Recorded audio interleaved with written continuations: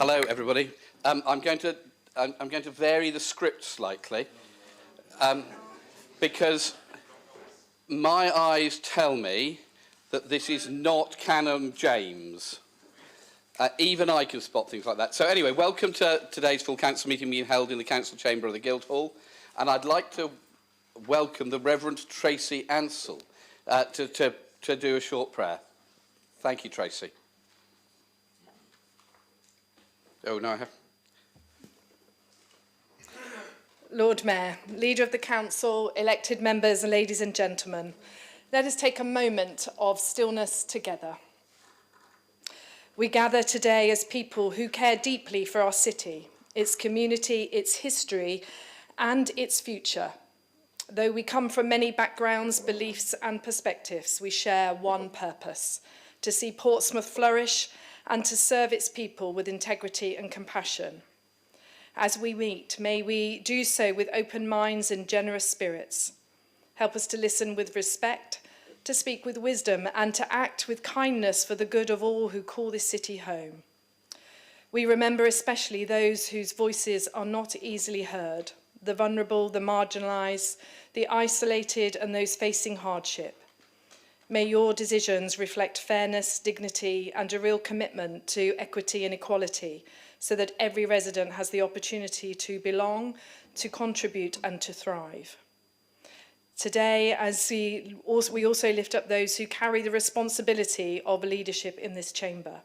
We pray for all of the councillors, for their well-being, their clarity of thought, and their strength of character. Lord, we ask that you look after them in the weight that they carry. Guide them when choices are difficult, and support them when the work feels heavy. May they find encouragement in their service, wisdom in their deliberations, and unity even amid differing viewpoints. And in all that is done, may heaven's light be your guide, illuminating your path, inspiring your decisions, and shining through actions together that will build a city of hope, compassion, and shared purpose. And I pray this in Jesus' name. Amen. Amen. Thank you very much, Tracy. Colleagues, please be seated. And Tracy, you'll be very welcome to stay for the next 18 hours. But if you feel you have a better use of your time, thank you. Okay, ladies and gentlemen, lovely to see everybody.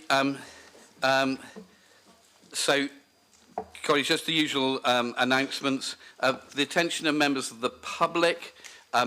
If you'd like to film, you're very welcome to film the councillors, but please don't film members of the public, including people making deputations. Secondly, if there's a fire alarm, it's real.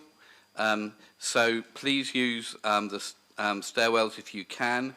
And instead of meeting at Queen Victoria, because the ice rink, it's at this end down by King Henry I Street. In terms of microphones, colleagues, I'm sure we've all got used to it now. Simply press the button. Okay. Moving on. Colleagues, declarations of interest. Are there any declarations of interest that people need to declare? No? Okay, thank you very much indeed. Colleagues, minutes of the meeting held on the 11th of November. It's proposed by Councillor Steve Pitt and seconded by Councillor Graham Heaney that the minutes of the council meeting on the 11th of November previously circulated be confirmed as a correct record. Colleagues, are the minutes agreed?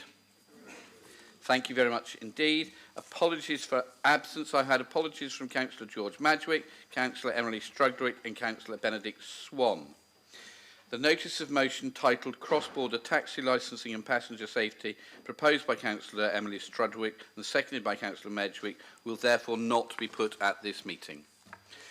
I've had apologies from lateness from Councillor Tyndall and Councillor Fazakerley. Are there any other apologies, colleagues? No. Oh, Councillor Standen, sorry. And Joe, the tradition is that you stand. So I am going to have to leave early, Lord Mayor. I've got a funeral to attend later on this afternoon. Okay, thank you, and I'm sorry for your loss. I've also got a Lord Mayoral event at 7, so if we're still going by then, I think Councillor Kadir is taking over. Okay. Communications, which is agenda item 4. Following the government announcement regarding the cancellation of the elected mayors in 4 of the 6 devolution priority programme area, including Hampshire, Portsmouth, Southampton and the Isle of Wight, the item titled Briefing on Devolution will not be considered, mainly because we only have questions and no answers from the government. I think, is that a fair statement, Leader? Good. The Council awaits further information around the implications of this and how plans will need to be amended. A comprehensive and factually correct briefing on devolution is therefore not available to be delivered at this time, but we hope will be done so soon.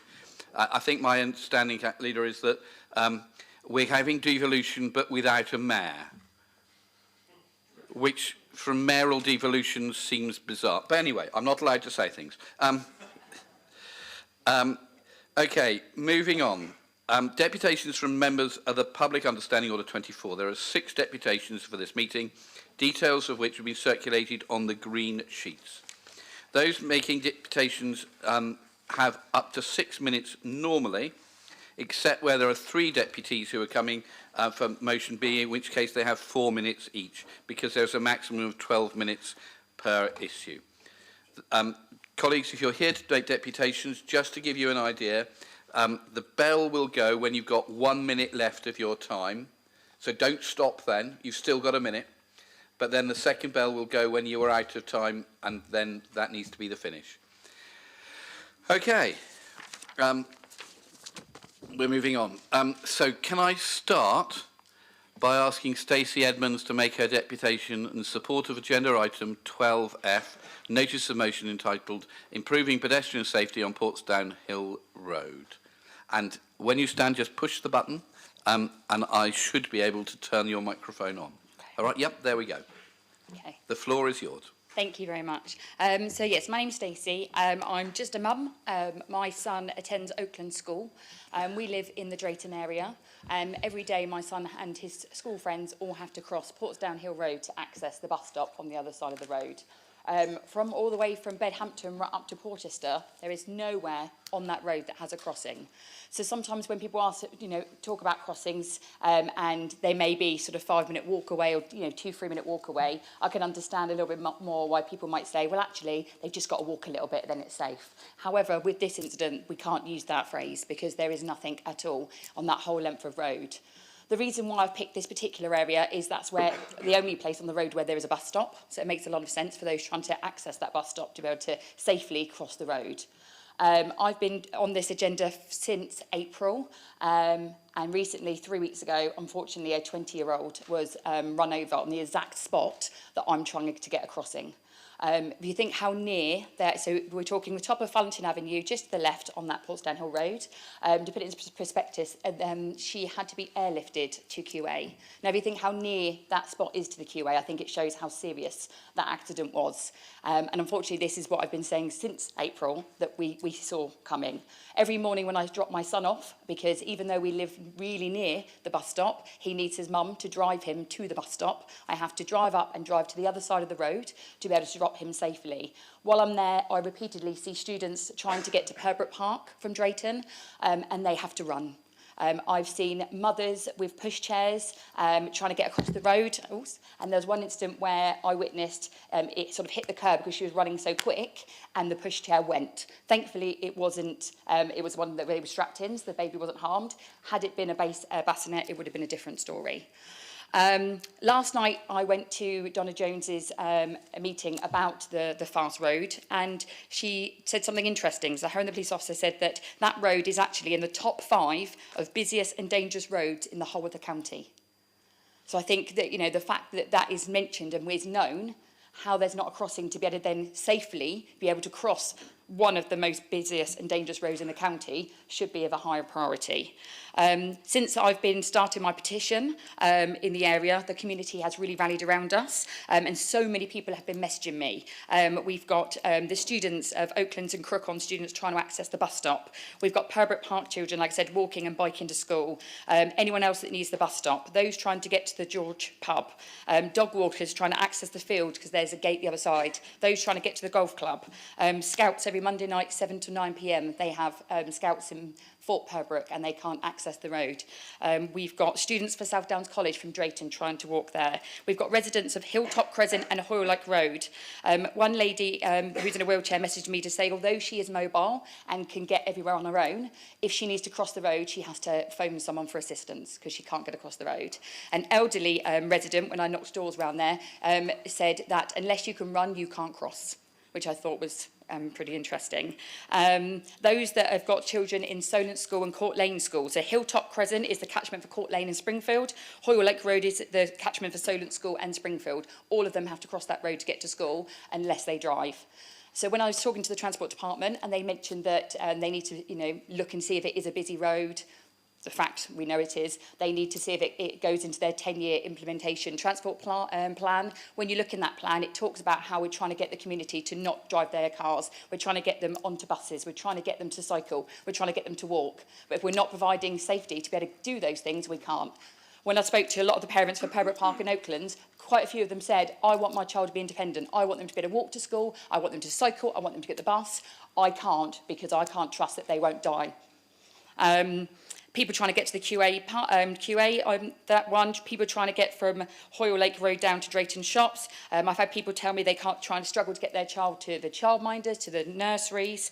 And it's not just a daytime issue. So some people say to me, well, I know it's a busy road and cars can rush around, but that's a daytime thing. It's don't have to worry about it for the evening. Well, actually, those that go to the pub also need to be across the road. And then we all know at that time, we've got the boy racers, we've got the people there with their zoomed up cars. It's even more dangerous. But it could be any time. This poor lady, the 20 lady, 3:45 in the afternoon, she got run down. That's the exact time my son gets off the bus from school. I'm so thankful that on that day, my mum had just randomly finished work early and said, shall I go pick up Oliver? Had she not done that, he would have been there at that moment that she got run down. So that literally stayed with me for weeks, that one. The petition that the community is really revving around, I currently have 1,175 signatures. I've received another 10 today since that figure, and another 2 venues have signatures as well, so it's actually over 2,000 signatures, 1,200 signatures now. I've got support of the local schools. They put the online petition in their newsletters. They are all rallying around wanting their students to be as safe as possible. It feeds into the agenda of slowing down speeding cars. Last night on my Facebook group, someone put the words in, they said, if I want to cross the road, I dice with death. And I thought that was very interesting to think. Another person, like I said, if you can't run, you can't cross. To me, that's not right. Safety isn't a want, it's a need and should be a priority for the whole community. Thank you.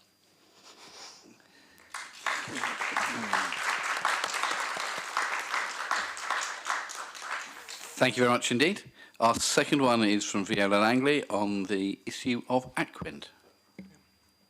Can you hear me? Loud and clear, Viola. Yeah, good afternoon, everybody. I think just to say, I'm talking not just, of course, for myself, not just for the communication group, I'm talking on behalf of the many people who have been involved in fighting this project, the Aquin Interconnector. And I'm reading you out what we put together because I think it's got to be really clear and precise and slowly. We at Let's Stop Aquin are very pleased to see this item on the agenda for full council. Thank you so much. We cannot stress enough how important it is that this unnecessary and unwanted project is consistently and unilaterally opposed within the city of Portsmouth and beyond. Because we have to think of beyond, it isn't just us. Our recent cross-channel, cross-party and multidisciplinary online meeting held on the 26th of November, it's still available on YouTube, etc. You know, if you have missed it, please have a look, clearly demonstrated how strongly all interested parties are resisting the Aquin Interconnector. Unfortunately, though, many residents are still unaware of the threat this project could cause. We are delighted that Portsmouth City Council is continuing to highlight the need to inform the public and to motivate the residents to emphasize their opposition. The collaboration in composing, revising, and publishing our joint letter of the 25th of November 2025 demonstrates the collective will of all those affected, and that is cross-channel with France, the grassroots movement there, the mayors there, and the deputies, which is the equivalent of our MPs too. In that letter, we called upon the UK government to end our unacceptable, long drawn-out suffering while waiting for a decision from the government. We urged the government to put an end to the project, to refuse the development consent order. We repeated the many negative effects that would occur. In view of the rapidly unfolding climate and environmental breakdown, this project stands out as worthless and highly damaging. At the recent national emergency briefing in London last week, 27th of November, if you haven't heard of it, please, please look out. There's a lot coming out at the moment. The purpose of which was to inform MPs and other parliamentarians of the extreme severity of our climate breakdown, climate crisis, climate emergency. The terms have changed. One expert's analysis was very relevant to this project. Lieutenant General Richard Nugent, and he was in Afghanistan, he was in Iraq, so he can really tell a story, spoke of the risks to national security that were built into the UK system of importing energy. With hybrid warfare developing alongside AI, underwater cables would be very vulnerable from attack. The direction he urged the UK government to follow was for homegrown energy, which we all have been trying to say all along. I would urge you all, and that goes beyond the Aquin Interconnector, to use your energy to address the climate emergency we face. I have already sent a copy of a letter which grew out of the National Emergency briefing last week to our council leader. I urge you to ask for a copy of this letter and respond to its call. Now, 10 experts, professors, doctors, scientists, have given a clear indication of what we are facing, have put all the scientific evidence together. So we need to make ourselves knowledgeable of what's happening and how we can build resilience for the community and what we can do. We thank our PCC for your never-ending support for our campaign, and no more than over the past few months. Let's stop Aquin and keep building the community we need. Thank you.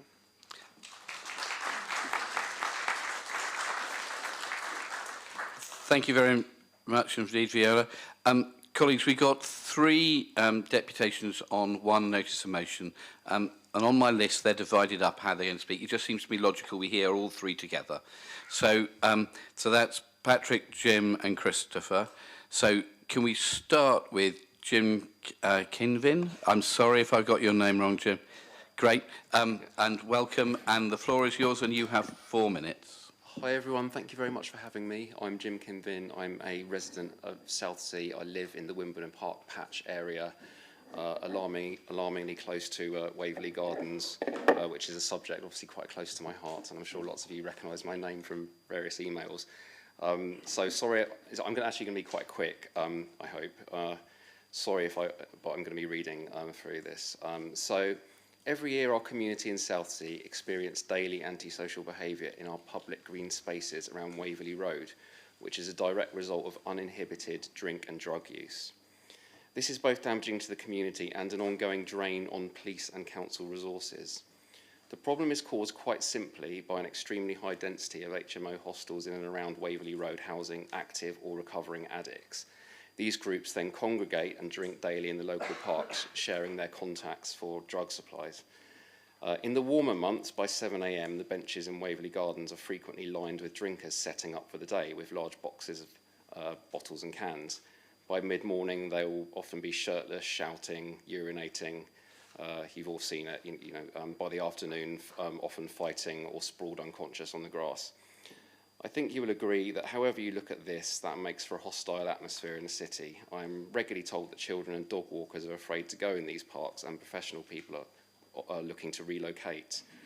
One notable issue here is that the landlords who profit from these tenants do not allow drinking in their properties. It is, however, a free-for-all to drink in the parks, and this is an inevitable consequence.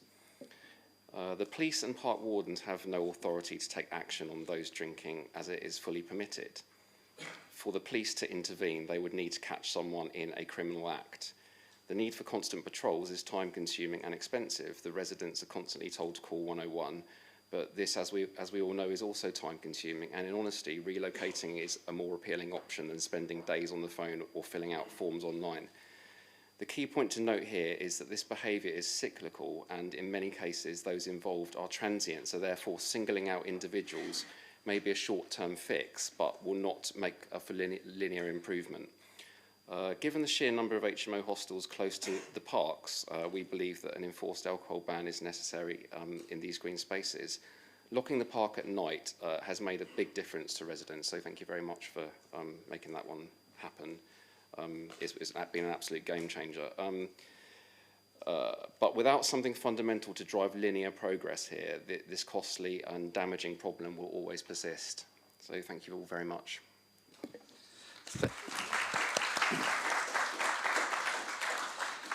Jim, thank you very much indeed. I need to also ask Councillor Lee Tyndall, nice to see you, but have you any declarations of interest? I think you need to say something into there, just so we record your words of wisdom for posterity. No, Lord Mayor. Thank you. Okay, can we now go to Patrick Keefe? Thank you, Mr. Keefe. Again, Thank you, Mr. Mayor. if you have 4 minutes. I'm speaking in support of the recommendations for item 12B, but you will hear many familiar elements from earlier, because I'm going to talk about particularly Eastney and Craneswater, where I live, and the effect that ASB is having on its residents and businesses, and particularly a number of those in the ward that live close to Waverley Gardens. And local businesses along Albert Road have talked to me about their concerns about this behaviour. Indeed, for many, it was the main local issue that they raised. For the former, this was largely linked to the number of individuals temporarily in supported housing nearby. Particularly in good weather, they tend to congregate there, and their altered states via drink or drugs can make the area unwelcoming to others. It is realised that this is a complex, cyclical, multi-agency challenge, and that those with addictions may deserve some sympathy and further assistance. However, this has to be balanced against the experience of permanent residents feeling less able to enjoy their amenities. Businesses clearly experience different issues, including an increasing level of shoplifting and criminal damage, some racially motivated. I was not the only person, therefore, to be grateful that Labour councillors and Stephen Morgan MP convened a most informative event on the subject recently. This was well attended, but several people said they'd given up reporting ASB because nothing seemed to be done about it. I would highlight that this might explain the mismatch between the Community Safety Survey and the reduction in incidents reported to the police mentioned in the motion. I suggest all of this reinforces the need for this motion's recommendations to be taken forward. Thank you for your time.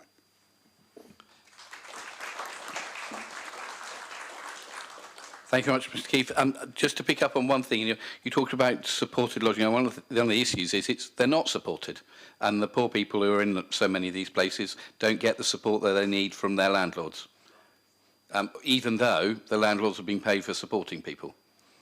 But I'm sure people will pick that up in the discussion. Okay, moving on. Christopher Adeniran, lovely to see you. Thank you very much indeed for coming. The floor is yours. Hello everyone, my name is Christopher, but if you see me around you can call me Chris. I'm here to in support of the motion for tackling antisocial behaviour. I'm pleased to support this motion as for many people, such as myself, antisocial behaviour has become so frequent it's starting to feel normalised. In certain neighbourhoods, especially the one I live in, around Buckland area and the community centre, people encounter this almost daily. Whether this is mini motorised bikes speeding across the estates or across pavements, or the strong smell of drug use in public spaces, or loud and often threatening disagreements taking place in the views of families and children. These behaviours may sometimes be dismissed as minor disturbance, but I can tell you they have a cumulative impact. When left unchecked, antisocial behaviour not only undermines community confidence, but creates an environment where more serious criminality can take hold of. I believe early intervention is therefore essential. I speak not only from what the people have said, but from lived experience. Incidents I personally experienced, one taking place in the city centre, Commercial Road. A man who I believe was under the influence ran towards the members of the public, attempting to intimidate them and physically assault them. I was one of those that was assaulted. I suffered a broken nose, cracked teeth, and a split gum, and many more. Shortly after this, my car window was also smashed, and items worth around £4,000 were stolen. This included my laptop, my friend's iPad, and university materials. Both cases concluded quickly, almost giving the impression there was little point in reporting them at all. As many people have stated earlier, antisocial behaviour is an issue that needs to be tackled due to the fact that it can lead to more criminality taking place. No residents should feel unsafe in their own community or believe that these incidents are simply part of daily life. This motion rightly calls for stronger partnership, clearer reporting mechanisms, and renewed focus on prevention via stronger police presence. Our community deserves nothing less than to feel safe and not feel vulnerable in their local community. Thank you.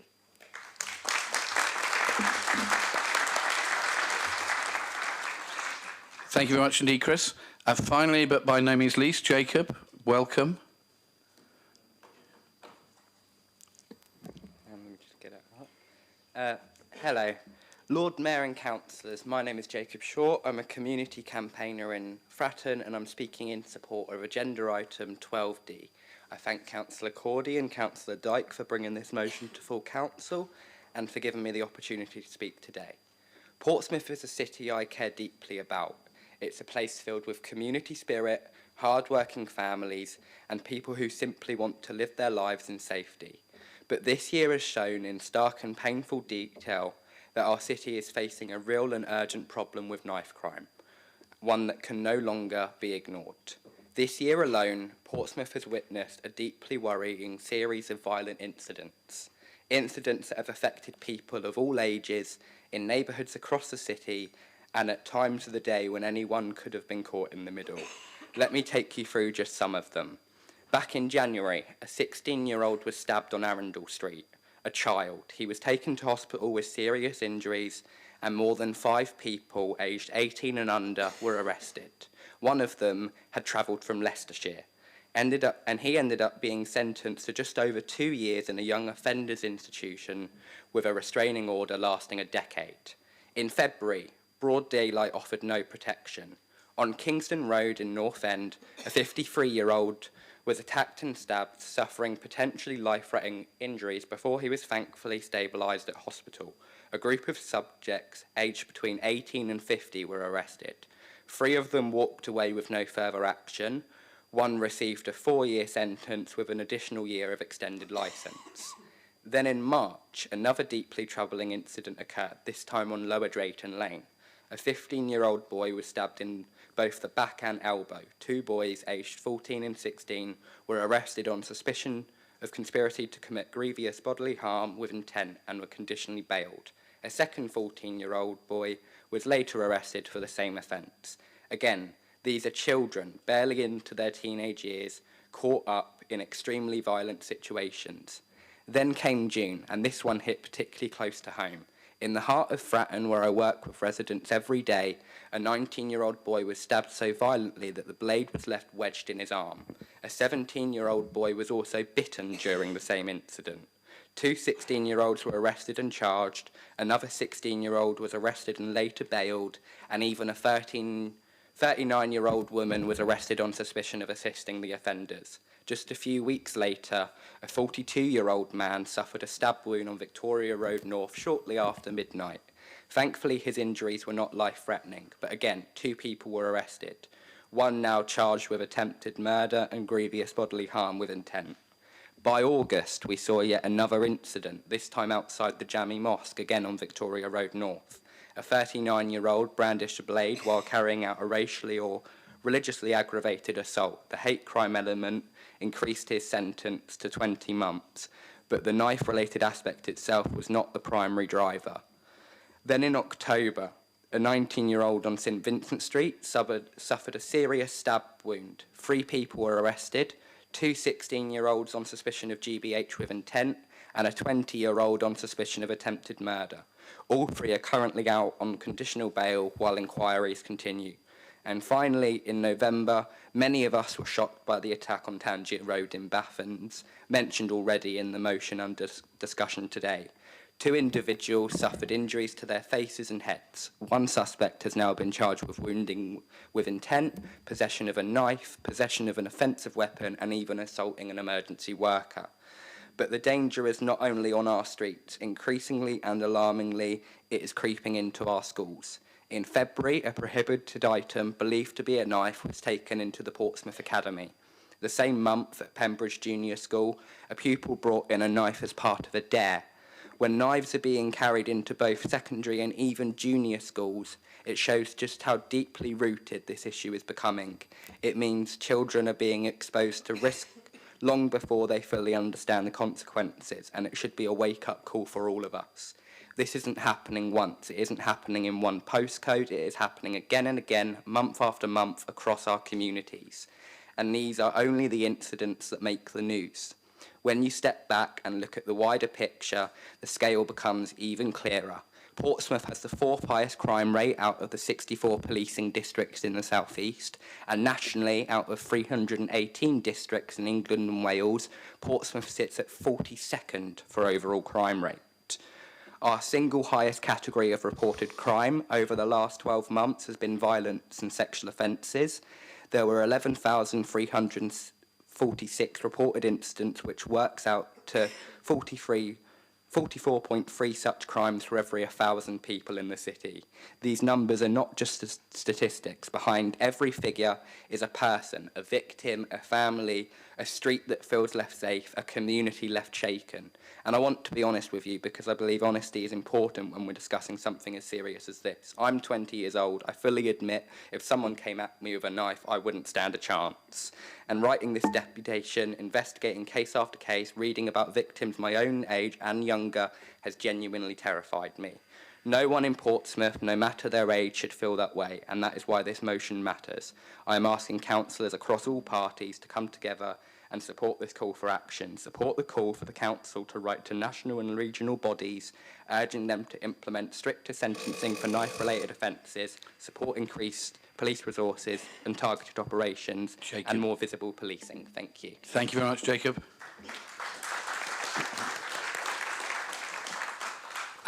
Councillor Dorrington, I understand you need to make a personal declaration. Yes, thank you, Lord Mayor. It's traditional to stand, even when you're wearing a Christmas jumper. Sorry. There's a nice Christmas jumper. It is? Yeah, thank you, my Lord Mayor. I believe I have a personal but non-prejudicial interest in that motion. Thank you very much indeed. Okay, thanks very much. That brings us to the end of the deputations for this meeting. If those who've made deputations would like to stay for the remainder of the meeting, you're extremely welcome. If you've got other things you have to do, we understand. But if you do want to stay, can I ask you to go up into the gallery, the public galleries on either side for the rest of the meeting. But thank you all very much for coming to make deputations. Much appreciated. Okay, moving on. Agenda item 6, questions from members of the public. There are no questions from members of the public. Item 7, appointments. There's a proposal of the appointments included in the report and an amendment on the green sheet. Colleagues, are you happy with these list of appointments? Everybody happy with that? Okay. I'm told we have to have a proposer. Councillor Pitt and Councillor Dorrington, thank you for seconding. And no speech is necessary either, Nick. Colleagues, are you all those in favour, please show. All those against? Thank you, that is carried. Is that all right? Thank you, James. Okay. Moving on. I'm now moving on to agenda item 8, Treasury Management Mid-Year Review 2025-26. This is Chris Ward's highlight of the year. To receive the noting recommendations from the Cabinet held on the 25th of November 2025, as previously circulated on the agenda. I'm going to call the minute. If you wish to either question or oppose the minutes, please indicate by standing and calling, by saying either question or object once I've called the minute. If people don't object or call for the minute, then it will be deemed to have been approved. I call item number 8, Cabinet Minute 80, Treasury Management Mid-Year Review 2025-26. Oh, Chris will be disappointed. Okay, Chris, thank you very much indeed. That goes through. Okay, now moving on to agenda item 9, protocol for determining the main opposition group in the event of equal political group size, to receive the recommendations of the Governance, Audit and Standards Committee held on the 24th of November 2025 as previously circulated in the agenda. I now propose to call the minute. If you wish to either question or oppose the minute, please indicate by standing and calling either question or object once I've called the minute. If nobody does, then we'll just approve the recommendation as on the paper. So I call Governance and Audit and Standards Committee Minute 48, Protocol for determining the main opposition group in the event of equal political group sizes. Okay, in which case that's accepted. Thank you very much indeed, and we move on. Agenda item 10, urgent business. There's no urgent business notified. Item 11, as I've said, that briefing will not take place because of changes in government policy. So we now move on to item 12, notices of motion. We've got 7 notices of motion before us today. All will automatically be dealt with at this meeting, except for the one that will fall as we don't have people to propose. So we start with motion A, Aquin, proposed by Councillor Kimberly Barrett, seconded by Councillor Steve Pitt. Councillor Barrett, Councillor Pitt, are you happy to confirm you're proposing and seconding? Happy to confirm, Lord Mayor. Happy to confirm seconding, Lord Mayor, and reserve my right to speak. Okay. Councillor Barrett, the floor is yours. Thank you very much, my Lord Mayor. I will keep this fairly brief because we've been here before and we're still here today. But I'm hoping that and I'm pleased this is actually the first motion here today, because across the board we've all been really supportive and on this together. So regardless of political parties or background, anything like that, this is something we've really stood firm with all together. Previous MPs, current MPs, previous councillors, current councillors, parties across the board. So I think it is really important to say thank you to Viola and the Let's Stop Aquin team, because they've been slogging away at this for quite some time. And I think they were hoping that when the decision was made to throw this out initially, that was that. And unfortunately, you know, we're back to square one and we're now waiting for this decision again. So thank you so much to Viola and her team. Also to the fact that she's not just gone and received help from people in this city, but across other cities as well. So it's not just Portsmouth this affects, so you've got Portsmouth and all the different wards it affects as well. You've got Havant this affects, and she's spoken to them and we've worked with them as a council, Fareham and Winchester as well. And then you think about what she's done across the water as well, getting the French involved as well with their campaign. It just shows the strength that people have against this project.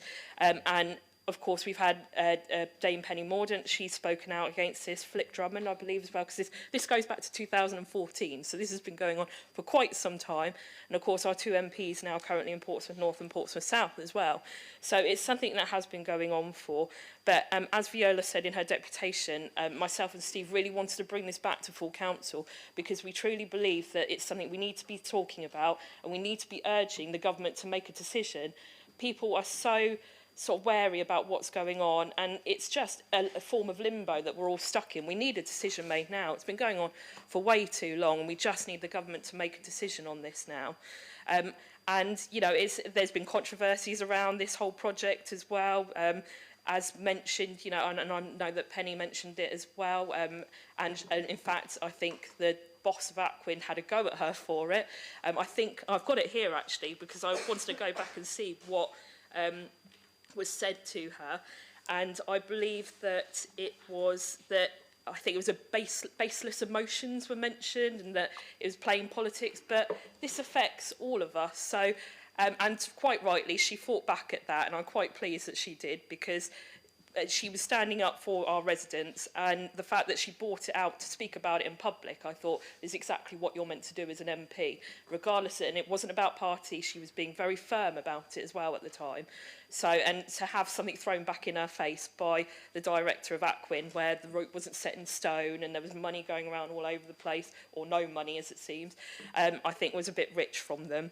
But yeah, this has been going, like I said, it's been going on for some time, and what I wanted to do was bring it back to full council so that we can have a discussion, make sure it was out there, and of course to try and make sure that we finally get the decision that we should have. The fact that, and I'm really pleased, Steve might mention this in a minute, but we had a really good meeting with Martin Todd came down from Winchester as leader of the council there, but there's also been other meetings involved where we've had the French come over to speak with us, and also the MPs have been involved on, so Suella Braverman, Stephen Morgan and Amanda Martin as well. So, and I think Alan Mack, I haven't had too much information about what he's been up to. Oh, nothing from him. Thank you very much, Steve. But, you know, the fact that we're all standing together really strong on this, I think really shows the strength we have in Portsmouth and the strength we have across the area that this is affecting. It's affecting a huge amount of people. We don't want it. There are huge issues with it. So that's why I wanted to bring it back. We need to keep going on and trying to get a decision made because it's not wanted and it's not needed. So, colleagues, I hope that you can support this. Really look forward to hearing what you all have to say. And, yeah, looking forward to the debate. So thank you. Thank you very much indeed, Councillor Barrett. Councillor Pitt. Thank you, Lord Mayor. I'll be really explicit. The reason we've put this notice of motion on the agenda is because we want Toby to cover it in the news. And I'm being that direct and that blunt because this needs to be brought back to people's attention again, and I'm genuinely concerned. So Councillor Barrett's just articulated all the stuff that's still been happening recently, a brilliant meeting with our friends from Nona-Aquin and the president of the mayor's group in northern France over in Normandy are all working really hard on this. They've been lobbying the French government like mad. Viola and her team have still been sending stuff in to the planning inspectorate and monitoring all new documents that go on there and updating. This is a campaign that's starting to get campaign fatigue. And that can happen when something's been dragging on and on and on. But there is still a very real and existential threat that this could happen and it could be released on a good day to bury bad news. So we need to make sure that the government is absolutely aware that every single person in this chamber and all of our elected representatives, apart from Alan Mack, because we genuinely don't know what he thinks, but everybody else has expressed an opinion, again, recently, that they are absolutely dead set against this. So Stephen and Amanda sent a really strong statement in, the wording of which you can see if you watch the video. Myself and Councillor Todd and Phil Monday, who is the leader of Havant, all co-signed a letter together. Suella Braverman MP co-signed the same letter. Nona-Aquin and Let's Stop Aquin also signed the letter, and those, that's been translated into French, and it's been distributed in France, lobbying their ministers, and a copy of it has gone to our relevant Secretaries of State. So we're trying to turn up the temperature, but it's really important that government, when they're looking at things, they think, what's the public mood on this? And it would be quite difficult to measure that right now, because the larger scale demonstrations and petitions and stuff that we were all involved with a few years ago have kind of died down. And the thing that worried me the most was when Stop Aquins posted all this stuff a couple of weeks ago with the new video, there was quite a low level of interaction even on their own campaign page. So we cannot be caught asleep on this issue. This would cause huge consequences for our city if it was to go ahead. Everybody gets all stressed out and up in arms if a road, and understandably so, has to be closed for 4, 5, 6 weeks because of infrastructure replacement. This is 18 months. So you think it's bad now. The average length of disruption on key roads, I remember Simon giving a really strong deputation against this one before, because it goes up Farlington Avenue, I think, and they were proposing to dig up the entire thing, including right outside of school. So we all feel the same about this. This is not a party political issue, but it is an issue that's dropped down the agenda, and it is literally here today to remind everybody it's still real and it still could happen. We need the government to come down on our side. Thank you very much, Councillor Pitt. I have no other speakers. Oh, sorry. Councillor Smythe, your light hasn't lit up on mine, but you're very welcome. Thank you, Lord Mayor. I'm glad to hear the last bit of Councillor Pitt's statement, because I think there are a lot of people who just simply don't understand what this is all about. This isn't just about us saying we don't want it here. It will cause enormous damage. It says in the report that it will cause devastation damage to not just to Portsmouth's environment, but would also see gridlock in the city. Think how bad that is already now. We have to close parts of the Eastern Road for 18 months, maybe more, because delays happen, especially with an inexperienced contractor involved. Loss of recreational space. Several of the recreational spaces up the eastern side of Portsmouth will be shortened, affected forever, and not easy to access. And general disruption on the east side of our city. Councillor Cadena and I have been on the same allotment area, and the damage to the allotments in Moneyfields would be absolutely devastating. And those are areas that some people have cultivated for 50 years, some for less. A lot of those allotments would be unusable again after the soil that's been carefully cultivated out of what was a rubbish tip area into places that yield a lot of good vegetables and fruits. But it's the absolute physical damage to Portsmouth that would be absolutely devastating to the city. And I think it's important for us all to know that and explain that in whatever detail that you want. I mean, there's also the damage to the beach where it's going to come ashore from France. The whole idea of putting a big bit of infrastructure like that up through a city that only has 2 or 3 ways onto it. It's an island city. It's one of the most densely occupied areas outside London still, is just insane. And I want to thank Viola and her group, and I've been party to that and following it all the time. But don't just brush this off. We've got to stop Aquin. This is about real damage to the infrastructure of our city, and therefore our economy, and therefore our social, cultural life. This is a real crisis, added to which, as Viola pointed out, it's a non-environmental thing, it's a historic thing. We shouldn't be relying on these sorts of undersea projects, interconnectors, in order to supply us with electricity. Our rates of replacing gas and coal consumption in the UK with homegrown non-polluting electricity is very good, and that will continue. So I urge you all just to put the flesh on the bones when you're describing this. This is real suffering for our city and real damage to our environment. Thank you, my Lord Mayor.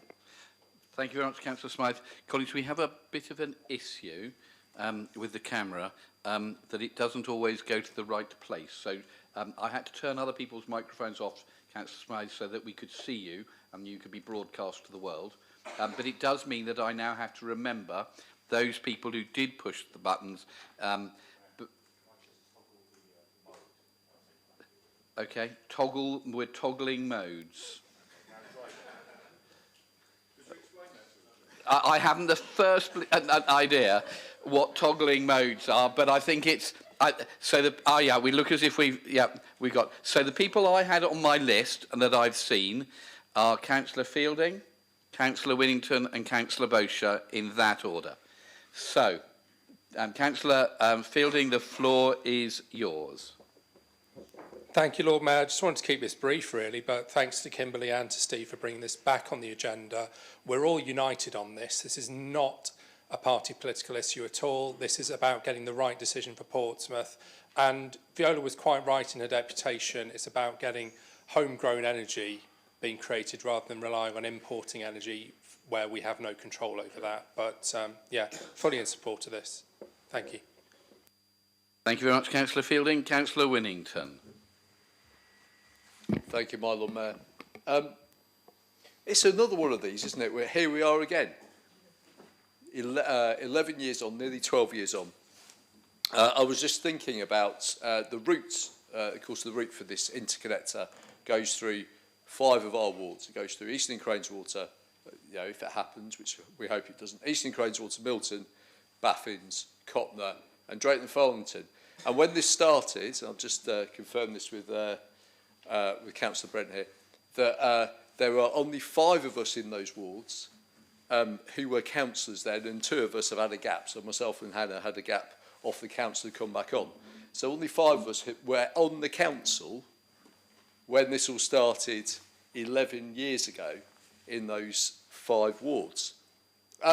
Which just goes to show this has been dragging on and on and on, and is something that ever since it started, no one in this city wanted. No one wants it. It brings no benefit to Portsmouth. It's something that goes through us, but it brings no benefit to us. We don't draw any energy from it. It is literally because that the people involved, Aquin themselves, in a deal with National Grid, or whatever they're called these days, it was the place that was cheapest. Didn't care about Portsmouth, didn't care about the disruption it would cause to our city. It was about what was cheapest, because Lovedean substation is the cheapest one for them to stick it into. Even though the fact that the entire Sussex coast is nearer to the bit of France where this is supposed to come from than Portsmouth is. Anywhere Sussex coast is nearer than Portsmouth, indeed quite a bit of the Kent coast as well, which is just goes to show the nonsense this is. So if you were coming up with an infrastructure plan, what would you do? Would you put through an interconnector cable through a very densely populated urban environment? No, of course you wouldn't.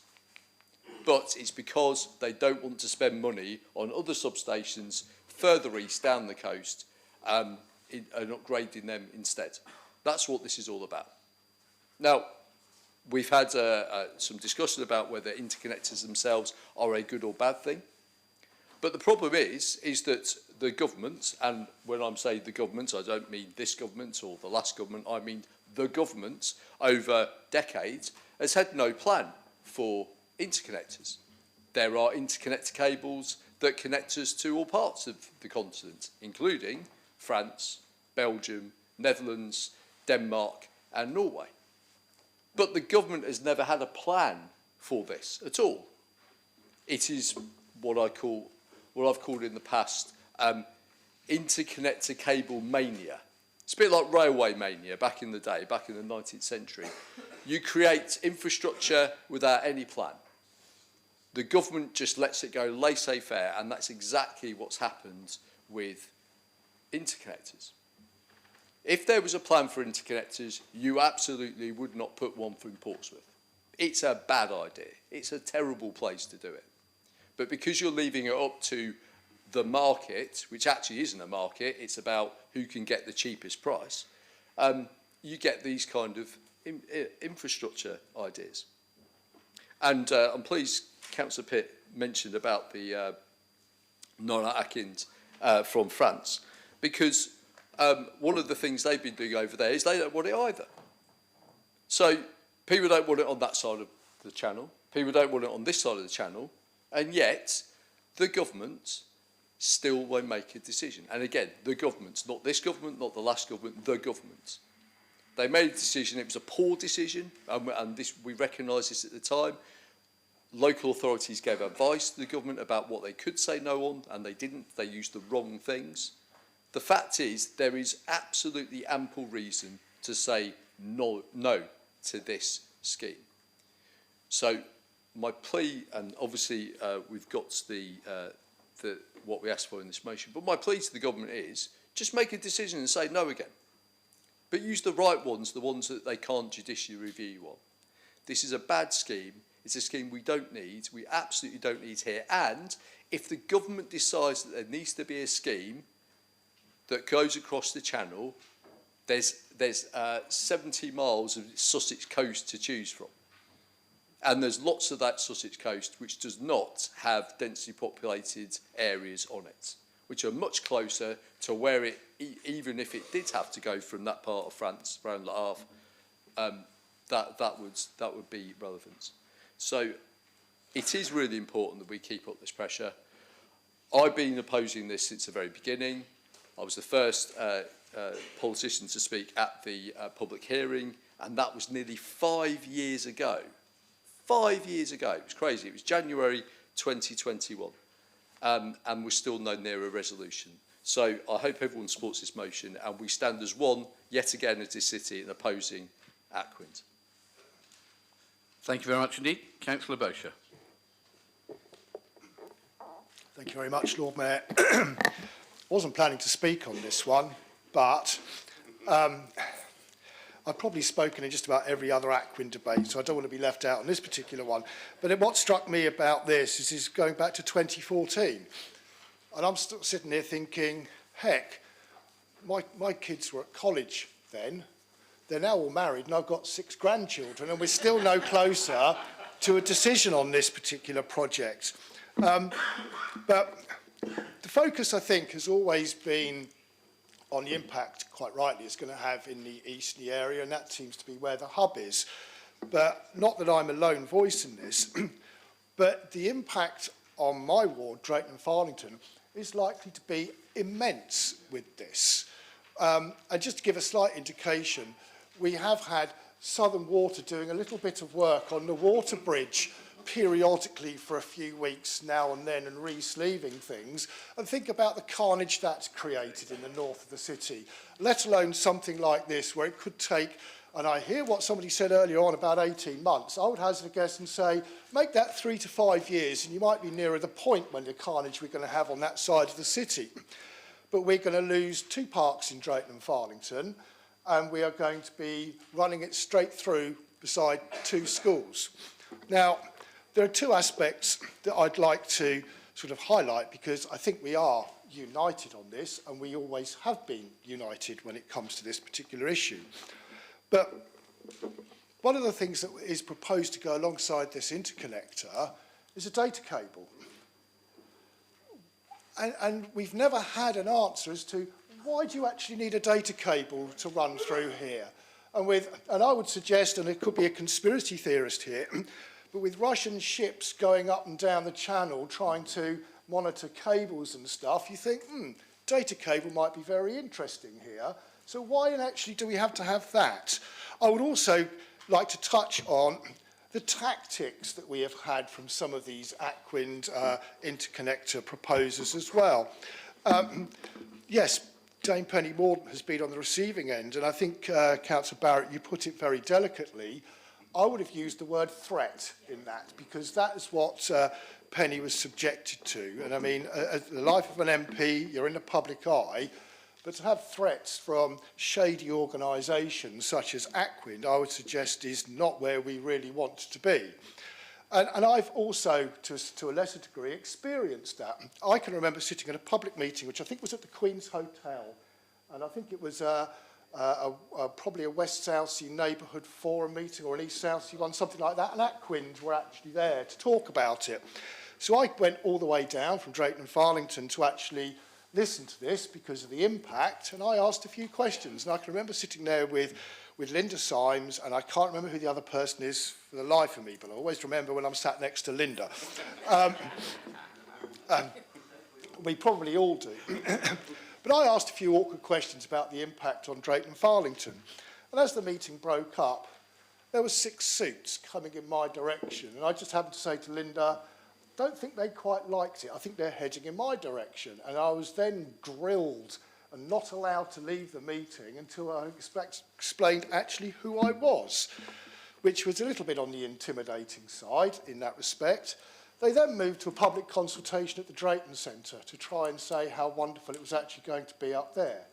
So I went along to that one. Now, normally when I do public meetings in my neck of the woods for these sorts of consultations, I don't wear a suit. I tend to go in jeans and jumper until somebody says, hello, councillor, and then the cover's blown.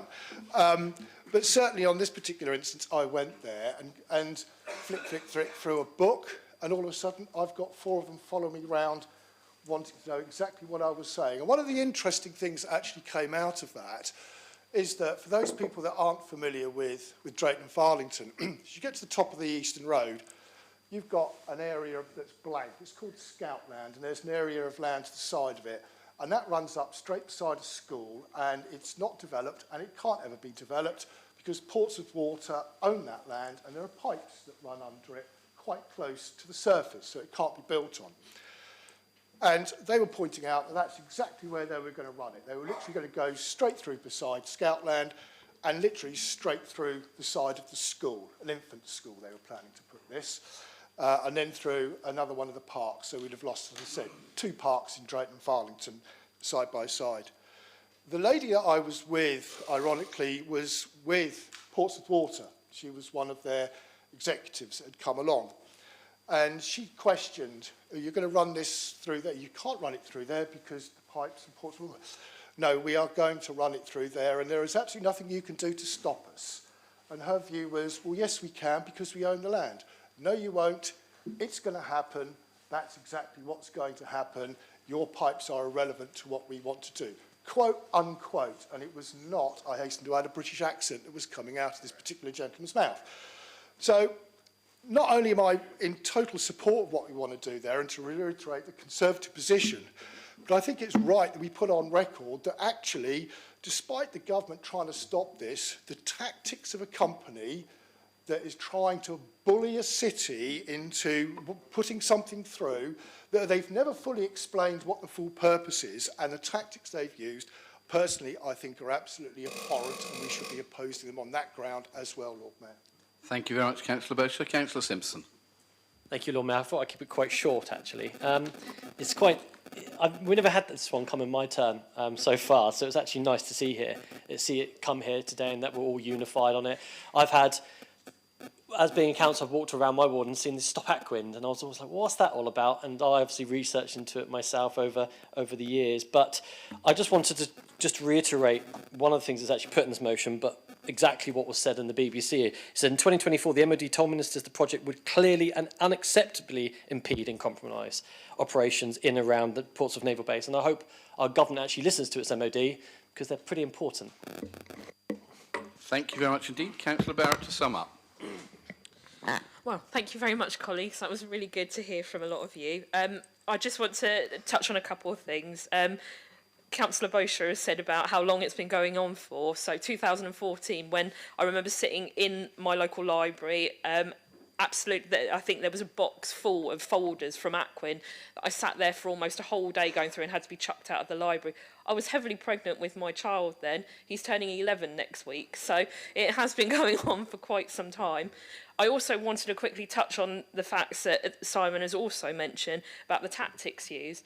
Now, I wasn't a campaign, I was started to be campaigning and doing bits and bobs for my local area back sort of 2014 onwards. But I remember walking down the road and seeing a resident I knew for a very long time, since I was really little, crying, and she was just outside her front door and she's crying holding a letter. So I did stop and I asked her, and she said, look, someone's offering or saying they're going to compulsory purchase my house. Now, I'm sure a couple of us had that. That was on Loxway Road. I believe there was stuff in Baffins. I believe there was stuff up in Drayton and Farlington. The fact that this company wants to scare people into thinking that because their house was on the route that they were going to have their house taken away from them, something they'd worked all their lives for, because you have to work very hard to buy a house nowadays, but something they worked really hard was going to be taken away from them. I think that is absolutely appalling, and that adds to the list of things that some of them have been mentioned here, the tactics that have been used. And as Simon has said, as other people have said, and I appreciate exactly what Councillor Smythe has said as well when she was speaking, this shouldn't be allowed to happen. These dodgy tactics. I remember speaking out and putting something what was on Twitter at the time, now it's X, and about Aquin, and one of the Aquin bosses must have seen it or must have been watching, and he trolled me for a week on Twitter. Almost anything I posted, he was posting back on it. Now, that disappeared about a year later, and I didn't think about it at the time, but that anything I posted, to the point that I felt quite intimidated as a young woman, just posting about all sorts of things, not just Aquin, that someone was watching me. Someone was watching what I was posting. I was just a general resident at that time, nothing else, nothing more, that someone was actively watching me, and instantly within 5-10 minutes sometimes was going on and posting something underneath. Couldn't quite make out what was being said, but I knew, I was very aware at that point that I was being watched. Very uncomfortable. So I completely understand where Councillor Bosch is coming from with that. So colleagues, I really hope that you all support this motion, that we can carry on going forward as one, and yeah, let's stop Aquin. Thank you very much indeed, Councillor Barrett. Okay, ladies and gentlemen, we do have no amendments to this. Can I see those in favour of the motion, please show? I think that looks like unanimous, but okay, thank you very much. Are there any against? Are there any abstentions? No? Okay, that's unanimous. Thank you very much indeed. Okay, we now move on to motion B, tackling antisocial behaviour issues in Portsmouth, proposed by Councillor Charlotte Gerarda, seconded by Councillor Graham Heaney. Councillor Gerarda, are you happy to propose? Councillor Heaney, are you happy to second? Yes? Thank you. I now call upon Councillor Gerarda to present and speak to her motion. Thank you, my Lord Mayor. We've brought... Oh. And for the record, it's lovely to see you. Yeah, thank you. And for the record, I love your reindeer antlers. Thank you. Thank you, my Lord Mayor. We've brought this motion here today because for my Labour councillor colleagues and I, as well as our local MPs, we're seeing a rise in the number of residents contacting us about antisocial behaviour. So while it may be the case that in the council's recent ASB report, we're seeing a decrease in ASB in some areas, we know that there is obviously a lot of crime that goes unreported, and actually crime statistics themselves don't show the full extent of crimes that the public are experiencing. And in a recent meeting with the District Commander for Portsmouth, he made me aware that the police are also seeing an increase in reports of antisocial behaviour across the city. So this motion aims to raise awareness about some of the challenges that both residents and businesses are facing and make suggestions for what more can be done. We know, firstly, it's important to say that there is a lot of really, really excellent work going on already between the police, our elected representatives and the council, and in particular our community safety team. So I just want to thank every person involved in keeping our city safe, because they're doing incredible work. But we just wanted to bring this here today because of the sheer volume of casework that we're getting and the complexity of the issues that we're seeing come up, that we feel that we need to raise awareness and try and seek for more to be done. So we think a sort of more comprehensive and strategic approach is really needed to tackle what's become a really big issue. And the casework speaks for itself. So I'm just going to touch on a few things, mainly from Southsea, and colleagues are going to talk about things on their own patches, because 6 minutes is actually not very long a talk to talk about such a big issue. So firstly, there's been an increase that we've seen of ASB on Albert Road, not during the nighttime economy, but during the daytime. In particular, Creatiques, which is an award-winning bridal shop on Albert Road, has experienced persisting ASB and crime for over 2 years. And I'm sure that many of you will know the co-owners of the store very well, Rob and Andrew, who are a very kind, community-minded gay couple who take great pride in their bridal collection. And actually, when I was getting married myself, I was looking up my favourite designers, and I couldn't believe that actually the boutique around the corner from me had a better collection of bridal dresses than London boutiques, which is just amazing. So if you've ever been in their shop, you'll see that on one of their walls, they have all of their awards up on a wall, and there's actually not enough wall space for the amount of awards they have won as a bridal shop. So apart from owning a very successful business, they also give back to our community. You're probably familiar with the work of the fabulous Miss G and all of the brilliant fundraising drag events that Andrew puts on to raise money for worthy causes. But despite their fantastic shop and all they do for Portsmouth, they have experienced intense levels of ASB and crime. Things like homophobic abuse, members of the public trying to break down their doors, significant amounts of damage to their shop frontage, people being intimidating, drinking alcohol, swearing, taking drugs, urinating against their shop front. This has led them to change their opening hours, essentially losing business, and they've had lots of complaints from customers who've said they won't actually return to their shop because they were frightened and or because their cars have been vandalised on the streets. Their own godchild has even said that he doesn't feel safe visiting their shop anymore. So in this instance, there have been many reports to the police and the council, but the ASB issues persist, and I think we can all say that the behaviour they're experiencing, especially the homophobic abuse, is absolutely unacceptable. In our city, co-owners of one of Portsmouth's longest established independent businesses should not be worried about whether they're going to experience homophobic abuse at their business. And on Albert Road, several shops have had their windows smashed in, just recently Offbeat Cafe and Merlin's Vintage Store. One successful independent business is actually moved off the street altogether and cited the ASB issues as one of the main reasons for doing so. And because of the scaffolding that's up around Board of Southsea at the moment, they're having lots of drug dealing, drug taking and ASB issues that's affecting their business as well. And in other high street areas, there's been a lot of vandalism, shoplifting and ASB on Palmerston Road, which is creating challenges for businesses there. In summer, Farm Kitchen Cafe had their window smashed in and they had to spend thousands of pounds replacing them all. The issue of ASB persists in public parks too. In central Southsea, we've been working with the council and the police and residents to improve the situation at Britannia Park, where essentially it's not meant to have dogs off the lead because of the play equipment that's there, but actually we are seeing dogs being exercised off the lead, sort of XL bully types, and children being intimidated to not even go in and use the play equipment. In St Jude, there's been ongoing and significant ASAB in Waverley Gardens, as we've heard from Patrick and Jim, and I thank them for coming today. Lots of sort of swearing, congregating, taking drugs, urinating in public. I've been a victim of the antisocial behaviour as well. One day when I was walking my dog, a group was congregating and sort of drinking, and one of their dogs attacked mine, and when I tried to ask them to restrain the dog, I got a load of expletives at me during my lunch break. So not very pleasant, and I'm not going to repeat what was said because it's too offensive. So this is just a snapshot of the casework that we're currently helping with, and it's just become such a pervasive issue that I felt the need to bring it here today for the benefit of residents, businesses and also our local economy. That's why we're keen to see a review into the city's current ASAB strategy with a view to making improvements and to request increased public communication. So we hope that, given ASB is an issue across the whole city, that councillors will support this motion. Thank you. Thank you very much indeed. Colleagues, I've been given two amendments. One from Councillor Mary Valley, seconded by Councillor George Fielding, and one as put in by Councillor Pitt, seconded by Councillor Lee Hunt. I understand that the first to be submitted was from Councillor Pitt, so we'll do that one first. So, Councillor Pitt, if you'd like to introduce your amendment, and both Mary and Steve, are you happy for amendments to be circulated around the chamber?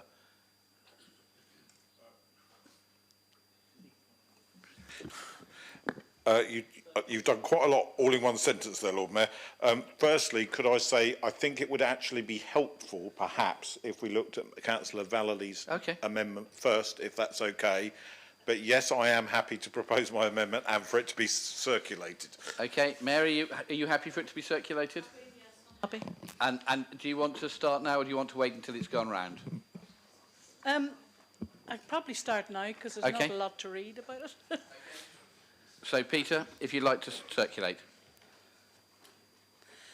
Lord Mayor, I'd like to propose an amendment under the council. This council resolves. I'd like to amend point 1 to read, actually ask the Scrutiny Management Panel to consider adding a review of the city's current ASB strategy, antisocial behaviour strategy, to the scrutiny work programme, please. And I'd also like to delete point 4. Thank you, my lord.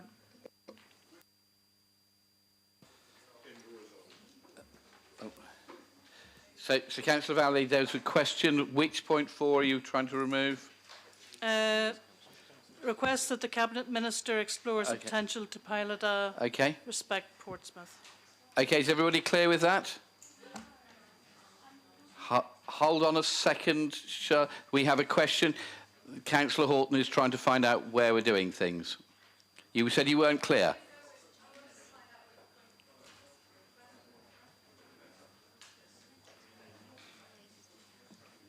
Did I get that wrong? Okay. Colleagues, are we all clear what Councillor Valley is trying to do? Well, okay, that's fine. Councillor Bosher, things may be wrong, but they're frequently debated here. And that is never a thing that we judge things on. Okay, so I think, and then Councillor Pitts, one if we could circulate as well. Thank you very much, Councillor Vallely.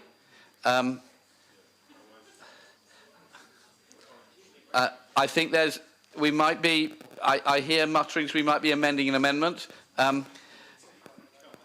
Councillor Pitt, would you like to introduce your amendment? Well, I'll give it a go. I think we've all kind of ended up in it. Let me explain for anybody who's watching this at home what's happening. Group leaders always have a discussion before the full council meeting to try and make sure the meeting runs smoothly, and if there's any points we can iron out, that we try and do that. We ironed out some processy points today in our discussions, and we've attempted to fix them. I'm not convinced that we necessarily have. We might need to just subsume it and then sort it out afterwards, because otherwise it would mean voting against what I think we all see as an important notice of motion. So I would be unhappy if that happened. The main reason for putting it in is that there are already reporting routes. Now, what I think might have happened here is that the community safety partnership that used to exist everywhere, all councils have one, that was changed fairly recently, but we didn't get rid of ours. We subsumed it into the activities of the Health and Wellbeing Board. So there is a subgroup of the Health and Wellbeing Board that is the community safety subgroup, and it is that group's responsibility to work across agencies and compile an annual report that then comes to the Health and Wellbeing Board. So the reason for the amendment is to clear up the governance bit of this, because otherwise we're going to do the same thing in two different ways for the same reason, which made no sense. What we're trying to do is to make sure there is a clear route where what the motion's asking for will happen, and that clear route is through the Health and Wellbeing Board. The other bit of ours is that the funding these sorts of things costs money, and that the council, as you know, and I'm sure others in the debate, my seconder, Councillor Hunt, I have no doubt at all, will mention the huge amount of investment that we've done in community wardens here over the years, and how that's very different to other local authorities. But it's important that we say that the money is tight, and therefore it's particularly important that we make that request of government, bearing in mind that they still have not fully addressed the local government associations' very clear steer that billions more money is needed to go into local authorities if we are going to halt the decline in the amount of services that local authorities can deliver. And with the existential threat of LGR coming, and that £67 million figure that we've all heard about, we don't want to be losing our community warden service. And the only way we're going to be able to address these things is to fund local government properly. And it's not being funded properly. So absolutely committed and very passionate, and I know the Kinvins, I've been on all those email conversations that they've had with Councillor Gerarda and others, so I'm very, very aware of the issues they face, and Councillor Mason has regularly raised with us as an administration the issues that are happening in Waverley Gardens. But in order to put more resource in and be even more effective in how we can assist the police, we need more resources. And the most obvious thing to do, therefore, is to ask the government to provide those resources. So we're not being attacky. There has been government money that has come in to support ASB, and we've welcomed that. But I think all of us as councillors would say we need even more if we're going to be even more effective in dealing with this issue. Thank you very much indeed, Councillor Pitt. If we wouldn't mind for a second, I think there's been some jiggling around to try to make sure that we have an amendment that might help. I'd just like to have it explained to me, because I have an extensive an amendment here. I think, Councillor Bosher, this is proposed by yourself and seconded by Councillor Adeniran. Thank you. And it just says delete point 1. Okay, so we need to say in paragraph results. Okay? Colleagues, would you like that photocopied and circulated? Did Simon wait a second? We have to find out if people want it on paper first. No, colleagues, are you all okay with that? Okay. So Amendment 3 then, in Councillor Bosher's name, comes to Councillor Bosher first to propose this. So, Councillor Bosher, the floor is yours. And then we'll come to people who are seconding amendments. Thank you very much, Lord Mayor. I think it's a member of the Labour group, and I'm not sure who has actually seconded this. Thank you very much, Inca, at the back there. Really, this is a matter of procedure as much as anything else, and I wouldn't want to take it away from the debate. But as we've got on the order paper here, point 1, asking the Tax Scrutiny Committee to review. That's not the method that you actually go down. It's actually raised by the chairman of that committee, and it has to be approved through scrutiny management. And then whatever whatever comes back to scrutiny management as a result goes to cabinet. So effectively, what you're actually doing with this is you're bypassing scrutiny management with point 1, and then actually with your points 2, 3, 4, and 5. You're making a pre-decision on the Cabinet's final decision. So you're predetermining the outcome of that. What I'm suggesting, because I think 2, 3, 4 and 5, and actually if you look at Councillor Pitt's amendment, it's actually essentially saying exactly the same thing and adding 1, is the fact that if you remove point 1, the rest of it flows and then becomes a notice of motion that can be stood up against. If you choose, because you are the chair of Tax, separately to this, that you want to do an investigation from this point of view, you can do that without having to use full council as the vehicle. You can request that as chairman to scrutiny management. All I've tried to do, without taking away any of what you've done there, is remove the front bit that sort of messes it all up. And that's all I'm saying by delete point 1. In other words, take the text bit out of it, because you can do that outside of this meeting. And I hope, for the benefit of some of those, and I'm not confusing everybody, actually follows a procedure that we can work to.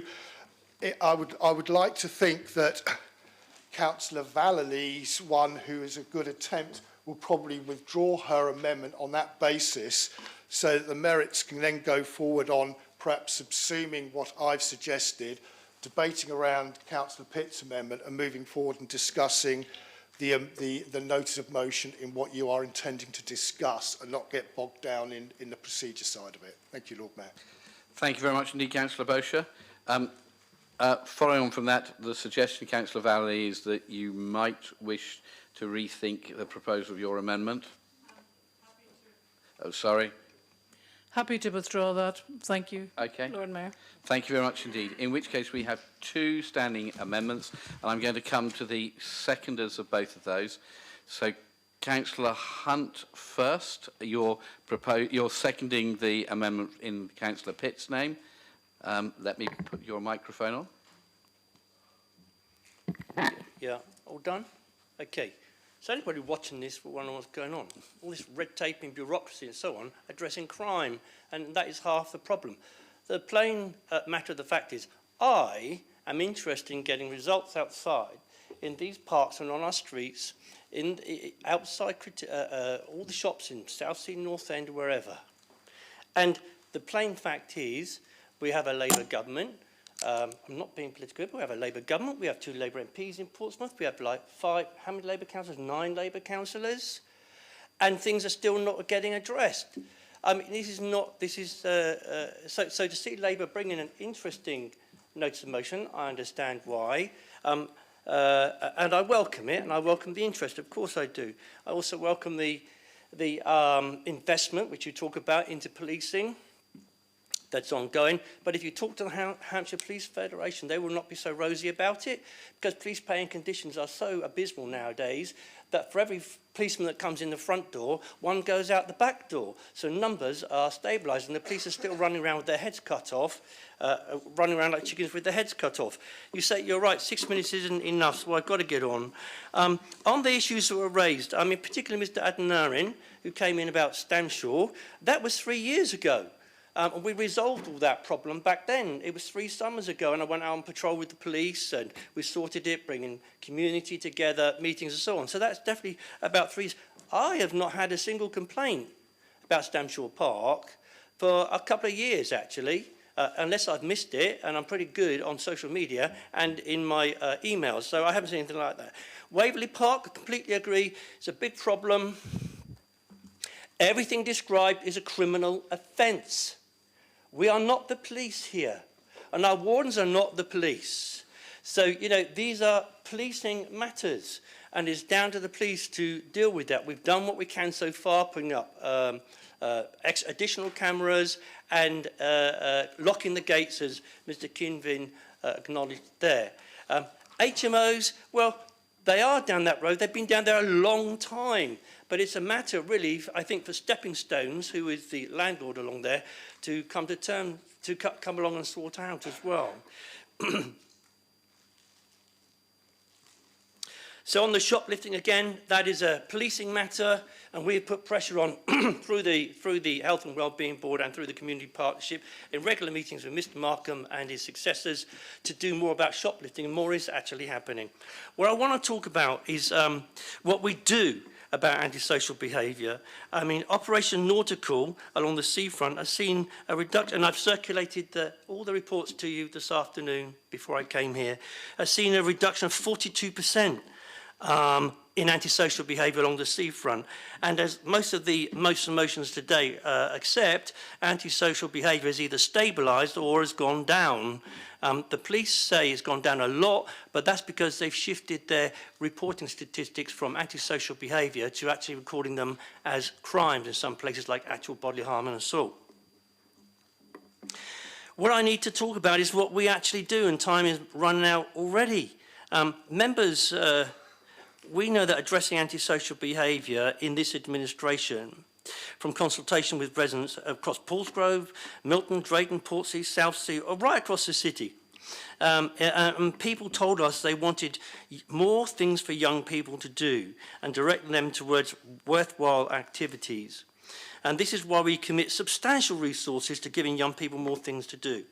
And our CCTV operation supports thousands of police cases, including on Waverley Park and Stamshaw Park. The last 4 financial years, this Liberal Democrat administration, backed by the full council, has invested £3,099,044 supporting our 57 youth service posts.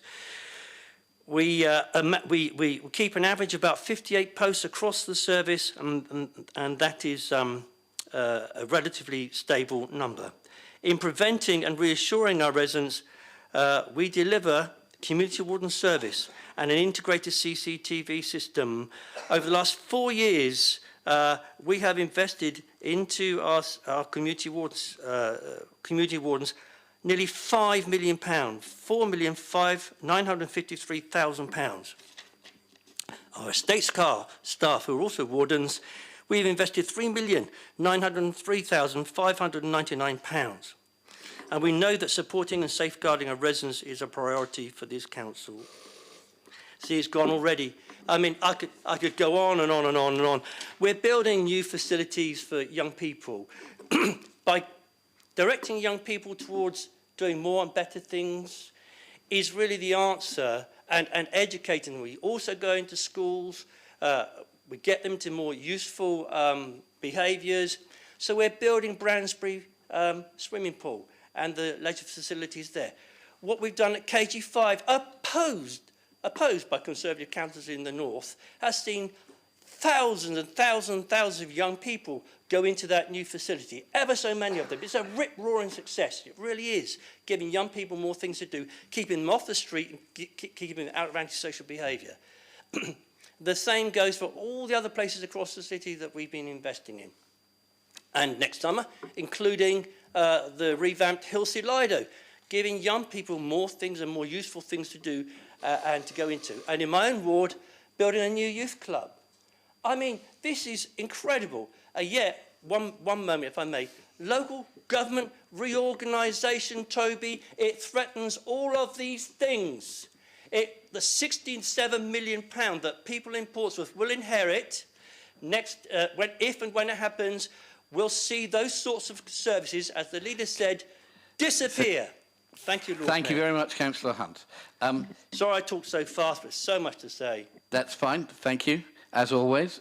Councillor Adoniran, can I just check? You're the proposer of the amendment from Councillor Bosher. Would you like... Seconder, sorry, beg your pardon, seconder. I get you and Councillor Bosher mixed up all the time. Would you like to speak on the amendment you seconded? Reserve the right to speak, but I have something to say about in support of the motion anyway, maybe later on. Okay, if you'd like to speak now, would you like to reserve your... Yes, I can speak now. That's great, that lovely. Okay. Yep. Thank you. Thank you, my Lord Mayor. I write to support this motion, not only as a councillor, but also as a mother whose own family has experienced the distressing consequences of antisocial behavior here in Portsmouth. Some time ago, my son was attacked in the city center, an unprovoked and deeply shocking incident that left him with a broken jaw and damaged teeth. Seeing my son in that state was utterly devastating. He was taken to hospital for treatment. And of course, we reported the matter to the police. However, when we follow up a few days later, the response we received was far from reassuring. We left feeling helpless, disheartened, and without answers. More recently, my son's car was vandalized while parked outside Matalan. His laptop and some other items worth £40,000 were stolen. And once again, we reported the incident to the police. Yet, by the very next day, the case was closed, with the explanation that there was nothing more that could be done. Sadly, our experience is not unique. Too many families across Portsmouth have faced similar situations, feeling unsafe, unsupported, and uncertain about whether reporting antisocial behavior will make any difference. These incidents serve as painful reminders that behind every antisocial behavior statistics lies a real person, a real family, and a lasting emotional impact. No parent should ever feel powerless while their child suffers because of the reckless or violent actions of others. No resident should feel that seeking help or justice is futile. And yet, that is exactly how too many of our residents feel today. This is why this motion matters, because this is not just about statistics or reports. It is about restoring trust, safety, and pride in our communities. Whether it is vandalism, street racing, public drunkenness, or persistent noise, these behaviors chip away at people's confidence to live their daily lives freely and peacefully.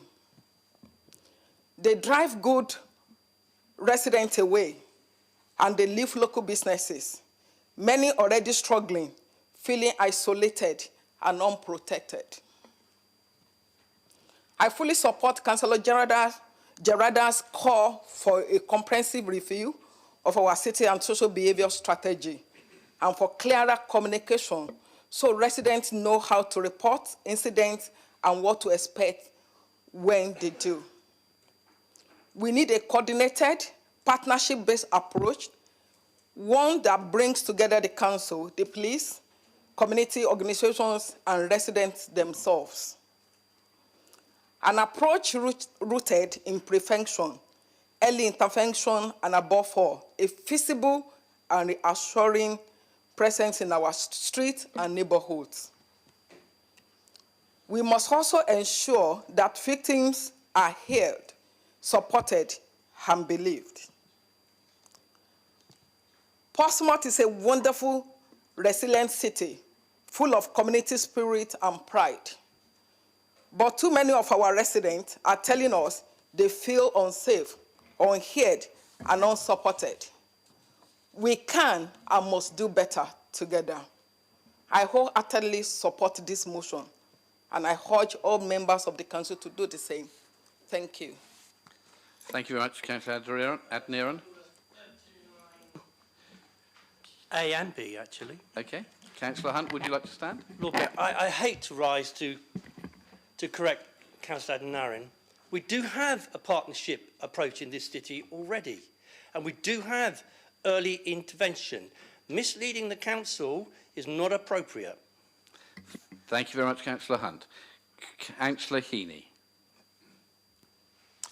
Thank you, Lord Mayor. I'm seconding the motion on behalf of my colleague. I just want to say a bit about the demonstrations. I mean, I listened to Mr. Kinvin, who lives opposite Waverley Gardens, and I've spoken to Mr. Kinvin on more than one occasion over the last couple of years, more than maybe 3 years, about the issues. And I think one of the things that's frustrating for residents is, whilst there is a lot of good work going on, I wouldn't detract from what the work the police do and our antisocial behaviour teams do. And I attended that meeting that was held last Thursday with residents from Southsea and from the 2 adjacent wards of Central Southsea and St Jude, and the police and our antisocial behaviour team. That they are doing a lot of things. I'm not, I'm not saying there's not enough, but from the perspective of the resident who every year sees the sort of antisocial behaviour that Mr. Kinvin talked about people drinking, drugs, intimidating from using the park, happens seasonally. We know roughly when it's going to start. As soon as the nights get longer and warmer, people will congregate there. This time of year, practically nobody's in the park because it's too cold and too wet and nobody wants to be out there, so it's okay. So in some senses, yeah, we know what's going to happen. We know that next year, come the summer, we know exactly what's going to happen. We know it's going to be happening at particular times. We know roughly what behaviours and probably where individuals who are undertaking that behaviour will come from. But it appears that we're not going to be able to make a substantial inroad into stopping it. Now that seems very frustrating, and I'm saying it's not because people don't want to, and I'm not saying it's because people aren't working hard at it, but there is something obviously not quite working. It seems to me that it's one of these issues that is, and the terminology often uses is wicked, it's difficult to solve because it requires a number of different agencies and people to be involved. And for example, I know the council have been looking at the possibility of bringing in a public spaces protection order to the park. Now, the detail of that is potentially quite complicated, but we've been looking at that since probably a year now, and we need to come to a decision about what we do on that. I have been told that the police can take action against criminal behaviour, and I know residents do actually, on occasions, film activity, film what is going on outside, so they can provide visual evidence of the problem. But of course, then we have to identify the individuals and who they are and where they come from. And that can be a problem, although, of course, if they have been involved in a previous instance, then it's possible to identify them.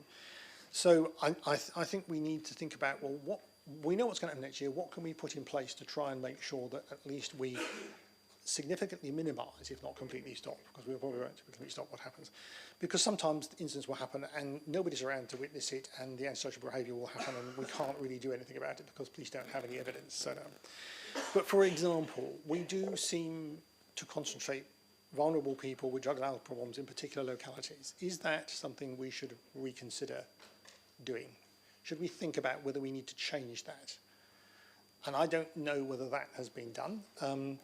And I think given that there are potentially contracts involving organisations that are supposed to provide support, we need to look at one, whether they are providing that support, and if they're not, should we continue those contracts? Should we think about trying to disperse the problem and make it more manageable with smaller numbers of people potentially being in a position to do something? I was told at the meeting, actually, that when councils refer people or house them in an adjacent local authority, we're talking about neighbouring local authorities, they are supposed, and particularly if it's a vulnerable person, they are supposed to inform the local authority who is doing the housing. But I'm told this does not always happen. Now, given that we are neighbouring authorities, and I'm sure officers in the relevant departments know each other, or at least have some contact with each other, we can surely work to improve that, so that that small part of the jigsaw, which may not solve the problem, but may help us in managing that problem, does get solved. So I'm going to say that really what we need to do is to give a real focus and give some sense of the residents that we can begin to tackle the problem. Maybe it's using the law as creatively as we possibly can within the limits of the law.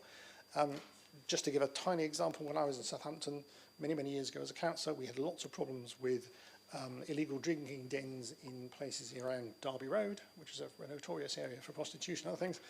And the council hired a solicitor who was very adept at using legal powers, both civil and criminal, to close these places down. It hadn't been done in many places, but he'd done it somewhere else, and he was brought in to do this. Now, I'm not saying there is some sort of magic specific legal zone, but we need to think creatively about how the law could be used and work together with our legal teams and the police to try and make sure that we can bring some of this behaviour under control. So it's not to say there's nothing happening, but I have to say you must recognise for residents it doesn't always appear that anything is happening. That may not be true, but it's their perception and what they feel about how they live in the area if they see the same thing happening year after year after year. Thank you. Thank you very much indeed, Councillor Heaney. Councillor Sanders. Thank you very much indeed, my Lord Mayor. I support both the motion and the amendment in Councillor Pitt and Councillor Hunt's name. One case of antisocial behaviour is simply one too many. Councillor Adeniran has explained in graphic detail the impact it can have on mothers, on sons, on people. One case is one too many. I know in my own ward we have regular issues of antisocial behaviour. We have shoplifting at Tangier Road, not least the Tangier Road Co-op, whereby we have stories of emptying of shelves and it being too much of a problem. The co-op saying, no, terribly sorry, don't intervene because the safety of a shop worker is very important. And people say hundreds of pounds of stuff goes away all the time. We have made sure that we have got the co-op security to let the police know. Because sometimes people are just too scared to know. It's too embarrassing. It might cost them money. And that reflects a point which I'll come back to, and where I think the motion is actually quite useful. But we as a Baffin's Ward team have been trying our best to deal with these issues. We hold regular meetings on antisocial behaviour. That's how we know that the co-op on Tangier Road wasn't reporting security problems to the police. They are now. That's why we've got CCTV up at the Great Sultan's Turning Circle and outside the co-op. We have regular discussions with our beat officers. That's why we've been able to deal with antisocial behaviour of a fairly graphic description on Milton Common outside a nursery. We funded that. We funded the efforts to stop it. I'm also talking because I think the one thing that's missing from this motion is councillor stats. And, you know, Councillor Hunt has already talked about the work that he and Councillor Dare did to hold antisocial behaviour meetings and work with people in Buckland and work around the stuff around Stamford Park. Estates is not mentioned in this motion. And I think it's not right that we seem to focus, this motion focuses on streets rather than estates when there are real issues. There is a sense, however, on both estates and streets, that the system simply isn't working. And that leads down to a breakdown in trust, which was essentially what Councillor Heaney was saying just now. And that's often because the law is simply an ass. Take noise. People come to me, and I'm sure they come to all of us, about noise from their neighbours. If they're in a council block, They will come to us and say, look, why can't you stop this noise? Why can't you stop this dog? Why can't you stop this banging late at night? And the system says, well, yes, we'll put in tapes. But we have to inform everybody else who lives in the block that we are going to put in tapes. So guess what happens? Two things happen. One, the noise stops for as long as it takes, usually for the tapes to be in there. I've got no idea why that happens. And secondly, there are reprisals. The people who are doing the antisocial behaviour come down and pick on the people who've reported it. Even though they've not been told who reported it, they just guess.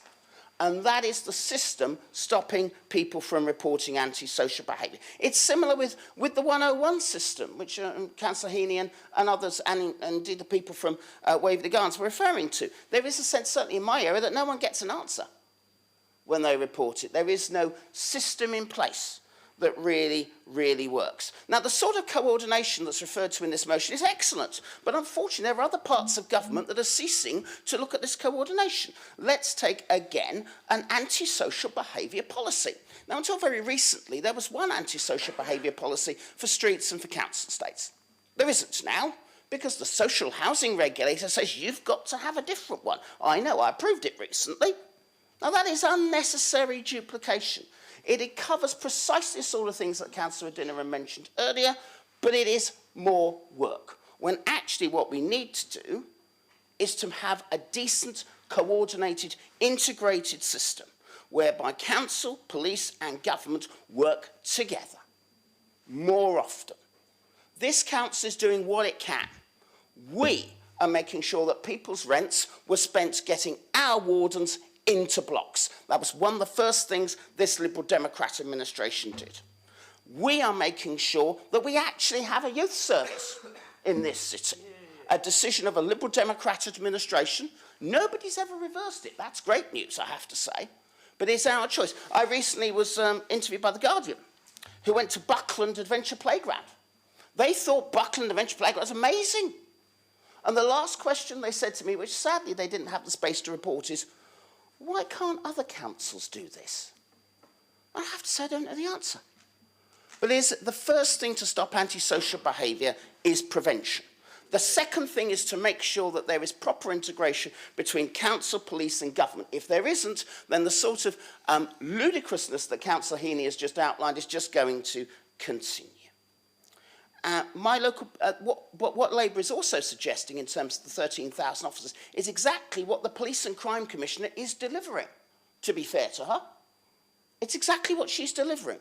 But my residents, and I think all of our residents, don't want one officer, they want a team dedicated to their local area, visible, on the streets, being there every single day.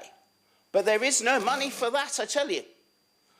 So I fear government is not doing what we all want, which is to make sure there is an integrated system that actually serves people so that the breakdown in trust stops. Thank you, my Lord Mayor. Thank you, Councillor Sanders. Councillor Dorrington.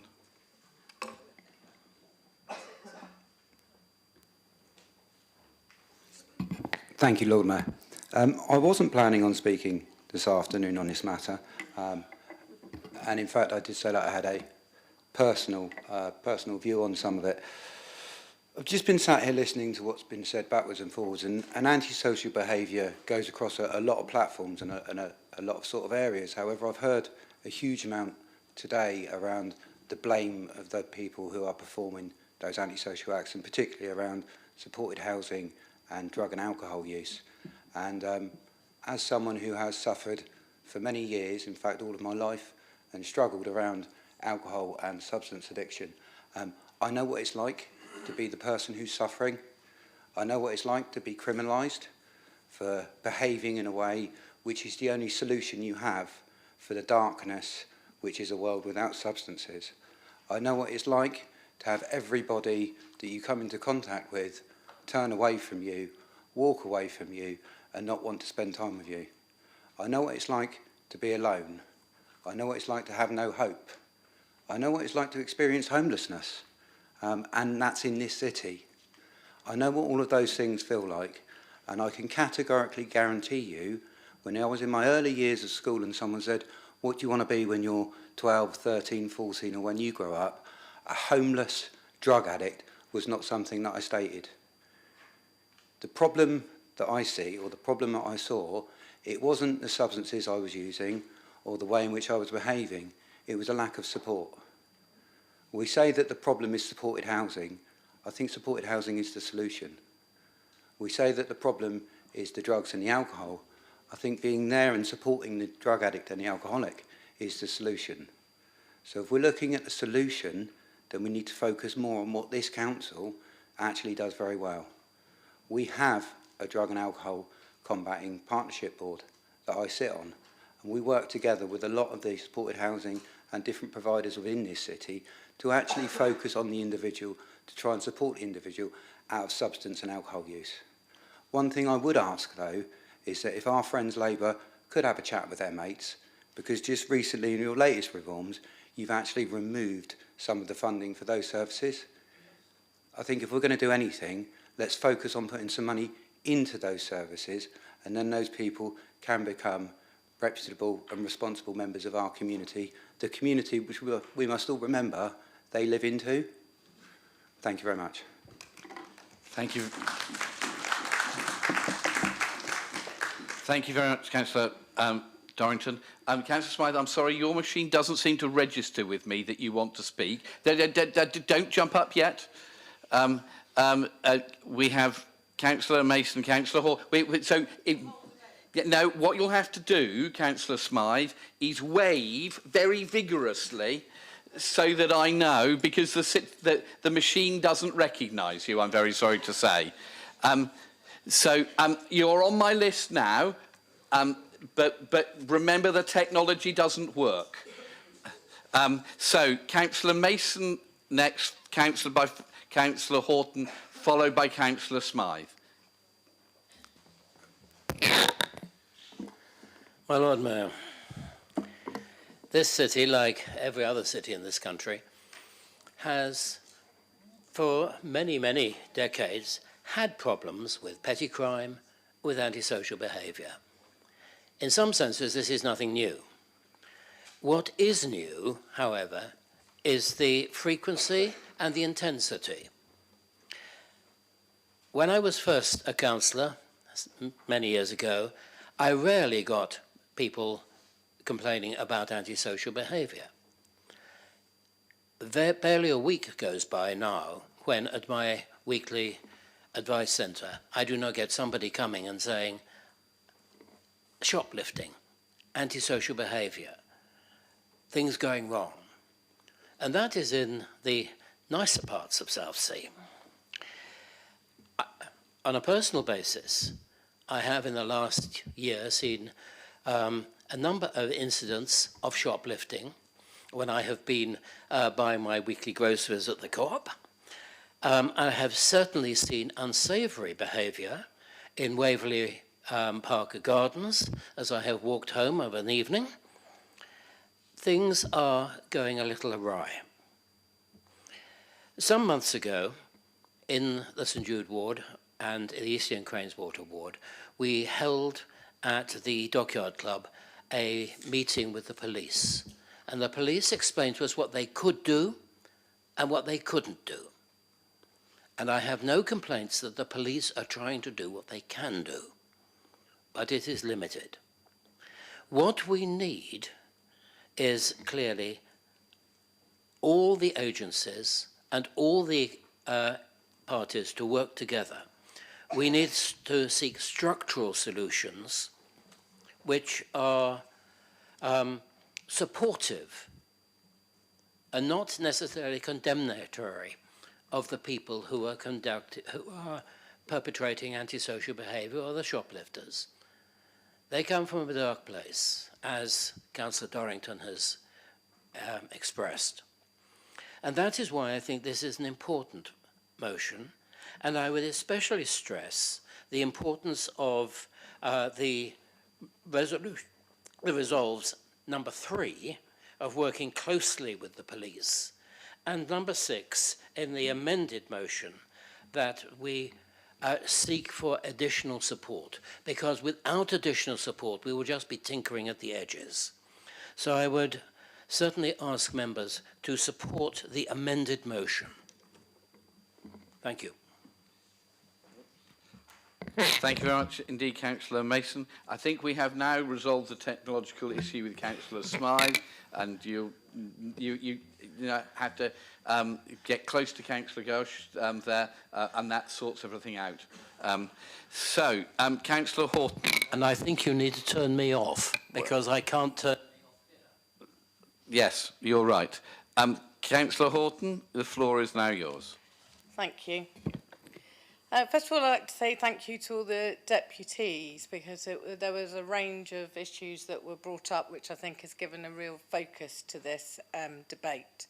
And I'm not taking anything away from what they're saying, but I do want to present a slightly less dystopian view that was presented in the opening of this debate, and maybe possibly balance it with some positives. I think something that maybe someone has raised, but I want to reiterate if they have, is the notion that this comparison around crime and the perception of crime. Both of those are really real. And when people feel unsafe and they feel that the city is a really unsafe place to be, and that message is pushed out, then we might actually be increasing the sense of fear amongst the people we're trying to support here. Some of the examples that are highlighted with I'm also aware of, but my feeling was always like, I think we need to broaden this rather than just listing the crime, to look at the context. And actually what I'd put down here in my little notes was that some of this is related to supported housing, some of it's related to to private sector housing, some of it's related to services and organisations that are close by. And actually, these are really complex issues. It's not just a sense of someone's done something wrong and therefore this is an issue of endemic crime within the city. And then Councillor Dorrington got up and voiced it in a way that I couldn't possibly have had that impact. But that's exactly what my notes were saying. We have to be looking at people who are committing crime. So I'm on the same scrutiny panel as Councillor Gerard, and I noticed that she did highlight that actually there's been some really, really positives on it. But I'm just going to pull out a few rather than just saying it's being positive. According to the information we were given, there has been a decrease in crime in a lot of categories, but an increase in shoplifting, so that's interesting. The other thing that was, which I suppose nods to the partnership and the strength of partnership that we have in the city, was the praise for the CCTV that we have. In fact, I wrote a quote down during the meeting, which from Superintendent Markham, who said, Portsmouth has great CCTV, better than any other area I've worked in. So that's, that was stated, and I think we're all very pleased about that, because actually the strength of partnership that we have with the police, with our community wardens, and actually another shout out to the Health and Wellbeing Board, because it's going to come up a lot of times during this meeting today. And although they are compulsory across the country, Portsmouth is an example of actually a very effective Health and Wellbeing Board. In fact, it's expanded to incorporate so many of these really complex interdepartmental issues that we like to group together under our one council approach. So the other positives were that actually there are better responses from the police, but there was a real call for us as civic leaders to encourage people to report. And even the whole traditional thing about ringing is not necessarily the most effective, but actually reporting on email, it does lead to a picture which does lead to arrests. So some of the suggestions we fed back to the police were actually that maybe that they could do better communication in this reporting that you've done has actually led to these arrests. And I think we've noticed that the police social media is doing more and more of that and actually talking about things, whereas maybe in the past they were a bit worried about doing that. They also highlighted the fact that recruitment of staff is actually good. It's not that we necessarily need more police, but maybe, coming back to what Councillor Dorrington said, maybe we need more support services. So we need to go upstream and actually look at why this crime is happening and maybe do some more preventative stuff. And there's been a call to ask our colleagues in other areas to support that. So there were some positives there, but I do want to circle back to the fact that I don't want this debate to become us divided on it, because I actually think we're all on the same page in many ways.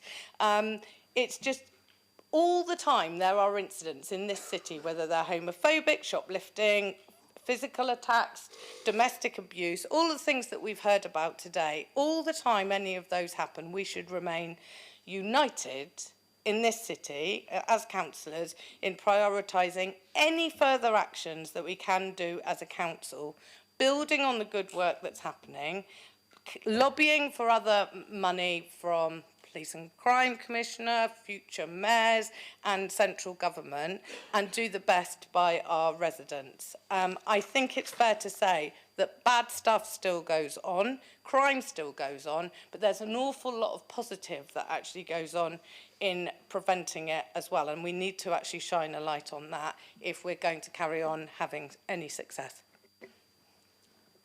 Thank you very much, Councillor Horton. Councillor Hunt. Yes. It's a statement of explanation at 39B. A member has spoken on any question, may make a short explanation of point with. Councillor Horton raised the question about shoplifting rising. The reason for this, Lord Mayor, is generally the crime is recorded because there's been an arrest. Therefore, generally, shoplifting should have 100%, generally have 100% detection rate. That's why shoplifting has increased, because the police have done more activity around arresting people for shoplifting. Thank you very much indeed, Councillor Hunt. Councillor Smythe. Thank you, Lord Mayor. There's very little in this debate today that I positively disagree with, but I do think we're skirting around some changes that were alluded to by Councillor Mason. Like him, I've lived in St Jude for a very long time, but I've seen a difference in the type of complaints and the type of experiences that people are experiencing in our city, which makes me deeply, deeply worried and sad. And I absolutely understand all the things that have been done. I understand the police statistics. I was impressed with what the police are doing. But nevertheless, there are some of these things I can't talk about because it would be maybe too political, maybe too personal, and I haven't sought permission from people. But I want to talk to you about two things. One is that it's people that I know in particularly the Bangladeshi community do report more hate speech in the road. We mustn't ignore that. It's happening. Also, there's I'll just tell you a personal, deeply upsetting story. My husband and I were down on the seafront. In fact, we were celebrating a big family event, and a couple of people came down the street, gave a card to my husband, which is all about joining a political group that I won't name in here. And he said to the person, I really wouldn't touch that. And the man accused him of being a rapist, just sitting there having a glass of, I think it was a glass of bubbly. And it was an extraordinarily upsetting thing, having a personal attack from somebody that we'd never met before, which assumed that it was hate crime. And I think we are seeing more of that.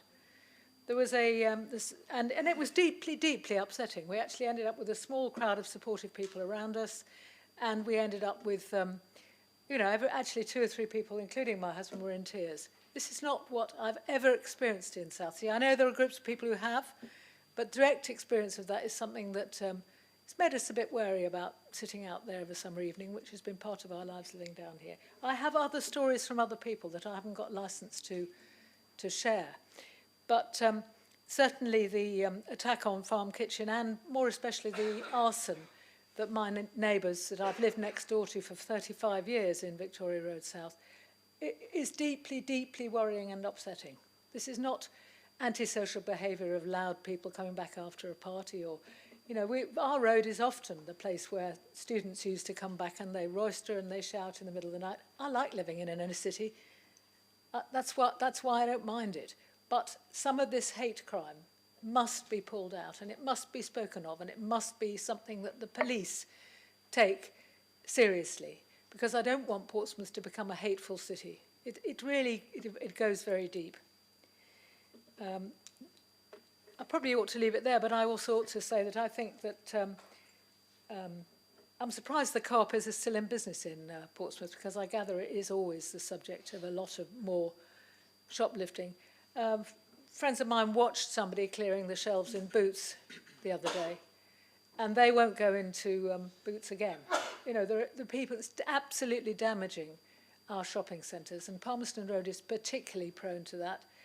It is something, as Councillor Mason said, is often brought up at our surgeries, which we have in the library, and I think it'll be a major cause of the decline of our local shopping centres. And I think we must find a way that citizens can call these things out. Is there an emergency number we can press somewhere? Is there some use of artificial intelligence and AI?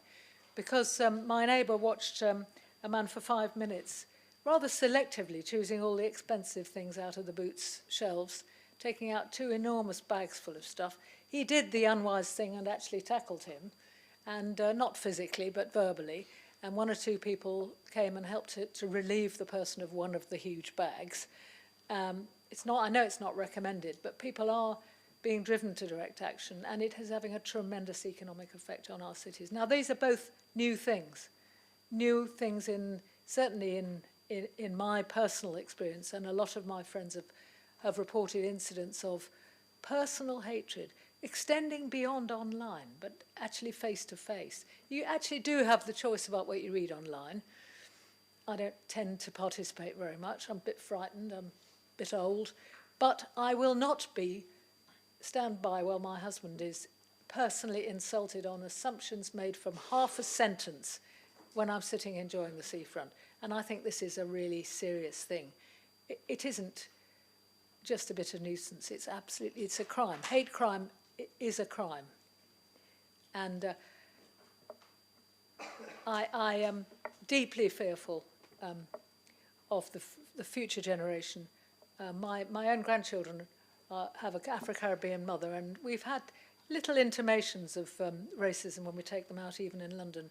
I really don't want them to experience hate crime of any sort. And this goes very deep for me. Thank you, Councillor Smythe. Councillor Shah. Thank you so much, my Lord Mayor. Actually, I didn't want to say anything about this motion, but I think I decided to say something personal. First of all, I do support this motion, and any amendment which will make it stronger, 100% I support it. Personally, I was attacked in Cosham High Street a few weeks back. I don't want to name the party, but I think, unfortunately, this has become a culture in this country and across the city especially. I have received so many communications from my own community. Especially we, as a community, we are hammered from these people across the city and beyond. And one thing which is more important, I hate to blame and complain, but I think one thing which I want to see to get this system better. When I reported, I was told there is no CCTV footage. I asked the question, if CCTV is not available, what you are going to do? There was no answer. That was in broad daylight. Happened with me as an elected councillor. And I said, this is very, very upsetting.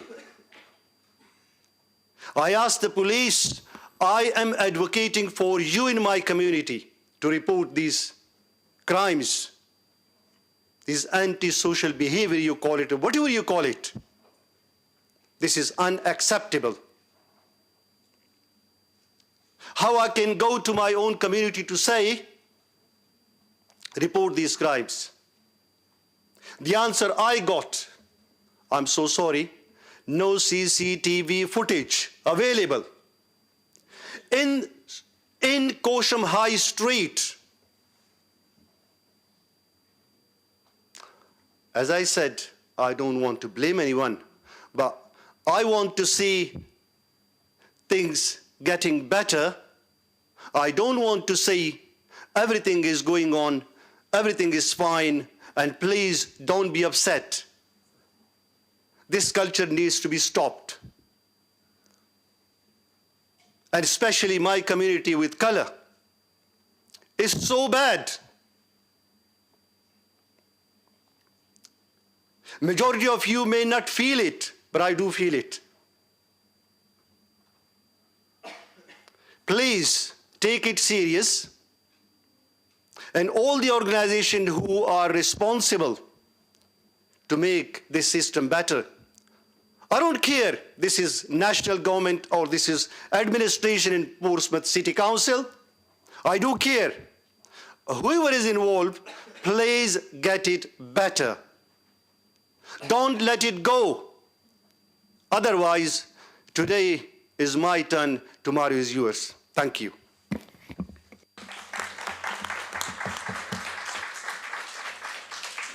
Thank you, Councillor Shah. Councillor Gerardo, to sum up and to say if you want to take on any of the amendments proposed. Thank you, Lord Mayor. How do I sum up? After all of those, really heartfelt and emotional contributions. Firstly, yes, we are happy to subsume those amendments. Thank you very much, and thank you for support, Councillor Bosher, for the procedural sort of corrections that you put forward, which you can always rely on Councillor Bosher for, so thank you for that. I'm going to try and respond to as many points as I can, and I just want to thank you all firstly for the people that have made contributions and for sharing your personal experiences and your family's experiences. It obviously is a massive issue, and it is something that affects a lot of people, and when it's happening to you and it's in your local area or it's happening to your community or your family, it does feel like, you know, a really overwhelming thing that is really hard to grapple with, and it is a hard issue to grapple with, to deal with, and as I outlined in my initial contribution, you know, we understand that there is a lot of excellent work going on. It is not to criticise that, and it's not to not recognise the great partnership work that isn't happening. And obviously we're so grateful for our community safety team and the wardens and the work that they do, and all of the CCTV and excellent provision that we have. So that's a really important thing for me to say firstly. But I think in terms of Councillor Hunt, what you were saying in relation to that more needs to be done with stepping stones on Waverley Road, I absolutely, would agree with that. I think the problem is, and a lot of frustration that you were hearing from our deputies, Patrick and Jim, is that it doesn't feel like much is being done in relation to holding the landlords to account. As the Lord Mayor even said himself, you know, these landlords and companies are being paid substantial amounts of money to provide support for people, and if all they are actually ending up doing is drinking and taking drugs all day, then that's not helping with their recovery as well. So, you know, we need to hold them to account, and we do have power as a council, especially if we're placing tenants in those properties, to make sure that they are fulfilling their duties as a landlord and, you know, what we're paying them to do, which is obviously really important, and connected to that, obviously, with Councillor Dorrington, thank you for sharing your own personal experience. It's really moving and powerful, and it's great to see that you're here today and that you've completely, 180'd and you're doing amazing work. So thank you so much for sharing your own personal experience. But this is, just to put on the record, we are not against supported housing. We're not against supported housing being within our communities. That's absolutely right, it should be. But if the support is not being provided, then that is not a good outcome for the individuals living in those properties and for the neighbouring community. So it was really from us just a question, as my councillor colleague Heaney pointed out, you know, are they delivering the service that they are saying they're meant to be delivering? And if they're not, let's hold them to account. That obviously needs to be done. Thank you, Councillor Adinaran, for talking about your son's experiences, and also to her son, Chris, for coming here today. It's awful that he experienced, you know, a couple of really terrible incidents there, and obviously prevention is really important. Councillor Sanders, when you were talking about the estates, I completely agree with you. The thing with ASB is it's such a big issue that it just couldn't all go in one motion. And you could have put an amendment in, just saying, if you so wished, we would have accepted it and embraced you, Councillor Sanders, but, you know, you chose not to, which is fair enough.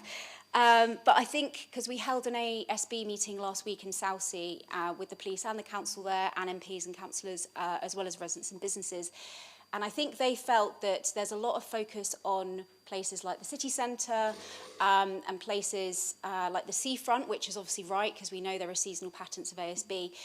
But in the sort of quieter residential streets and in the smaller high streets, as we've described, there is a lot of antisocial behaviour happening, and it just feels like, for a lot of people, it's to some extent going unnoticed or unchallenged. You know, drug dealing near schools in the daylight, like, you know, people are getting really brazen with the sorts of things that they're doing, and it's not to paint a dystopian picture of where we are, but it is to sort of illustrate the frustrations and the sort of anger that we're hearing from residents and businesses literally on a daily basis. And I'm seeing it every day as well, by the way. I mentioned one incident, but I walk my dog and baby multiple times a day, and I've experienced a lot of this antisocial behaviour myself in public places and on streets. And as Councillor Ashka Shah has outlined, and Councillor Smythe, it's happening to them and their families on a daily basis as well. So it's really important we recognise the extent of the situation and that we work together to try and challenge it. So thank you everyone for your contributions. Thank you, Lord Mayor. Thank you very much indeed. So colleagues, Councillor Gerarda has subsumed both amendments, so we just have one proposal. Can I see those in favour of the proposal as amended? Please show. I think that is unanimous, but just in case, any against? Any abstentions? No? Okay. Councillor Barrett, was that you voting? No, you were just having a... just rearranging your hair, that's okay. Ladies and gentlemen, notice of motion C falls as people proposing it aren't here. Just to let you know, colleagues, I did a coffee morning earlier today and gave out tokens of £400 to each of the food banks in the city and each of the pantries in the city, so 19. So that's been a lot of fundraising gone on. Can I see everybody here who wants to put their hand up who has bought tickets for the Lord Mayor's raffle to raise more money to be able to go to good causes in the city? How many have bought? One. Okay, now, ladies and gentlemen, we can sort this out too.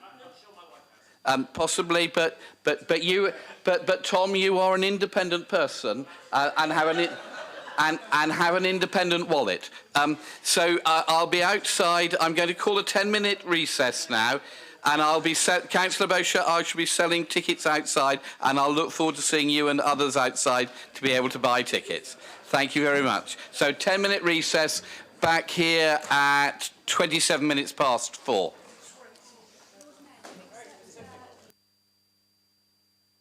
Yeah, we'll accept, accept, hold on a second. My braces have come off there.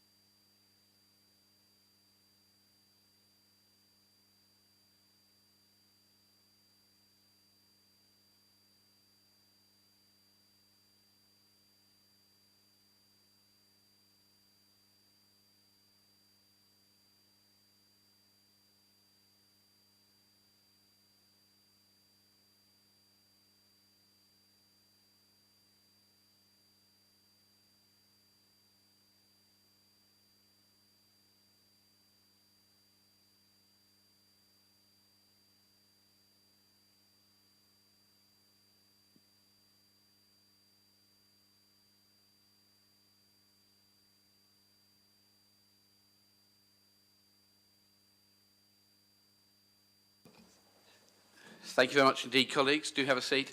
I understand we've lost a couple of people. I think Councillor Kadir has had to go, not feeling well. And also Councillor Atwell for the same reason, Lord Mayor. Okay, thank you very much. There's a thing going round. Yeah, and I've suffered from it, so I have my sympathy. Anybody else who's disappeared? Councillor Simpson as well. Okay, have we got a record of that, folks? Okay, thank you very much indeed.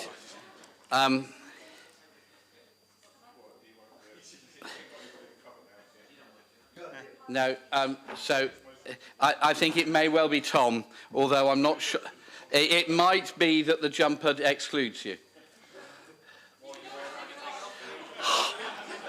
I am not advertising a particular brand of antler or deer, while Tom is advertising a brand of shop.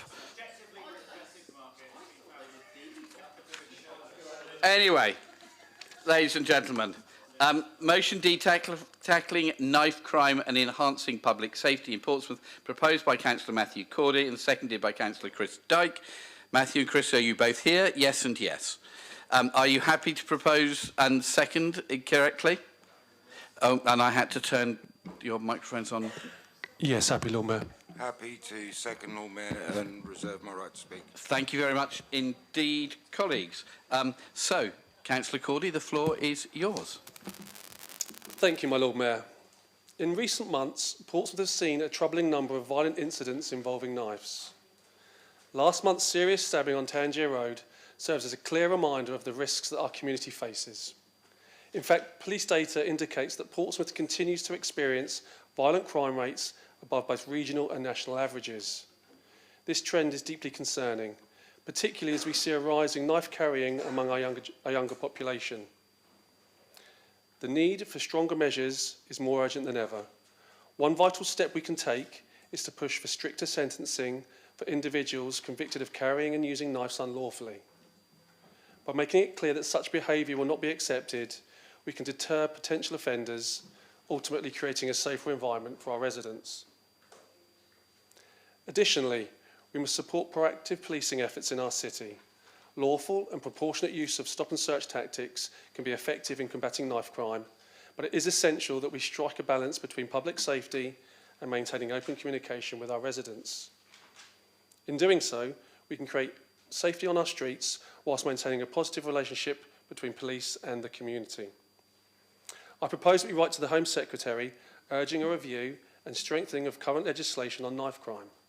This includes requesting tougher sentences for those convicted of unlawful knife possession. I believe that we should also request additional funding from the Home Office to support the Hampshire and Isle of Wight Constabulary in their targeted operations against knife crime in the area. Proper resources are essential for effective policing, and although I believe the local police are doing an incredible job with the resources at their disposal, we must ensure that our officers have the tools they need to effectively tackle this issue. We should call upon the Chief Constable of Hampshire and the Isle of Wight Constabulary, in consultation with the Police and Crime Commissioner, to consider an increase in targeted and intelligent-led use of stop and search powers in areas where knife-related incidents are most frequent. Our approach, however, cannot rely solely on police enforcement. We must also support and expand community-led initiatives that educate our young people about the dangers of carrying knives. It's crucial to provide positive pathways, mentoring opportunities for our youth to make better choices. By investing in education and community programs, we can help deter these young people from engaging in knife-related activities and promote a culture of safety and responsibility. A perfect example of this is the Gloves Not Blades initiative run by the Artful Dodgers Boxing Academy in Cosham, which I believe several members here have attended. Just last month, I had the privilege of assisting 2 officers during a knife sweep in Victoria Park as part of Operation Scepter. This hands-on experience allowed me to engage with our officers directly, and they expressed to me their belief that greater deterrence, such as stricter sentencing, would help in keeping the people of Portsmouth safer. Their insights reinforce my belief that we need proactive measures to combat knife crime effectively. I urge members to support this motion. The increase in knife crime is not just a statistic, it affects the lives of our residents and their sense of security. By taking action through stricter sentencing, proactive policing and community education, we can work towards a safer Portsmouth for everyone. I look forward to the members' support on this motion. Thank you, Lord Mayor. Thank you very much, Councillor Cordy. Councillor Hunt. No, your maiden speech, was it, Matthew? Oh, sorry.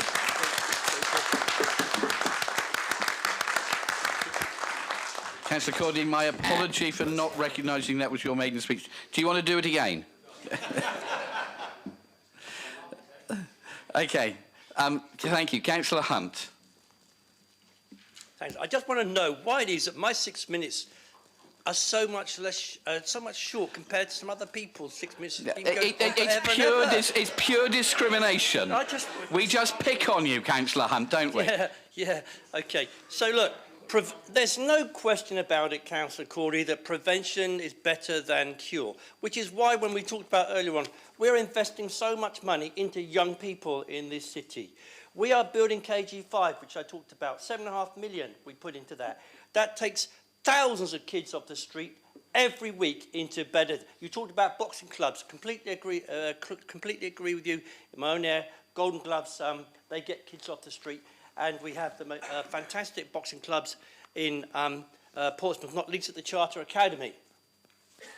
A huge amount of work goes on, but sometimes when we get these things in the newspaper, there's not criticism in the newspaper, these things happen, we know that. And then politicians get hold of them, and then the whole thing seems to be getting out of control.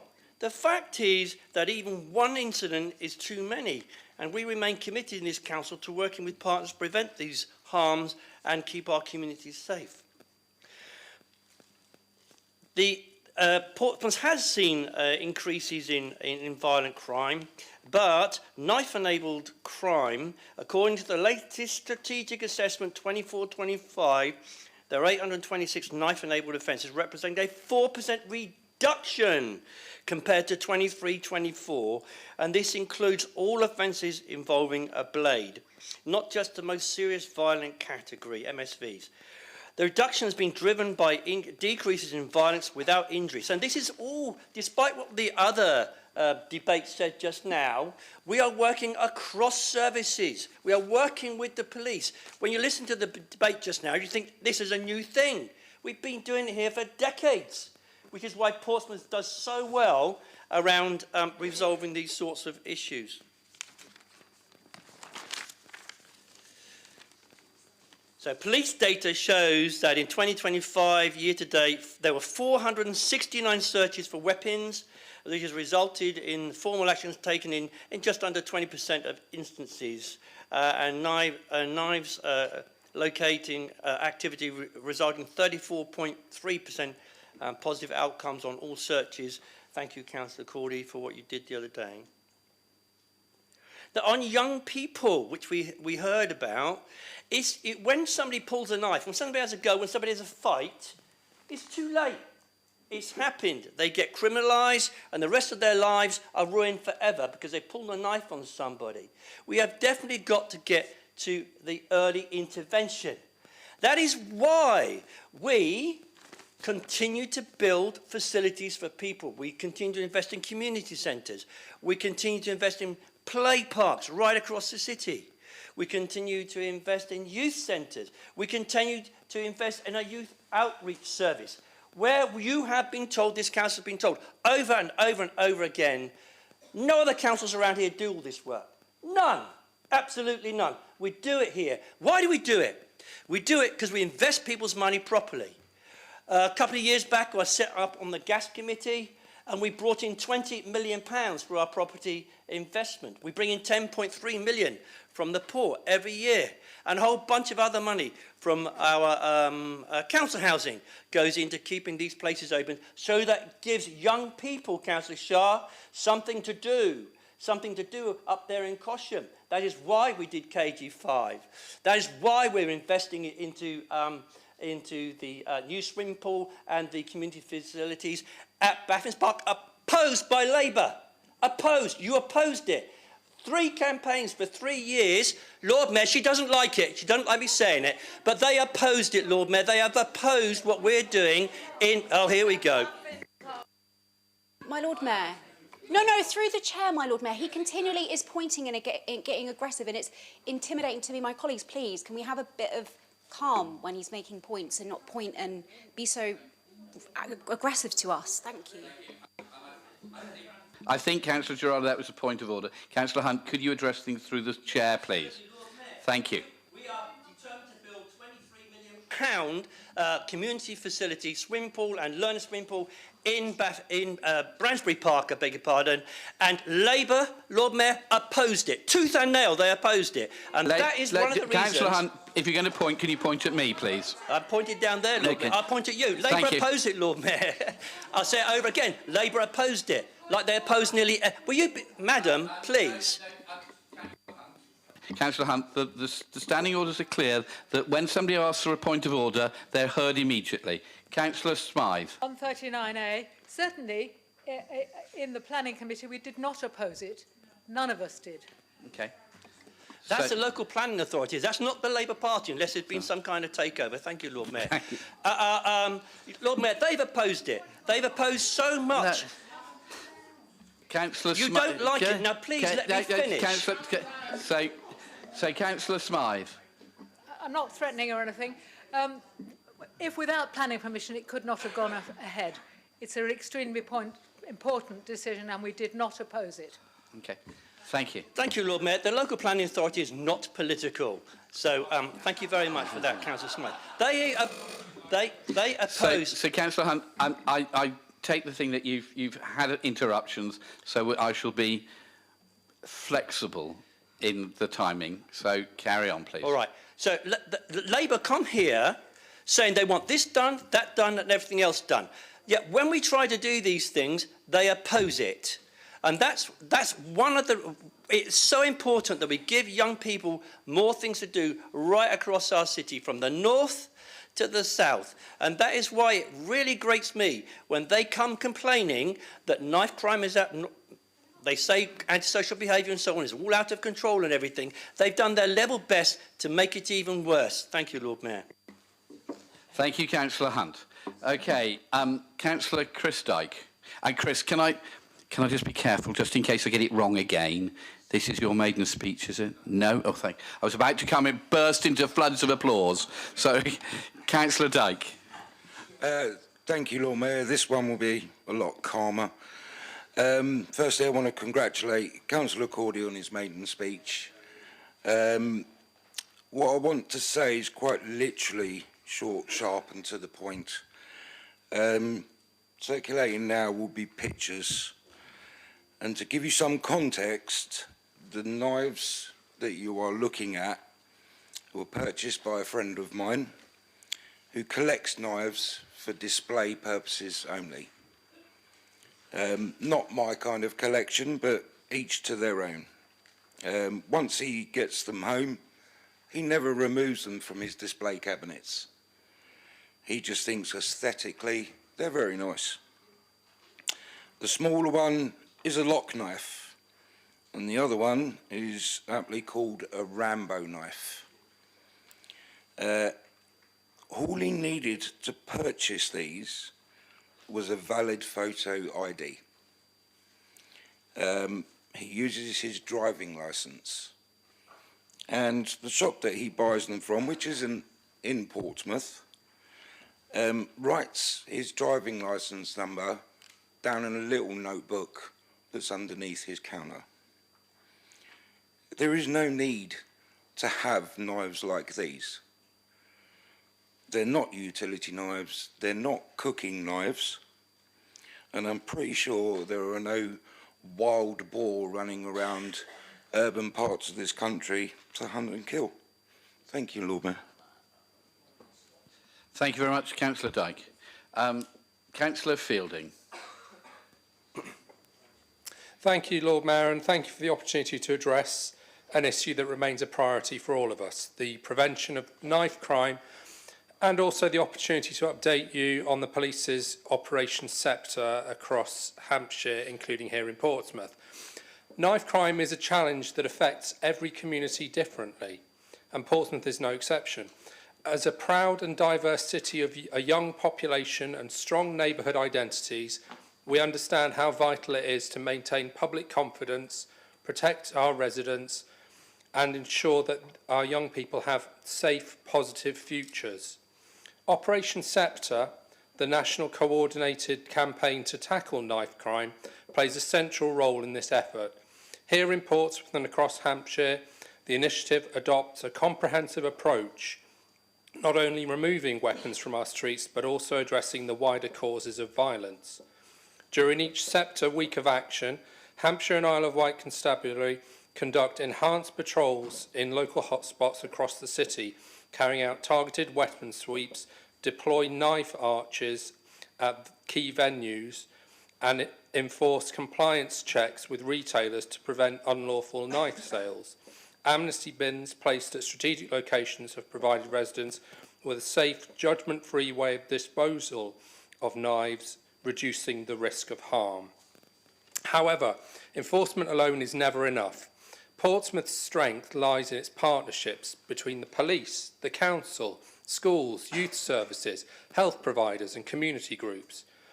The work undertaken by the Violence Reduction Unit is critical, ensuring that early intervention, mentoring, education and family support all sit alongside policing activity.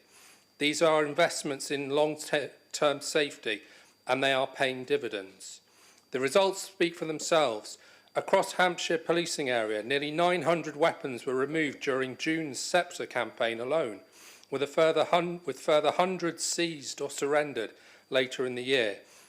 Serious offences involving knife have fallen from over 1,000 in the year ending June 2024 to 936 in the year ending June 2025, a clear and measurable reduction. Since 2022, knife-related crimes across Hampshire and the Isle of Wight has dropped by around 19%, one of the largest declines nationally.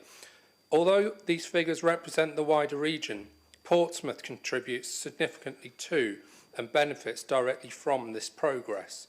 Every weapon surrendered in our city, every school visited, and every young person engaged through prevention work is a step toward a safer Portsmouth. Yet, as councillors, we know that behind every statistic lies a real human impact. Families who have faced tragedy, young people who could have been caught in the cycles of harm, and communities whose sense of security could have been shaken.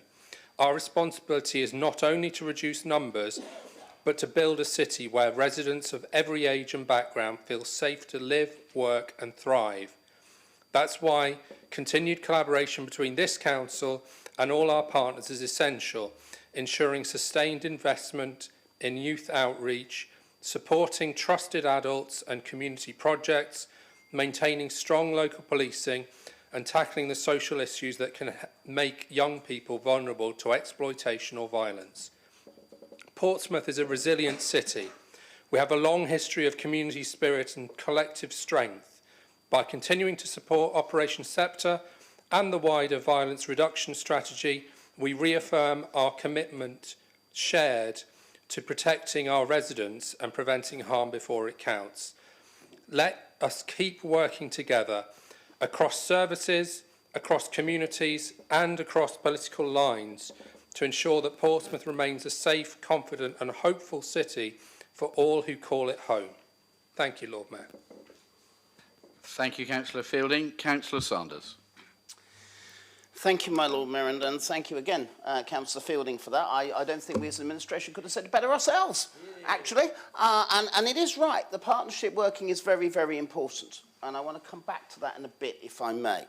I think the first thing, and thank you very much indeed, Councillor Dyke, for sending those photos round. I think one of the interesting things when comparing the discussion around crime in the UK and crime in America is around, we have no gun crime.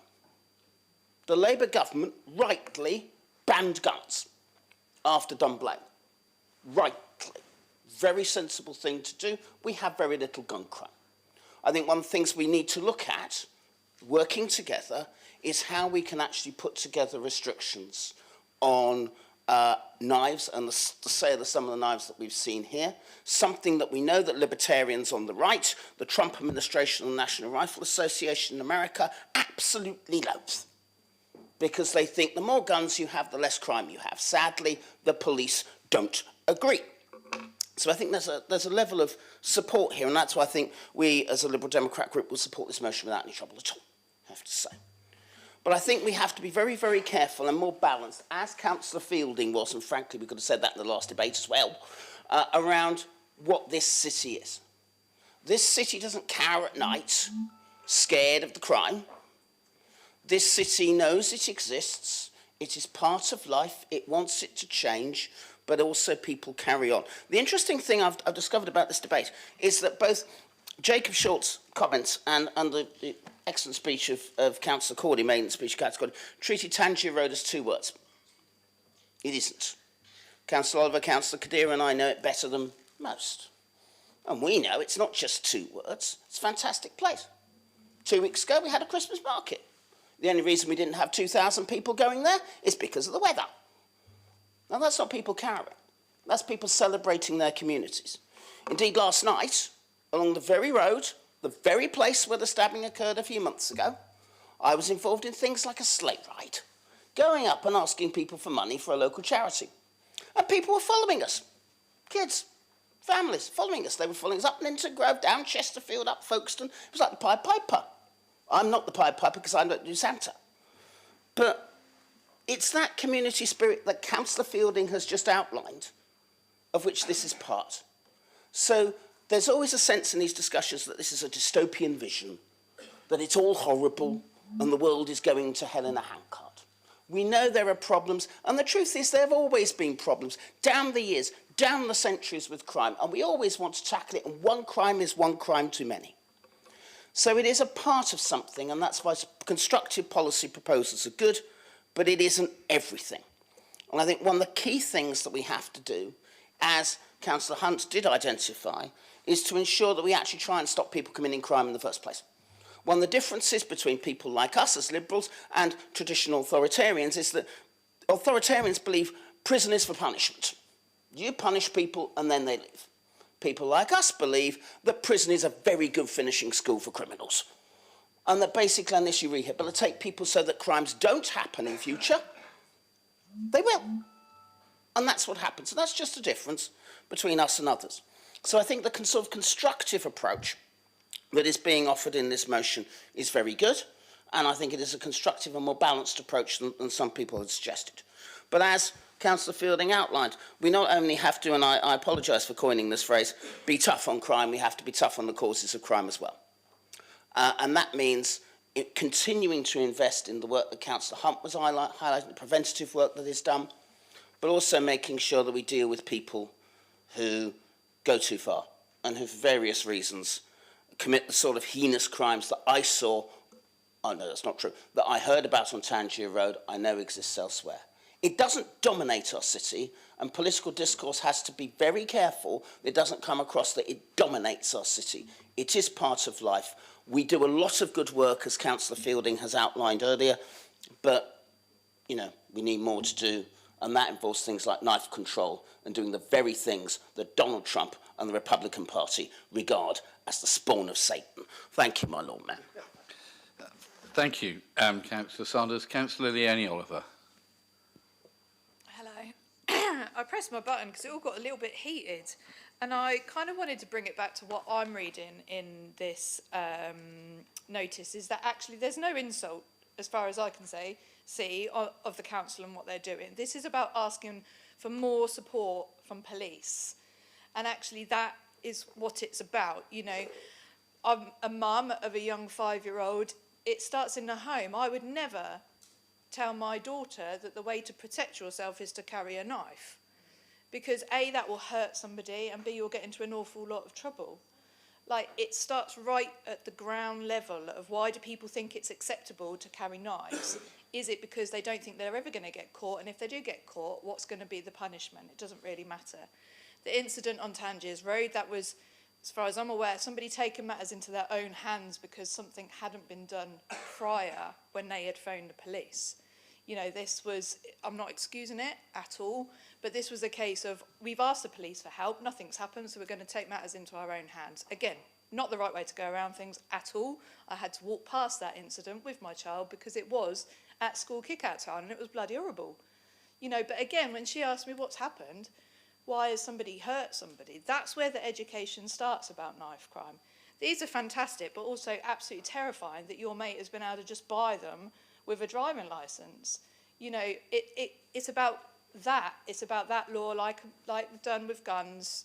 Why should we be able to buy just knives? And what you can buy on the internet these days is even scarier. So I support this motion, because I read it that you're not insulting anybody, you're just highlighting that actually we need some more support from the authorities that can actually make a difference. Yes, youth clubs are fantastic. Yes, all of that additional activities are fantastic, but it's the education. It's the education from the parents, from the schools about what carrying knife. You don't carry a knife unless you intend on using it.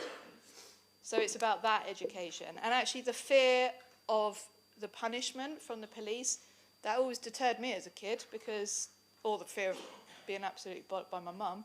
But that is what, you know, there is none of that these days. Everybody's just free to do whatever they want. So I support that, and I do think we need some more support from the police and higher authorities. So, yeah. Thank you very much, Councillor. Oliver, Councillor Heaney. Thank you, Lord Mayor. In fact, I think Councillor Oliver's intervention was really apposite, because we had the debate at the beginning and it got completely out of hand. Councillor Hunt has an unfortunate ability to think that anything that suggests changes or differences is somehow a personal attack on him. It's not. We didn't say in our motion on our previous motion, so that there wasn't any cooperative working going on between organisations. We never said that at all. And then he goes on and makes even more outrageous and quite ridiculous claims that we don't support the Brandsbury pool. We've supported it in the budget all the time. We haven't voted against it. The fund has been there. And he's now shaking his head because he doesn't seem to like the fact that I'm asking him to be more reasonable in the way he responds. He's the cabinet member.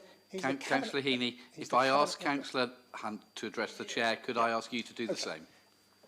As the cabinet member, he's in a brilliant position to tell us what the council does and to put the case for what they can do in the future. I'm sure he does a very diligent job. He works very hard at it as the cabinet member. But I have to say, you know, I think the last time we had one of the debates where I think the debate was lost was when we had the play areas motion and somebody came to talk about disability issues. And Councillor Hunt basically said there was no problem. This person was really not realising what the council were doing, etc. And I could almost see the room being completely lost by that response, you know. And I think, you know, it's a bit of advice about being able to have proper debates and to be able to sometimes disagree, sometimes agree, but not assume that everything is a personal attack or an attack on the individual or an attack on the administration as we have our debates. Thank you, Councillor Heaney. Councillor Pett. 30. If I may, yes. Mayor. I'm afraid Councillor Heaney rather puts words in my mouth, because that's not true. Certainly, I did support the lady in the parks at the last time, and action will be taken over that. And the clear matter is they got Brandsbury Park wrong, and now they don't like it. No, Councillor, can we not? Again. If you're going to point at me, please. Lord Mayor, they got Brandsbury Park wrong. Thank you. And now they was all in their leaflets right across the city that the Liberal Democrats were wrong to build this, and now they're being the chickens are coming home to roost, Lord Mayor. They don't like it. Thank you, Councillor Pitt. Thank you, Lord Mayor. The thing is with this sort of issue is it's no one person or one agency's problem, it's everyone's problem. Society over time becomes tolerant towards things that it clearly should not be tolerant of. Somebody who spent 30 years in the licence trade, you could always spot the people in the bar who, if trouble was going to be caused, would be the first people to break a glass or grab an ashtray. We've evolved from that into now people carrying knives and engaging in even more dangerous behaviour. But I have seen firsthand the damage even a broken glass can do. So it's not about the weapon, it's about the person and the intent, and it's about how far people are prepared to go. And a lot of that is about addressing causality. We've heard about that earlier on. Councillor Sanders referred to the causes, and quite rightly so. So, having said all of that, every single serious incident that we hear about is obviously extremely concerning, and we all wish that those incidents hadn't happened and that there would have been some way to prevent them. But what we do know is that the evidence says that in those serious cases, many of which have been referred to today, the people who were responsible for wielding the knife were not habitual knife carriers. So there have been other triggers. They're also not gang members, as we see in other local authorities. So addressing these things need to be done on a case-by-case basis, and they are very complicated. But you're absolutely right. Being able to carry these items around, because you can buy them on the internet, even though you shouldn't be carrying them, you can buy them, and therefore that in itself an issue. So I just wanted to point to a few bits and pieces, and that is that overall the numbers do show that the most serious crimes and the most violent crimes are coming down. That doesn't in any way impact the way it makes you feel when you hear about the serious incidents that are occurring, but they are coming down. And I don't very often take exception with somebody, especially if it's a member of the public who's done a deputation, but I do have to take serious exception to something that Jacob Short said in his deputation. And that is, he used very specifically the words, can no longer be ignored. And that is mad. This is not being ignored. It has never been ignored. The motion calls for stricter sentences, longer sentences. The evidence doesn't support that that is actually effective, and there's been a lot of work done on this. But what does work, and where the evidence does point to, is that targeted mentoring and trusted adult relationships work. Trauma-informed support works. Education and skills-based interventions work. Community-based diversion and restorative justice work. Multi-agency safeguarding and contextual interventions work, and we do all of these in partnership with other agencies. It matters. It does have an impact. It's not seen. It's not high profile. It's not got a high-vis jacket on walking around necessarily, but all of this careful work is going on across our communities. Now, in education, early intervention was mentioned earlier, and partners deliver sessions in schools already. They do it in youth settings. They do it in supported housing to challenge the myths about knife carrying and to highlight the legal and personal consequences of doing so. And that work is supported by the Violent Reduction Unit and local charities in our communities, ensuring that we have a whole system approach. So there's a lot of work going on. National legislation strengthens the framework for tackling knife crime, but local partnership work in Portsmouth is making an impact, and we will continue to combine enforcement, prevention and safeguarding to keep our communities safe. We will not prevent every incident. That is impossible. But to say can no longer be ignored is hugely disrespectful to an enormous number of people across our communities that are working hard week in, week out to try to make our communities safer. And we all owe all of those people a huge debt of thanks for the considerable work that they do all year round. In terms of where all this gets reported to and what happens locally within our environment, the local governance model ensures that knife crime and serious violence are addressed within the wider community safety plan that this council has adopted, that has come through our normal processes, and it's a good example of why all councillors should be looking for documents that are being completed and being delivered through the reporting system to really understand the work that is going on. And that is alongside other priorities around domestic abuse, drug-related harm and exploitation. Any review or recommendations on knife crime must be channelled through the Health and Wellbeing Board's Community Safety subgroup. That is where it belongs, that is where the work is going on day in, day out, and that is where we will ultimately make a difference. Thank you very much, Councillor Pitt. Councillor Gardner. Thank you, my Lord Mayor. On the theme of local organisations doing great work in this area, I'd like to highlight the outstanding work being done by one local organisation, Politely Rebellious Next Gen. I'm particularly proud to note that this vital organisation originated in my own ward of Drayton and Farlington. They actively confront the challenge of knife crime by engaging directly with our young people, steering them away from danger and offering positive, life-affirming pathways, probably saving lives by averting situations before they've had a chance to arise.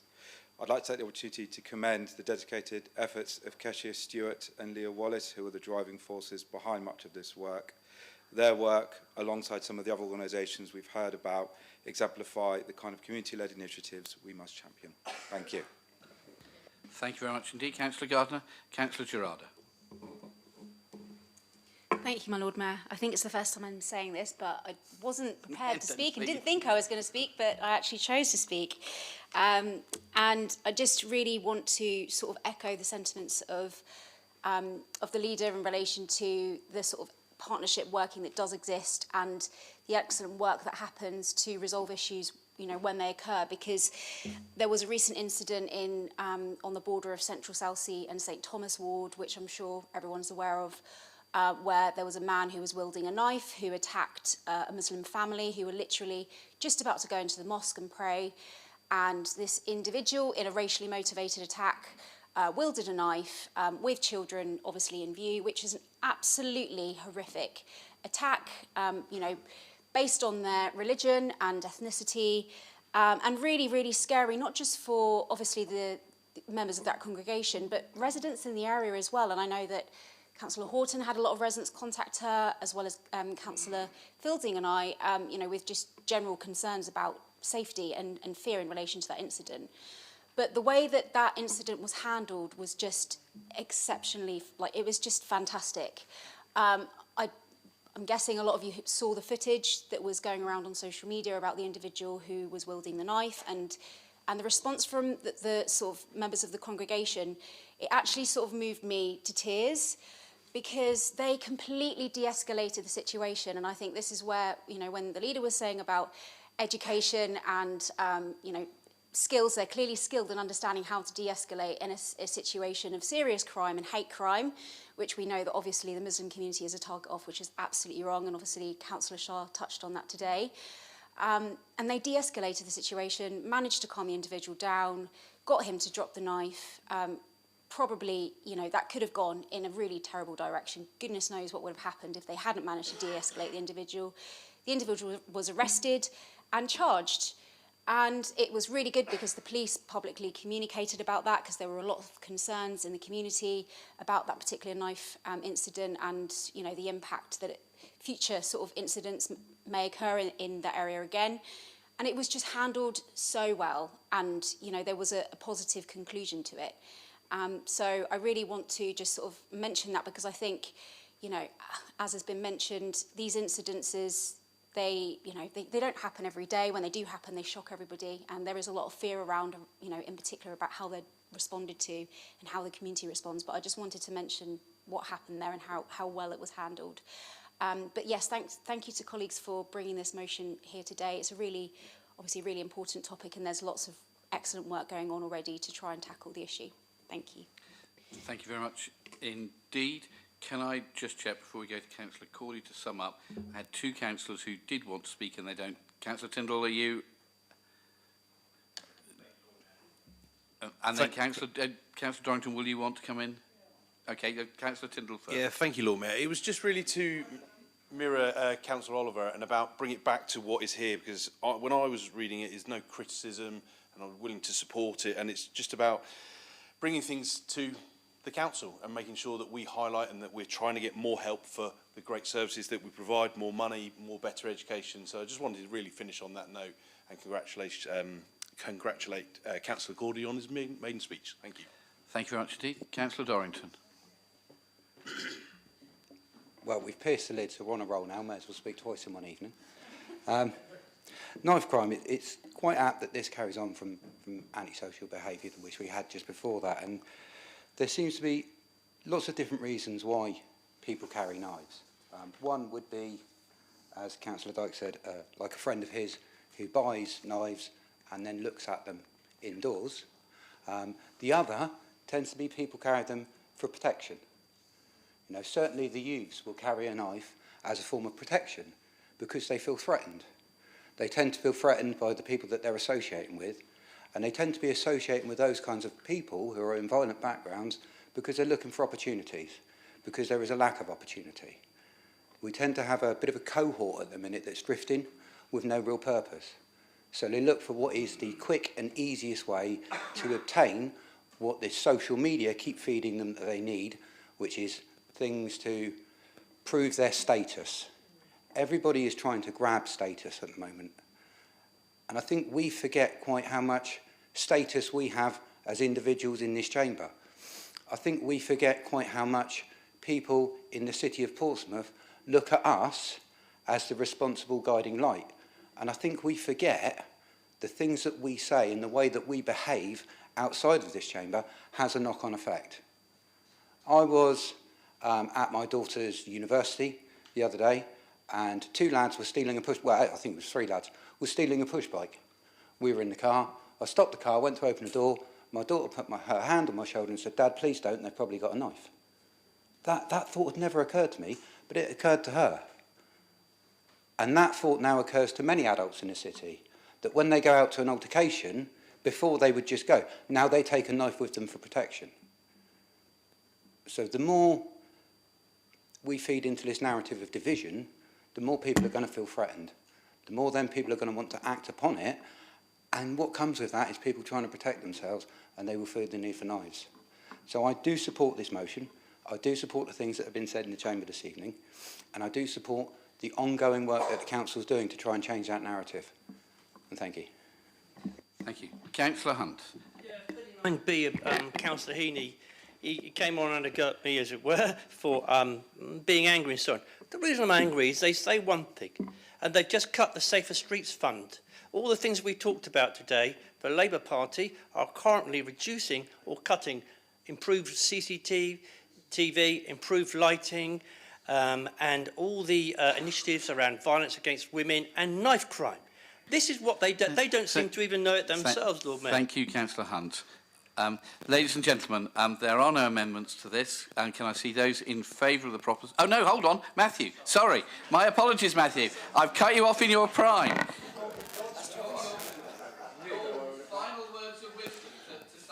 Well, thank you everybody for your comments. I do agree there are some great initiatives, partnerships and facilities in Portsmouth. But I think with something as important as this, there's always more that we can do. As Councillor Oliver mentioned, education here I think is key. Again, backing up what Councillor Dorrington said there as well. Education is key, and robust community engagement I think is the way forward here. At the end of the day, I think we all want a safer Portsmouth for our residents. So thank you, everybody. Thank you very much indeed, Councillor Cordy.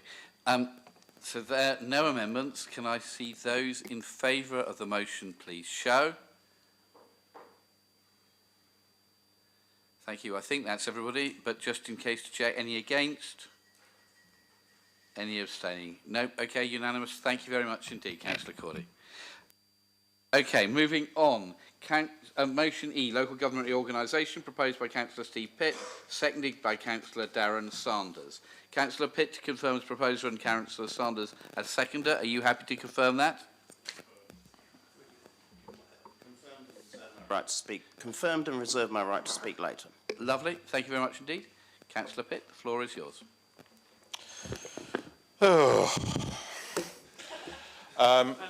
Yes, I could just sit. You're absolutely right, Councillor Ashmore. I could just sit down. I'm not even going to talk for 6 minutes on this. I'm sick to death of talking about this. You're probably sick to death of hearing me talk about this, to be perfectly fair. But there is a reason why I brought this today. I didn't want to do it as urgent business because actually it wasn't urgent. We've known for some time on this particular bit of this whole debacle where we would be, and therefore it didn't feel appropriate. So I thought we'll put it on as a notice of motion. If people want to discuss it, they can. You might be completely fed up with it as we are.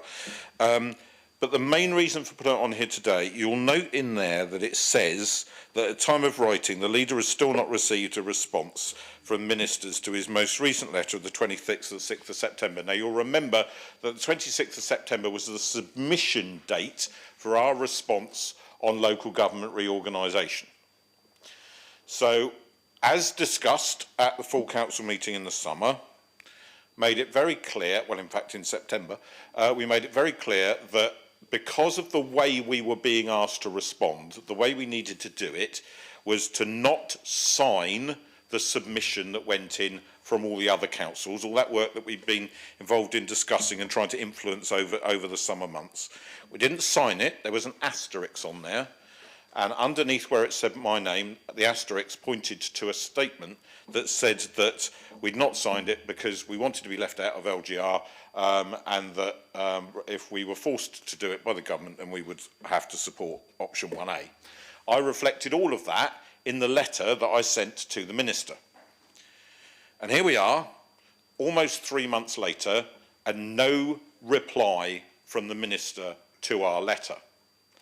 However, we know that they've ignored us because they've gone out to consultation on options and they have said that Portsmouth supported option 1A, having completely ignored the fact that we asked them to answer our question about being left out of local government reorganisation before doing so. Now, I believe that the government is misrepresenting this city's position, this council's position. Our position was that you needed to respond to us, government, to officially tell us once and for all you have to be part of LGR. If they'd done that, then it would be correct that in that situation we supported option 1A. However, when we said to them, hang on a minute here, this is what actually happened, they weren't interested. They went, no, you supported 1A, that's it, end of. Now, I'm sorry, but 82% of the people of this city said that they don't want this, and the government's response is to not even explain why we are caught by the process. They've never explained it. There's never been a shred of evidence presented to say why this will be a positive thing for the residents of this city. Not one iota of evidence at any point during the process to say why LGR is a good thing for Portsmouth. They've made some rather vague statements about improving accountability by getting rid of a load of councillors and making it easier for the councils to respond to their communities by making them loads bigger. It doesn't take a genius to work out those statements are all counterintuitive, but what they've never done is provided a shred of evidence to say how this is all going to work out well in the end. Now, they're being challenged by the District Councils Network, who've challenged the County Councils Network report. The County Council Network's now even challenging its own report from 2020, but the government has never commissioned any independent evidence whatsoever to support this madness that they're inflicting on 164 districts and boroughs, 9 unitary councils and 21 county councils. Now, governments do lots of mad things. I understand that. If you don't always get what you vote for, in fact, as a Liberal Democrat, I rarely get what I vote for in national elections, but you kind of get used to it over the years. But what we're not used to is seeing something that wasn't in a manifesto and that no minister of this government is prepared to actually go out and defend with any kind of rational evidence base at all. Nothing. I mean, they could even make stuff up. That would be more interesting. But there's nothing, not a shred of evidence to say that this is going to work out well, and we know that it won't. They're also now, as we've seen from the other submissions going in, playing fast and loose with the criteria that they told us that we had to stick to. And guess which councils are being allowed to play fast and loose with that criteria? Labour councils. Now, if you look at the Brighton and Hove submission, you'll see that there's a form of words in there that imply that they were told that it was okay to be around 285,000 by the government. Well, they never told us that. So they've clearly been going around being all things to all people. They have misled, I believe, and certainly most recently, deliberately misrepresented the position of this council. And talking to the other councils around Hampshire, no one would have proposed the current alignment apart from perhaps the Northern Three authorities who logically would have wanted to come together, but interestingly don't get to 500,000, they're the smaller one. The current alignments that we put in as a proposal, because we did what the government told us to do, but it appears if you're a Labour authority, you can do something else. This whole process has been an unmitigated disaster, and all I'm asking for today is for the council to give us the support to continue to fight this as we seek advice on whether or not we can pursue a judicial review. Thank you very much indeed, Councillor Pitt. Councillor Hunt. Lord Mayor, so I've been on doorsteps right across the city, and I've delivered tens of thousands of leaflets about this. And I can tell our Labour colleagues, without pointing at them, that they are in the dock because there's a storm coming next May, and the people of Portsmouth are going to give them a reckoning. They're going to give them a reckoning because they have forced this onto a very proud city that wishes to remain independent, to look after itself. One of the reasons that we are able to deliver all the services that I talked about earlier on is because we have managed the finances really well. From the port to our investment portfolio to a whole range of other things, which means we can do the bins once a week. Under these changes, when Portsmouth council taxpayers inherit a large part of the £67 million deficit that unfortunately Gosport, Havant and Fareham will bring with them, means a whole bunch of these services, which you tell us we have to do even better with at literally every single council meeting, even though we're doing a very good job anyway, and you say that too, are threatened. Our community wardens cost £4 million a year. Our estate staff, about £4 million a year. Youth services, about £4 million a year. They are non-statutory services, Lord Mayor. And when push comes to shove, if the Labour Party, and shame on them, shame on the MPs for not standing up for Portsmouth, they have not stood up for Portsmouth and what Portsmouth people want, what will happen is those services will be, the non-statutory services will be the first to go, to pay down all this debt that nobody here, not one of us here in this council chamber, incurred. Because we, as a council, a full council, have looked after the budget so well, thanks to Chris Ward and the officers. So, Lord Mayor, this is really important. There is no vote involved. People are being denied a democratic right. We've seen what Labour are doing, cancelling elections all over the place, all of the time, using democracy as their plaything. I never, ever imagined that I would see a once proud Labour Party behaving in this way. It is absolutely extraordinary that they feel, and our colleagues here at the council chamber sit there week in and week out defending what their government are doing, imposing this extraordinary change on the way Portsmouth does its business. Portsmouth wants to look after herself. We don't need councillors from Gosport, Fareham and Havant telling us which street lights we may or may not switch on. And as sure as God made little green apples, when the reductions come, those things which make our streets safer, like lighting, will certainly come under pressure. Those sorts of services will be gone. What we do here in this city is looked at by Southampton and by all the other cities and towns around us. What we do here is that they find it quite extraordinary. Building things, providing new facilities through the sound management and balancing of the books. Once local government reform, reorganisation comes in, if it comes in, all of that is gone, busted, dead. And they, over there, claim it's actually for a good reason. Well, it isn't a good reason. And if they believe that, they would pressure their 2 MPs in Portsmouth to put pressure on the minister to allow Portsmouth people to have a vote on whether or not they are forced, Lord Mayor, a shotgun wedding to go in with Gosport, Fareham and Havant. Thank you, Lord Mayor. Thank you, Councillor Hunt. Councillor Bosher. Thank you very much, Lord Mayor.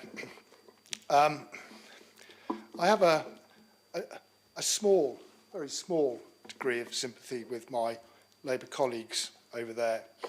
So I've sort of sat in this chamber for 24 years now, And probably the majority of that, I've had to sit here while I've seen notice of motion from varying other parties, pardon my expression, kicking the crap out of a Conservative government, and us have to sit there and hold our nose and fight back. And I think it's probably fair to say that, a lot of those, particularly when they came from our Liberal Democrat colleagues, it was designed to kick us as a Conservative government. We held our own. We fought our corner. We argued, we stood up and we debated it. We lost, and actually on some occasions we probably agreed with you. But what really disappoints me, Lord Mayor, is the fact that I can see Mr Smith Parkin's screen from where I sit, and there's only one other speaker due to speak, and that's my colleague behind me.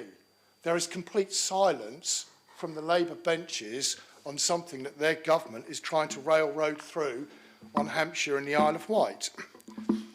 Now, I've sat in on just about every single local government reorganisation briefing that's been held by the Chief Executive and the leaders. And it feels like Groundhog Day every time we get there. The Chief Executive does her level best to try and freshen it up and make it exciting. But every time we get there, so what's happening here, Chief Executive? Dunno. Leader, what's happening here? Dunno. Has the government responded to you? No. In fact, the no to the government responding is about the only positive thing that seems to be coming out of this whole pantomime, if I'm brutally honest, and it is probably the one single thing that I can guarantee that the leader is going to say every time we have these reviews when we ask the question. Have you had a reply to your letter, Leader? No. And that's all we generally get. Now, looking through the notice of motion, I have to say I did laugh. The Council therefore resolves to 1. Support the Leader of the Council to write to our 2 Portsmouth Labour MPs to urge them to persuade the government to listen to the views of local residents and to get these proposals dropped and not force local government reorganisation on Portsmouth. And do you know what I wrote beside that, Councillor Gerarda? They won't do anything, no photo opportunity is what I wrote beside that. And I don't think I'm too far from the truth, because the reality is that that is a leader, that leader is a letter that you're going to be writing in the same way that you did to Jim McMahon, and you're not going to get a reply to, because our 2 representatives in Parliament will do absolutely nothing. I could think of a 2-word answer to that, but I'll use the word nothing. We've also had the mayoral elections have been cancelled. They were due to be held next year. They've now been put back until 2028. And the reason the government has been putting out is that they need more time to reorganise local government. Well, they didn't give us that opportunity, Lord Mayor, when they absolutely railroaded it through on us. So if they can take more time for what they want to do, why can't we have more time for them to actually come back and tell us what they're actually trying to do? To my mind, this is about running away from democracy. We've seen it with juries and what they're planning to do around that, and now they're actually cancelling democracy, and I think that is a very, very dangerous place to be.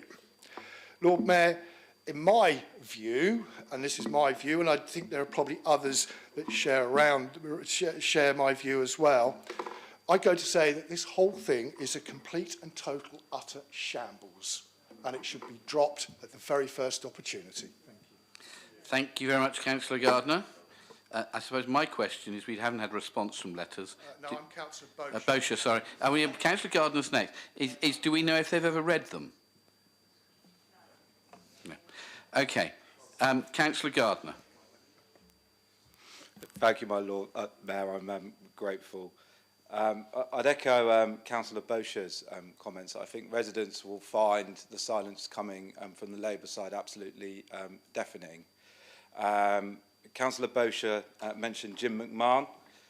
Council will recall, my Lord Mayor, that he was the former local government minister. And if I remember correctly, he met face-to-face with the leader during negotiations about LGR. Well, seeing as our Labour colleagues don't seem to want to speak on the issue today, I thought I would relay the comments from Mr McMahon in respect of Labour's delays to the mayoral elections. We need to do better than this, he argued. Local leaders of all political parties have acted in good faith, working to secure a better future for their communities and expecting the government to do the same. McMahon claimed the government had a moral and legal obligation to uphold its part of the agreement with local authorities, noting that trust is hard to gain but easily lost. Perhaps our Portsmouth MPs and Portsmouth councillors can do as Mr McMahon's doing and speak up for residents and constituents rather than towing the party line. I'm grateful. Thank you very much indeed, Councillor Gardner. Councillor Winnington. Thank you, my Lord Mayor. It's been really disappointing that with a change in leadership in MHCLG, there's been no change of direction. It's unsurprising perhaps because we know where this is coming from. We know this is coming from the Treasury. And unfortunately, there's been no change in the Treasury.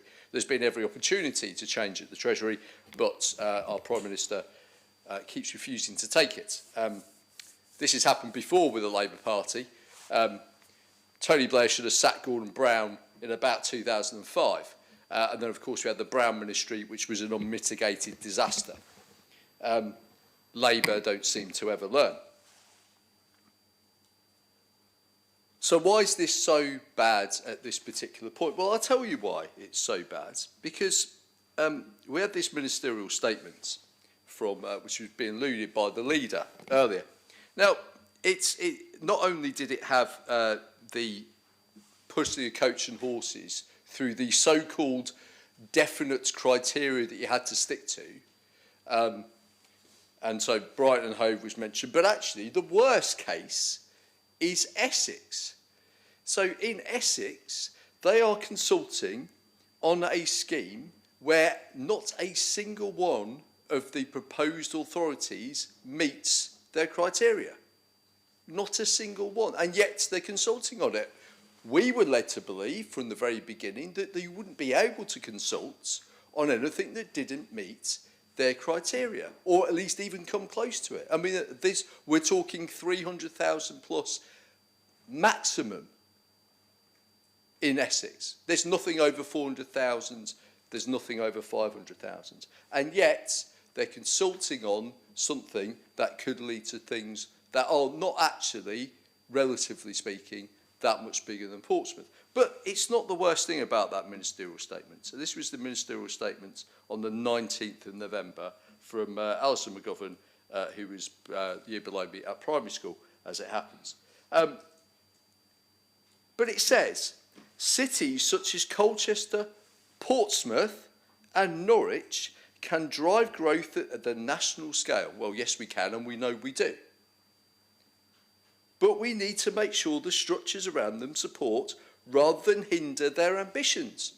Well, there's a reason for judicial review right there, because what the government wants to do is going to hinder our ambitions, because by putting us into an authority that no one wants is going to hinder the ambitions of this city and its people, because it's going to come with a day one deficit of £67 million. Just think about that. It says this is going to encourage our ambitions, whereas actually it's the complete opposite. It's outrageous. It is absolutely outrageous. And yet, they continue not to listen. So, we have a government who still doesn't appear to know what they're doing, still refuses to reply to any of our correspondence in terms of tell us what the reason is, tell us why they put that in their statements. Why did they put it there? They didn't actually need to mention Portsmouth at all. Could have mentioned Southampton. Southampton's broke. And it's not even as if it's places that aren't run by Labour, because Norwich is run by Labour. Colchester, Labour in coalition. Portsmouth is not. But it really is just this thing. And I had my decision-making meeting yesterday, and obviously Councillor Gardner and Councillor Heaney were there. And I did say about things like our carer service. Our carer service is unusual because it is a very good carer service. It is a carer service that we have invested in, and we try to do the very best we can for our unpaid carers in the city. That is the kind of thing that when you have the £67 million deficit, we'll be the first to go in terms of downgrading it. Because you have to have it, but a carer service can just be someone on the phone. That's the reality of it. That's the statutory duty. Someone on the phone. Some places do that because they're bust. We go into LGR, we're going to be bust. Now, it's almost certainly going to happen now. I just don't see any understanding from government. The interesting thing is, though, I was at the National Children's Services Conference a couple of weeks ago, and we had Stephen Kinnock, who's Health Minister. And you really do get the impression that some parts of government really, really don't like what other parts of government's doing. And this is ministers thinking what other departments are doing is stupid. And I got the very distinct impression that he was less than enamoured with all the challenges that are going on in health and social care, that this stuff is being messed around with. It's about time the government listened to even its own ministers, its own politicians locally, and actually stop doing things that are going to cause endless and long-term harm, and stop trying to destroy local democracy. So for the very last time, probably in this chamber, before they make any kind of decision, hands off Portsmouth. Thank you, Councillor Whittington. Councillor Heaney. Thank you, Lord Mayor.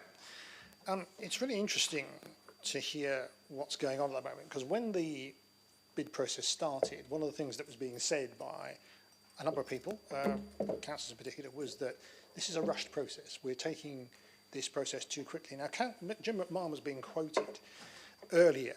I mean, he seems to be sticking by the old mantra of his time in office, which is, let's do all this really quickly. As often happens, and I know, when ministers change office, civil servants basically can't make decisions until the new minister has been consulted. And it looks a lot like, and although I haven't been involved in any of the internals, that they've looked at the process and say, local government reorganisation is really complicated, and our colleagues, our council officers have told us potentially how complicated it is, and it looks like someone within the department has actually said, yeah, this is complicated, we do need to slow this process down. So slowing the process down is the right thing to do, because local government organisation doesn't happen very often and shouldn't happen too often. So we need to make sure that we get it right. Now, even setting up the mayoral authority is potentially quite challenging, because there are quite a number of new aspects, new areas coming into this, and I've heard some of the discussion about that. And then we get the sort of political stuff, the Labour government are cancelling elections. They're postponing elections for bodies that don't yet exist. You can't vote for a mayor because it doesn't exist. The elections for the constituent local authorities within Hampshire will go ahead next year. They'll go ahead the year after. So there will be plenty of elections. What those elections will turn out in terms of elections, we'll have to wait and see. I'm not going to predict anything. But the idea that the Labour government is cancelling elections is utter nonsense. Utter nonsense. One aspect of it is for bodies that don't yet exist. You're not able to vote for that.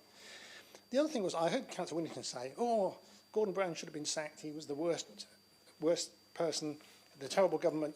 Well, I wonder why that government wasn't defeated by an opposition, and why it had to have a coalition of Liberal Democrats and Conservatives to actually run a government.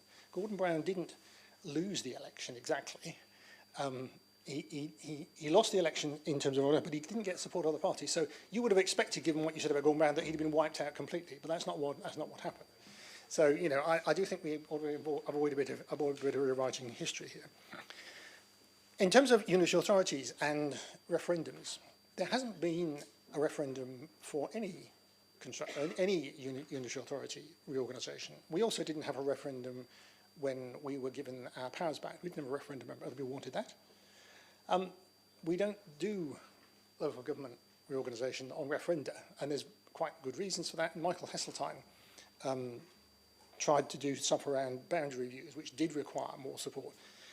And what's very clearly happening, and as I've said this before, over the last 30 years, we've been gradually moving to a system of single-tier unitary authorities. No government has said, no, we mustn't do this. No government has said, no, we've got to stop this process of going to single-tier unitary authorities because it's not good. The two-tier system, which was established in the 70s, has been criticised many times for the way it works, and many officers who worked in those authorities do say that it's not effective and single-tier unitaries really work. The question is, what size should they be and how big should they be? I have said before, and I believe this going right back to the 1990s, that I see nothing wrong in principle with having a unitary authority the size of Portsmouth, Havant, Gosport and Fareham. It makes a lot of sense in economic terms, transport, employment, social terms. And in fact, if you want to see what the case is for the unitary authority, we made it in the document that we submitted our proposal for. This is the executive summary. I'm not going to read it. There's too much there. But if you want to say what is the case for doing it, it's made in our submission. We can do the bit about we didn't sign it, and I understand all of that. But ultimately, that's the submission that was put together by the councils. I do have a concern over two things. One is, if the government are giving indications to other local authorities that they can use different criteria, that is a concern.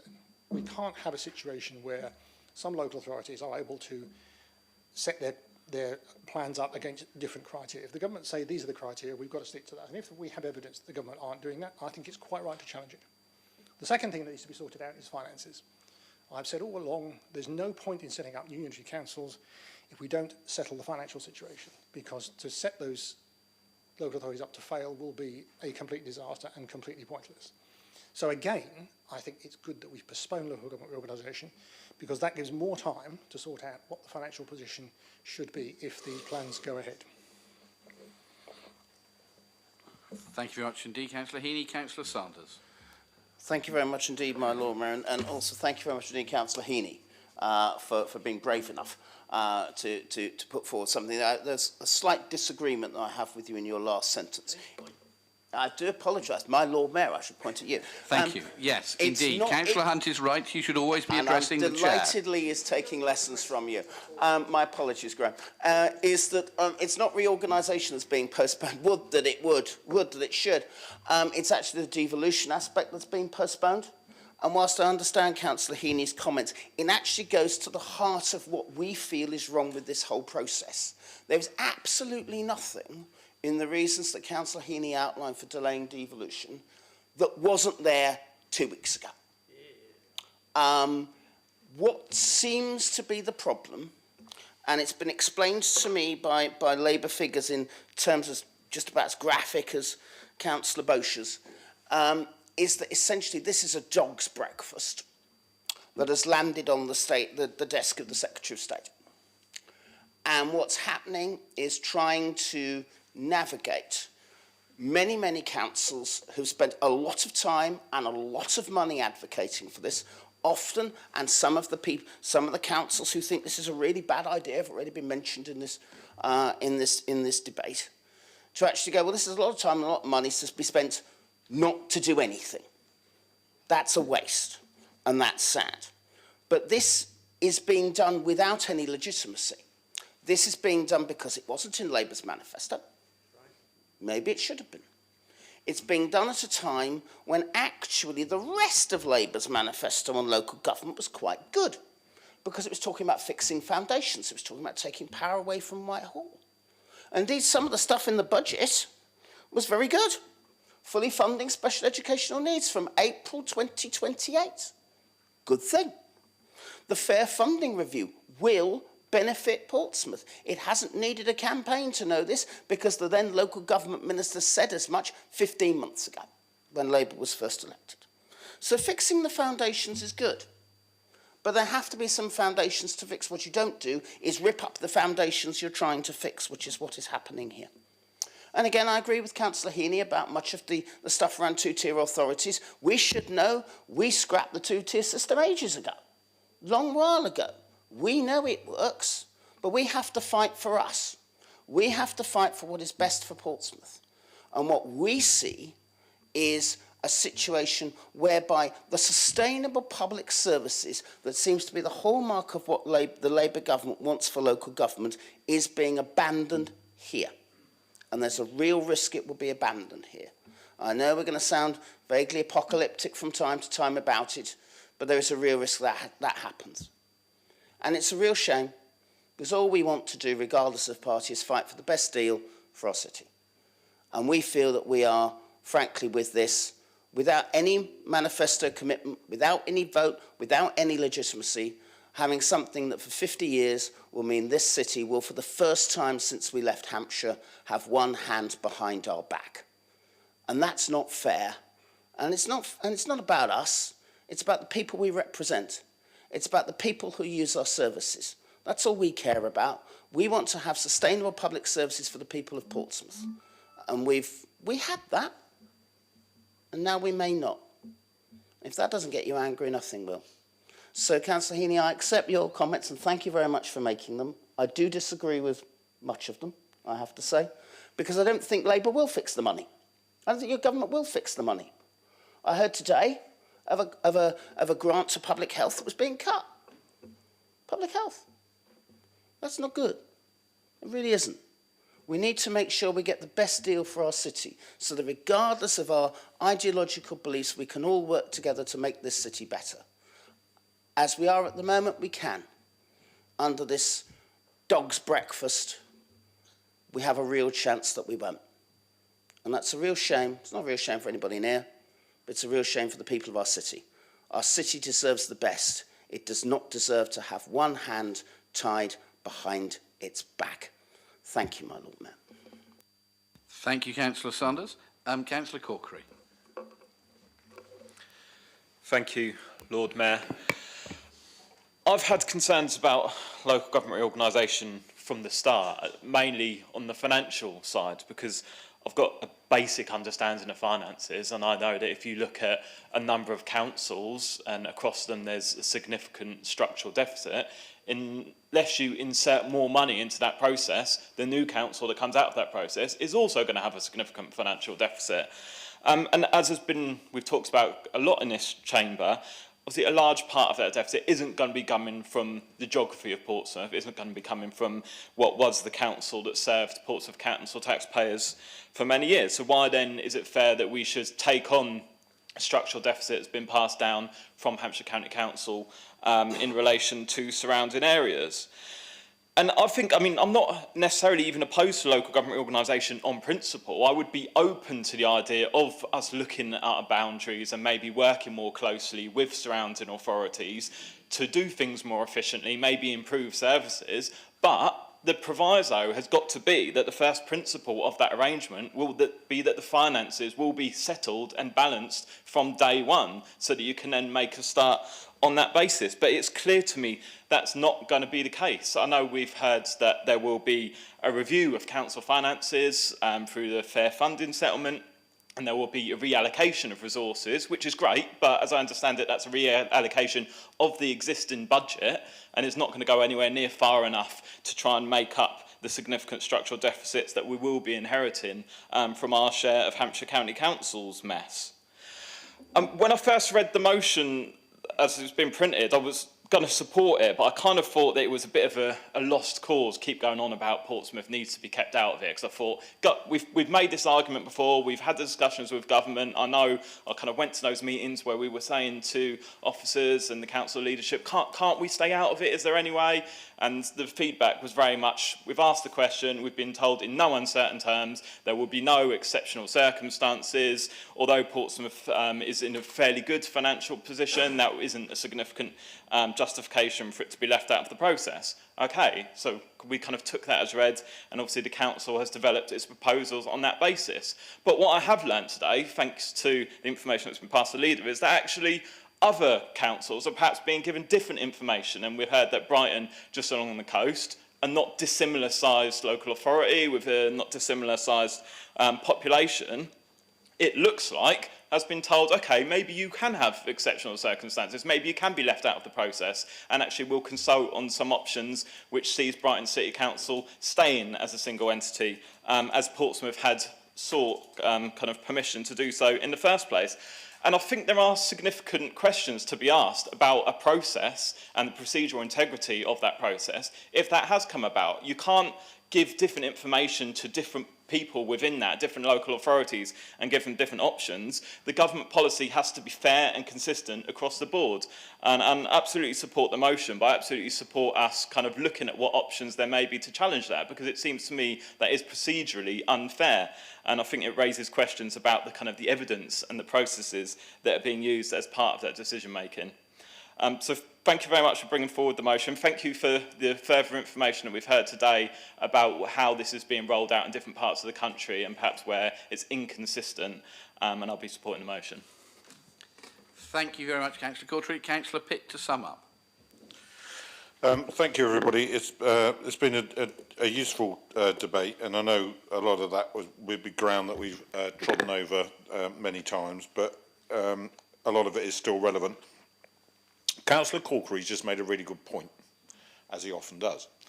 And if the government had come to us and said, we think Hampshire County Council needs to go, it's too big, and we're open to ideas about how that process might happen. I think if Portsmouth had said, well, we could deliver the upper tier services for Gosport, Fareham and Havant, as long as you fund them properly, I think Fareham, Gosport and Havant would have said yes. And they'd have kept their borough councils and we'd have delivered their upper tier services to them and retained our unitary in Portsmouth. People would have been all right with that. We'd have been all right with that, as long as there was a fair funding formula to show how that was going to work. We know we've got really, really good social services. We know our model works. We could have made that happen. Nobody asked us. Wasn't on the table. Collapsing the two-tier model in parts of the county, yes, there is a thing called a two-tier premium. What you're forgetting, Councillor Heaney, by referencing that executive summary, is the fact that, I'll point to who I like, what you're forgetting through that two-tier collapse and summary, because I'm not speaking aggressively, I'm being rational and calm, is that had an argument had to be made based on the government's criteria. They set the rules, so we had to respond to those rules. And much of the argument was about collapsing the two-tier system. So what you've inadvertently done is you've allowed me to come back to the key point, which is we never should have been part of it in the first place. That's the point. The executive summary is worded very strongly around making the best case with the dog's breakfast that we were left with. And I absolutely applaud your I think it has to be described as a noble effort to make some sense out of what everybody else thinks is what my nan used to call codswallop. Because it's absolute nonsense. And we know what the good size is for a local authority. We know what size unitary council works as long as it has good governance and it's well run. And it's about 208,000, ladies and gentlemen, which is the size of Portsmouth City Council. And it should have been left as it is. There is one key point, though, that nobody's referred to, and it might be because... Councillor Pitt, I think we have a point. No, okay, fine, carry on. No, it'll be a politics lesson for us all at the end. So point 3 at the top of the next page is actually the most important reason why this notice of motion's come today. It was, yes, it's a vehicle for an update, but we're saying that we want to be able to safeguard existing services for Portsmouth residents in the future should local government reorganisation be forced upon Portsmouth and keep full council updated. There will be a process for us to go through as we are forced into this, and there will be decisions that we have to make about how this new unitary is going to be formed, and as part of that process, how it's set up, how its governance is put in place, how its constitution is written, is the potential vehicle for us to defend those things that we all care the most about for our residents in the city. So we're looking for full council to be very clear that it wants this administration to do that, and because this is going to be a negotiation in how people come together. The government's not getting involved directly in that at this point. There will be a negotiation to be had, and we want your endorsement to get the best possible outcome that we can for our residents as part of that negotiation. Thank you. Thank you, Councillor Pitt. Councillor Heaney, you have a point of order? Just to touch on B, I think Councillor Pitt just slightly misunderstood what I said about the proposal. I have the executive summary in front of me, but in fact the proposal... I know. Well, that's great. But the point I was making was that the whole document and all the evidence around it was in support of the idea of a local authority that encompasses Fareham, Gosport, Portsmouth and Havant. And it was that case that I was saying was the case we made for that authority. That's the case that was made for the authority. So, gentlemen, thank you. Okay, ladies and gentlemen, there are no amendments. Can I see those in favour of the motion, please show. Can I see those against, please show. Can I see those abstaining, please show. Okay, thank you very much indeed. That is carried. I think, Councillor Mason, you would call that NEMCON, is that right, with nobody voting against? Thank you very much indeed. Okay, we now move on to Council Motion F, which is improving pedestrian safety on Portsdown Hill Road, proposed by Councillor Simon Bowsher and seconded by Councillor Spencer Gardner. Councillor Bowsher and Councillor Gardner, are you happy to propose and second this? Excellent. So, Councillor Bowsher, would you like to propose? Thank you very much, Lord Mayor. It's probably the first time in ages I've actually written something down. Normally it sort of comes waffling straight out of my mouth. Firstly, Lord Mayor, I'd like to express my thanks to Stacey Edmonds for her deputation and a petition that she has organised. And I would actually like to start by slightly updating my notice of motion, because the petition no longer stands at 1,120 signatories, but is significantly north of 1,200 now, as Stacey highlighted. So I'm sure Council will allow me that slight update on the figures. Perhaps I should have had at the time of publishing at that point there. But it's also interesting that not only does Stacey have north of 1,200 signatories there, but she also has the support of a significant number of teachers and head teachers in that particular area. Lord Mayor, Portsdown Hill Road crosses Drayton Farlington, Cossam and Paulsgrove wards, and it's one of the most dangerous roads in the city. Indeed, Hampshire Police have identified it as in their top 5 most dangerous roads in the whole of Hampshire. And I will correct the deputation who said Hampshire, because this is actually one of the top 5 most dangerous roads in the whole of Hampshire and the Isle of Wight, the whole region. So just let that for a moment sink in. One of the most dangerous roads in the whole of Hampshire and the Isle of Wight, and it's on our doorstep. In the last 5 years, Lord Mayor, there have been 61 accidents on this road and 4 fatalities on Portsdown Hill Road. We like to pride ourselves when we talk about pedestrian safety and child safety. I would suggest that 61 accidents and 4 fatalities is wholly wrong for a road that straddles the wards of the north of the city. Residents and local councillors have been calling for a crossing for several years. Indeed, I started that process for a crossing exactly where we're looking at when I was the Cabinet Member for Traffic and Transportation in 2017. And it got as far as site visits to see what we could actually do at that point. But however, since the change of the administration in 2018, when I was no longer the Cabinet Member, it's effectively been shelved. There isn't a safe crossing spot anywhere on Portsdown Hill Road. Now you think about that, for those that are familiar with it. You've got a racetrack along the top of the hill there that essentially goes from Bedhampton all the way along, all the way past Mick's Burger Van, and all the way down into Fareham. Not one safe crossing point in that entire stretch of road. As the deputation pointed out, there are split catchment areas here.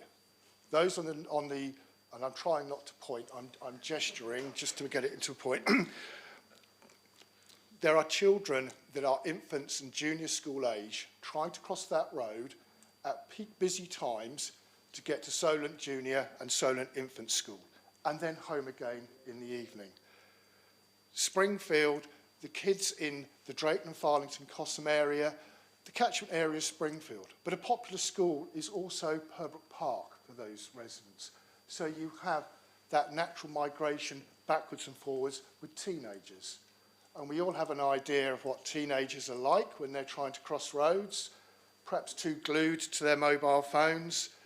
And that is the sort of time accidents happen. We also have the issues when it comes to noise pollution.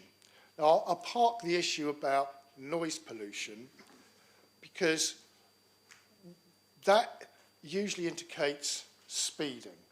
And I have to say, during the summer months, when I'm sort of sitting there perhaps enjoying my back garden, as probably thousands of residents in the local area are, and to hear motorbikes treating Portsdown Hill Road like some sort of TT racetrack, my heart sinks, not because of the dangers, but from a selfish point of view, I know that my email inbox is going to start filling up, probably as Councillor Spencer's, Councillor Hockaday's, and no doubt Cossam councillors do as well.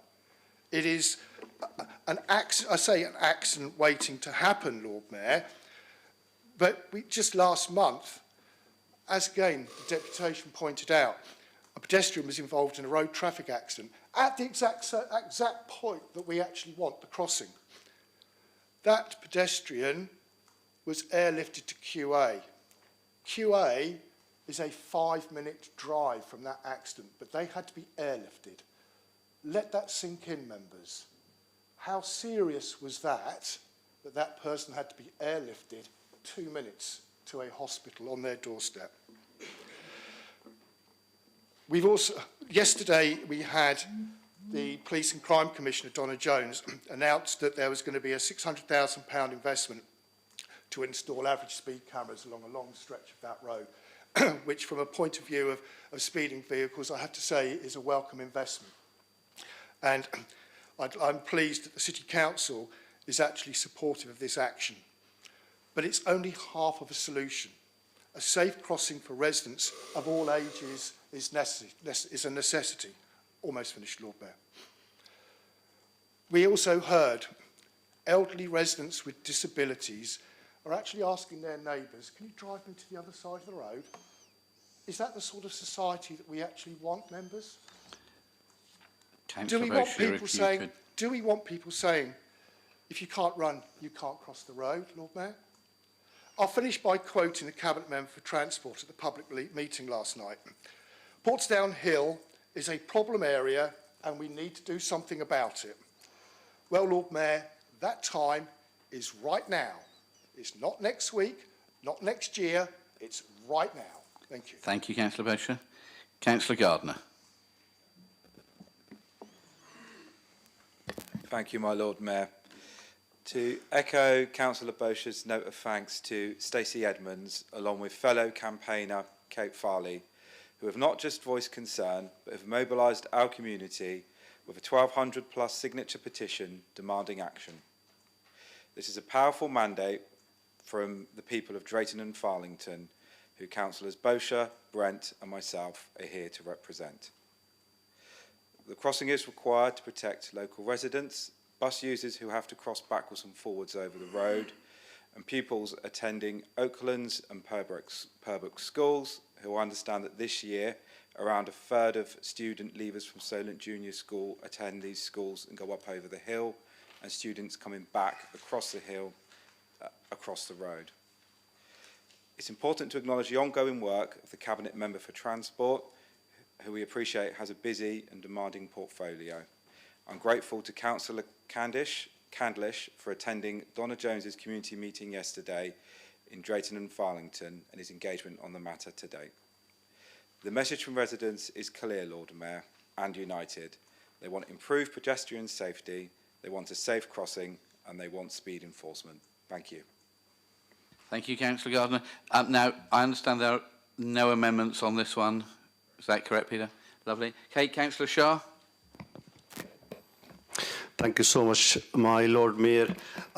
Just I wanted to say a huge thanks to Simon Bosher and my colleague Spencer Gardner as well, and especially thanks to Donna Jones, which she was last night actually in the meeting, and Peter Candlish, my colleague here in the chamber, for arranging that meeting.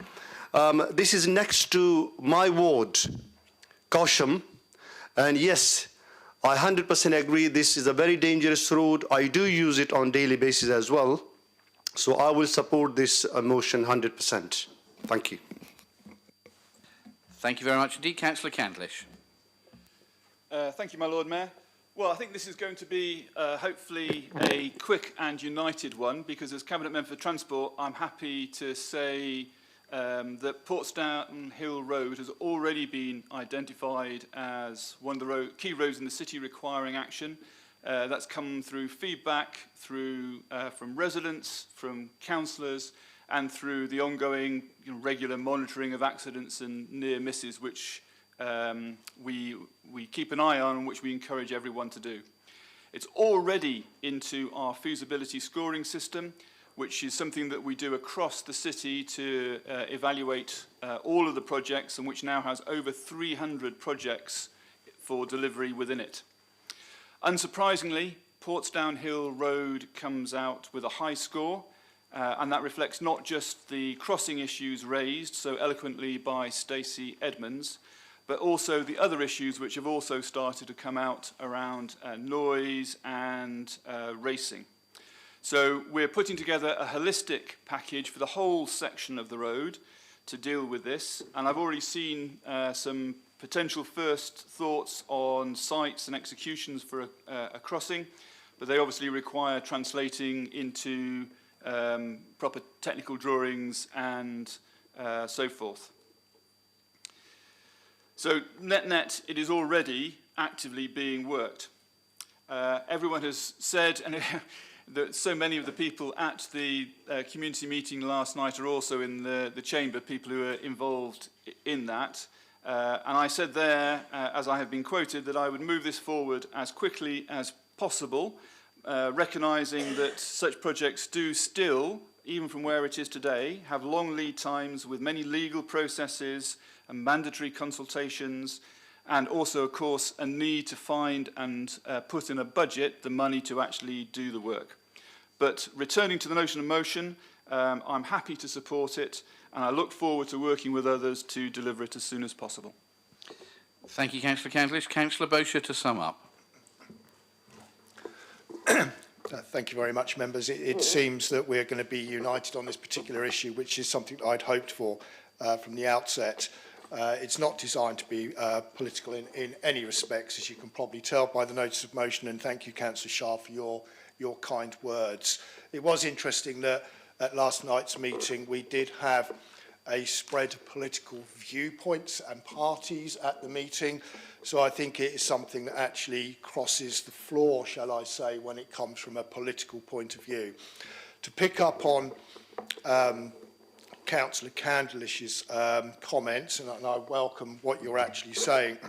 He will appreciate my slight cynicism on how long projects actually take, and we will probably touch on that in a little bit of time on another particular issue. But can I ask that if we are already into the feasibility sign and we're looking at sites and that you actively involve the local ward councillors in that process, and let's try and adopt for once, shall we say, a can-do attitude rather than let's bury it in the bureaucracy. Having had, as I pointed out, a near fatality only a month ago, somebody who is probably, well, highly likely not to be home for Christmas this year, that we do our utmost to make sure that we do not have any more bereaved families or absent family members going forward. So the sooner the better, please, Councillor Candlish, and I hope that every member of the council will actually support our notice of motion. Thank you. Thank you, Councillor Bosher. There are no amendments to this, so it's straight vote. So can I see those in favour, please show. I think that's everybody, but just check. Can I see, so put your hands down if you're just fine. Any against? Any abstentions? No? Okay, that's unanimous. Thank you very much indeed. Okay, motion G, investing in early years, expanding free breakfast clubs and childcare for working families in Portsmouth, proposed by Councillor George Fielding and seconded by Councillor Charlotte Gerardo.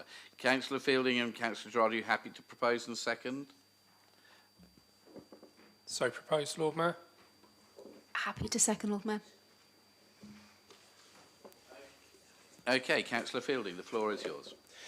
Thank you, Lord Mayor. I'm proud to bring this motion forward today because it speaks to something fundamental, that every child in Portsmouth deserves a fair start in life and every parent deserves the chance to work, build security and provide for their family without being held back by the sheer cost of childcare.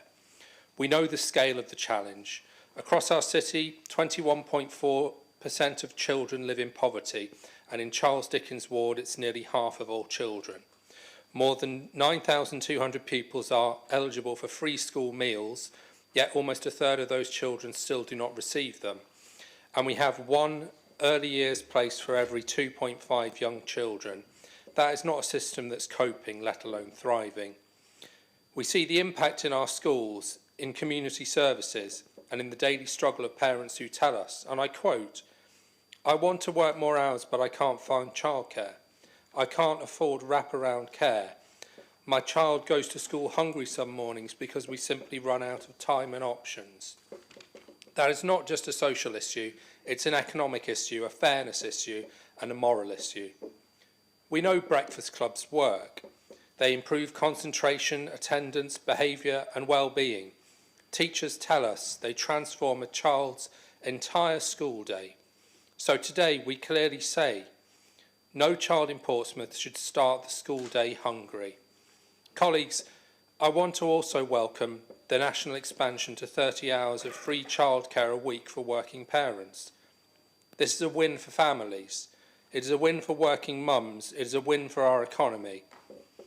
Labour councillors and MPs in Portsmouth have long argued that childcare should be treated as an essential public infrastructure, just like schools or transport.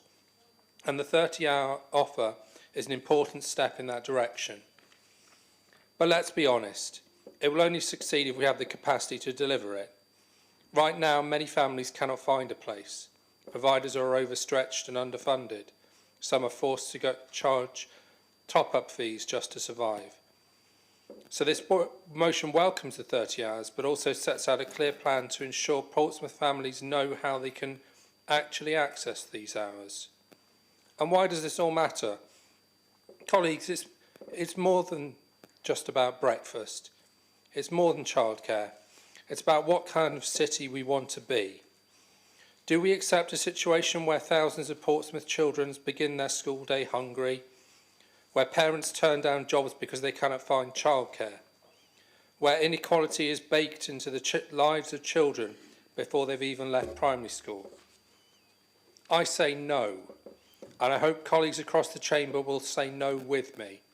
This motion is practical. It works with partners and providers, not against them. And above all, it's rooted in Labour values, that no child is left behind, that families deserve support, and that opportunity should be for everyone, not just those who can afford it. Colleagues, today we can choose to take real concrete steps to improve the lives of children and working families in our city.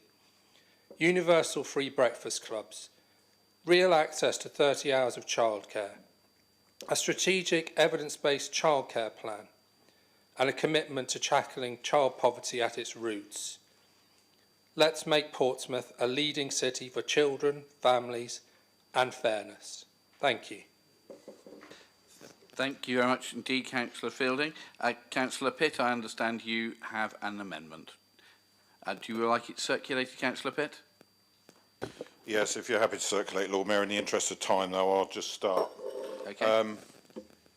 It needs to be seconded. Yeah. Councillor Horton, I understand from the paperwork you're seconding this. Happy to second, Lord Mayor. Thank you.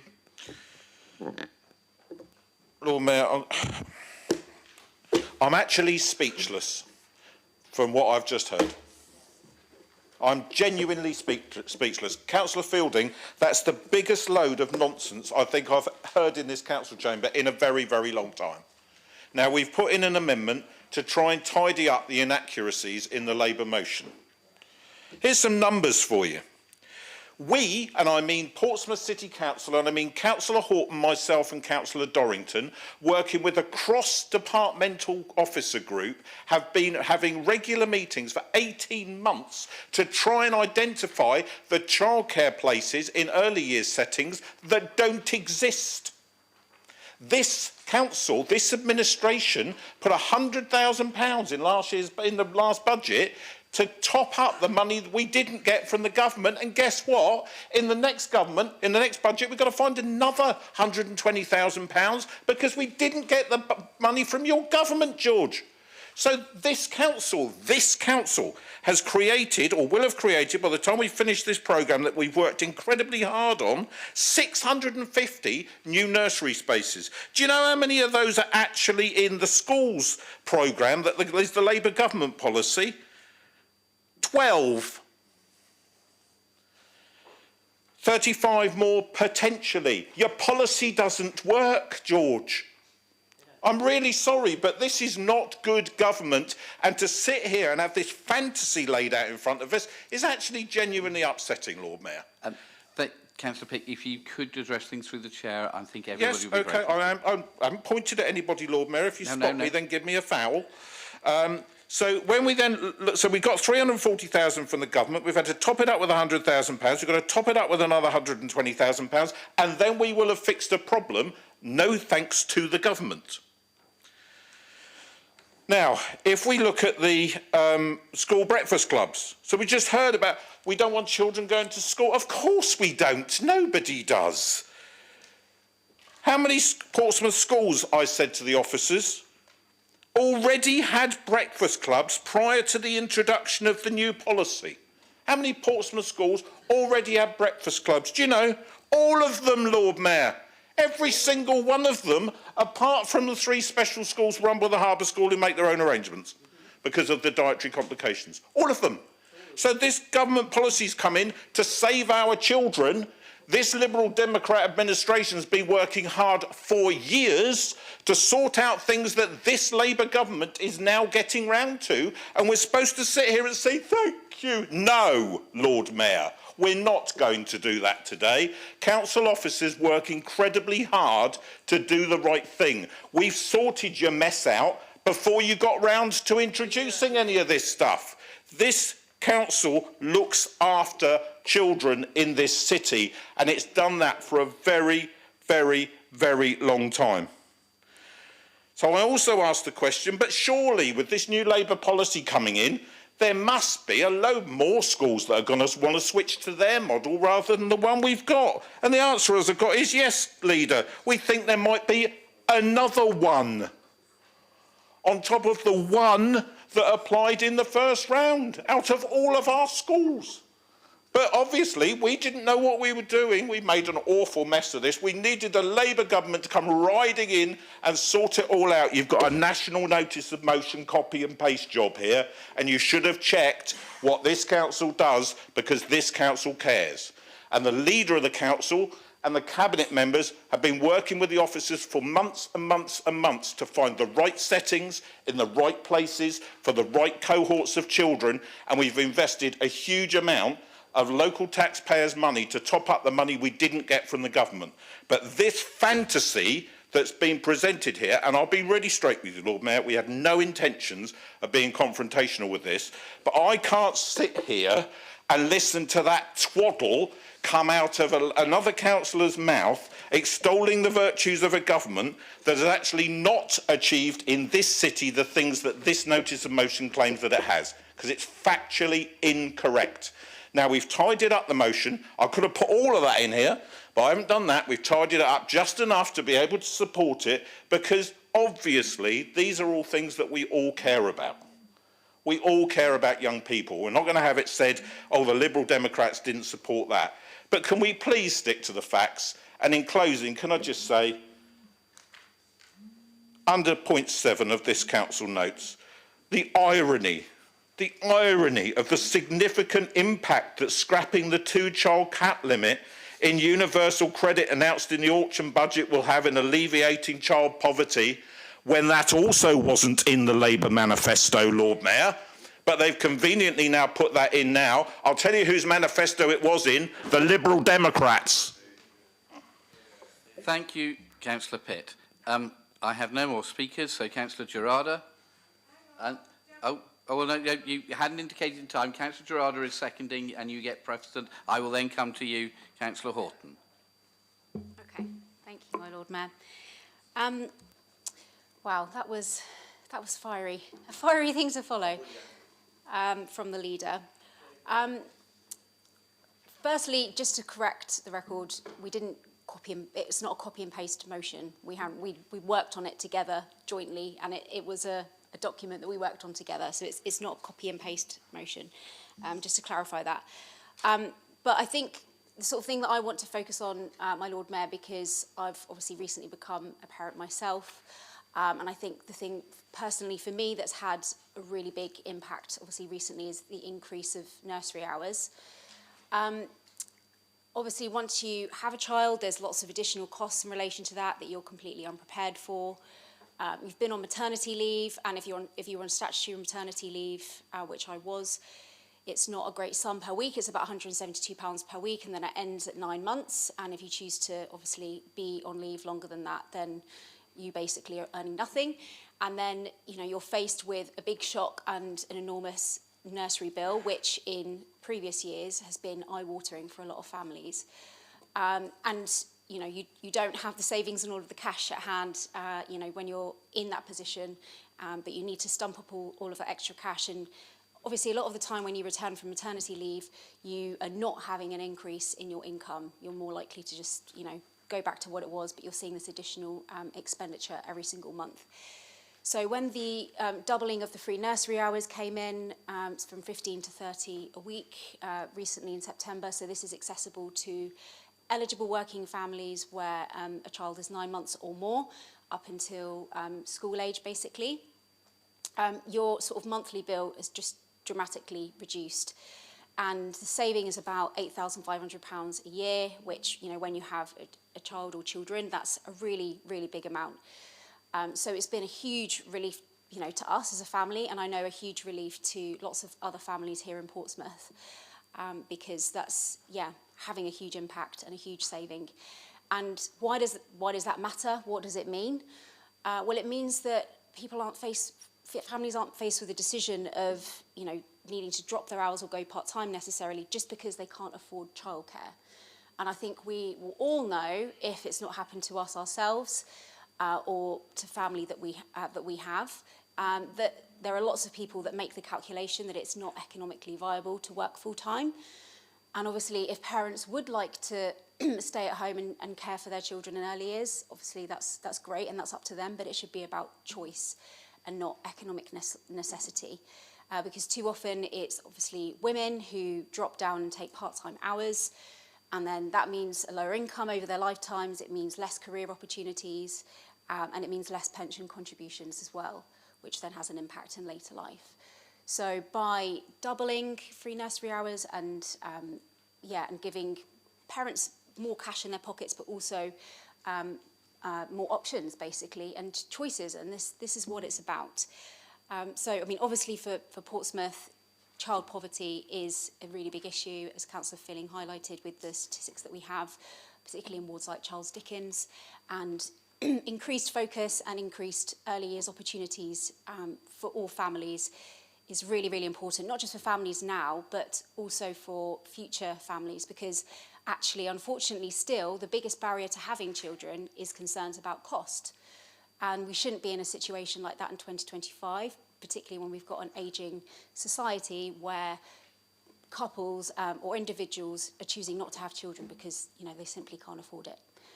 So in particular, I'm really, really proud and really personally relieved in relation to the free nursery hours, and it would just be really good to promote it more, because one thing that cropped up in Employment Committee a couple of weeks ago, we were discussing obviously the sort of annual workforce review and looking at those who are working part-time, which obviously the lion's share is women, and obviously there's a lion's share of women workers in the council, full stop. But it became apparent that actually the doubling of nursery hours hadn't really been promoted internally to council staff.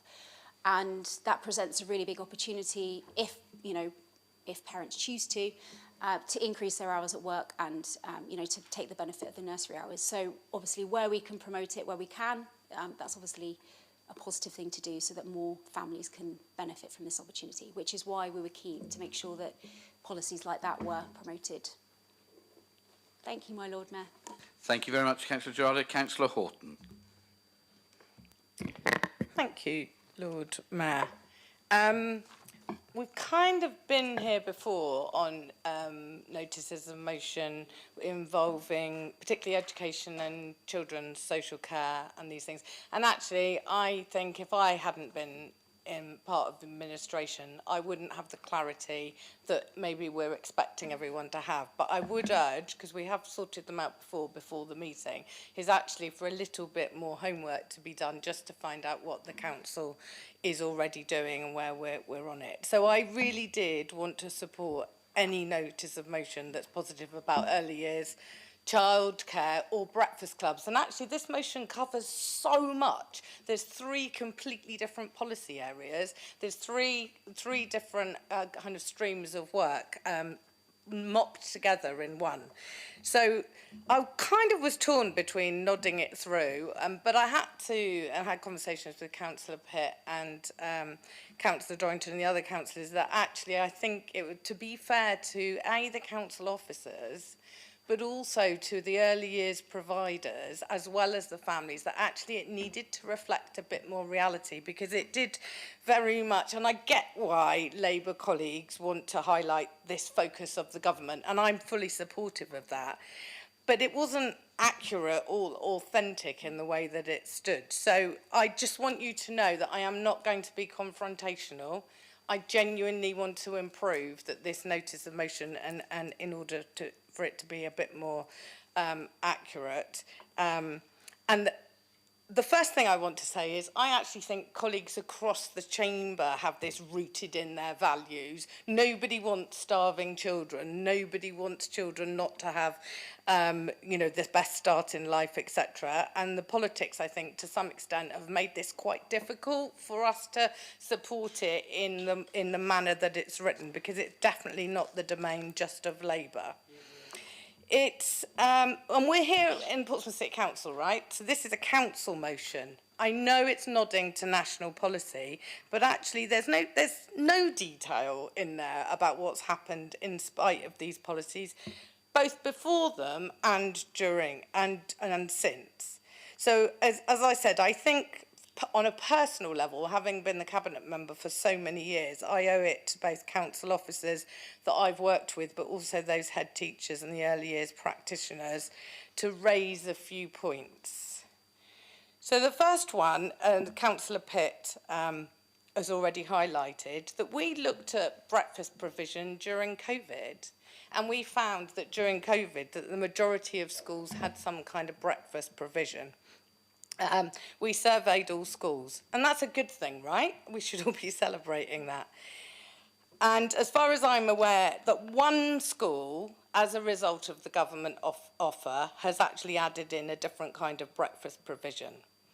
So there's another important point here, is the mechanism for applying for a lot of these things is actually bypasses the local authority. I don't know whether anyone has actually noticed this, but we have a very fragmented educational landscape. We have academisation, and in actual fact, a lot of these things are a direct route from schools or academies to the DFE, where local authorities are actually not part of that application process.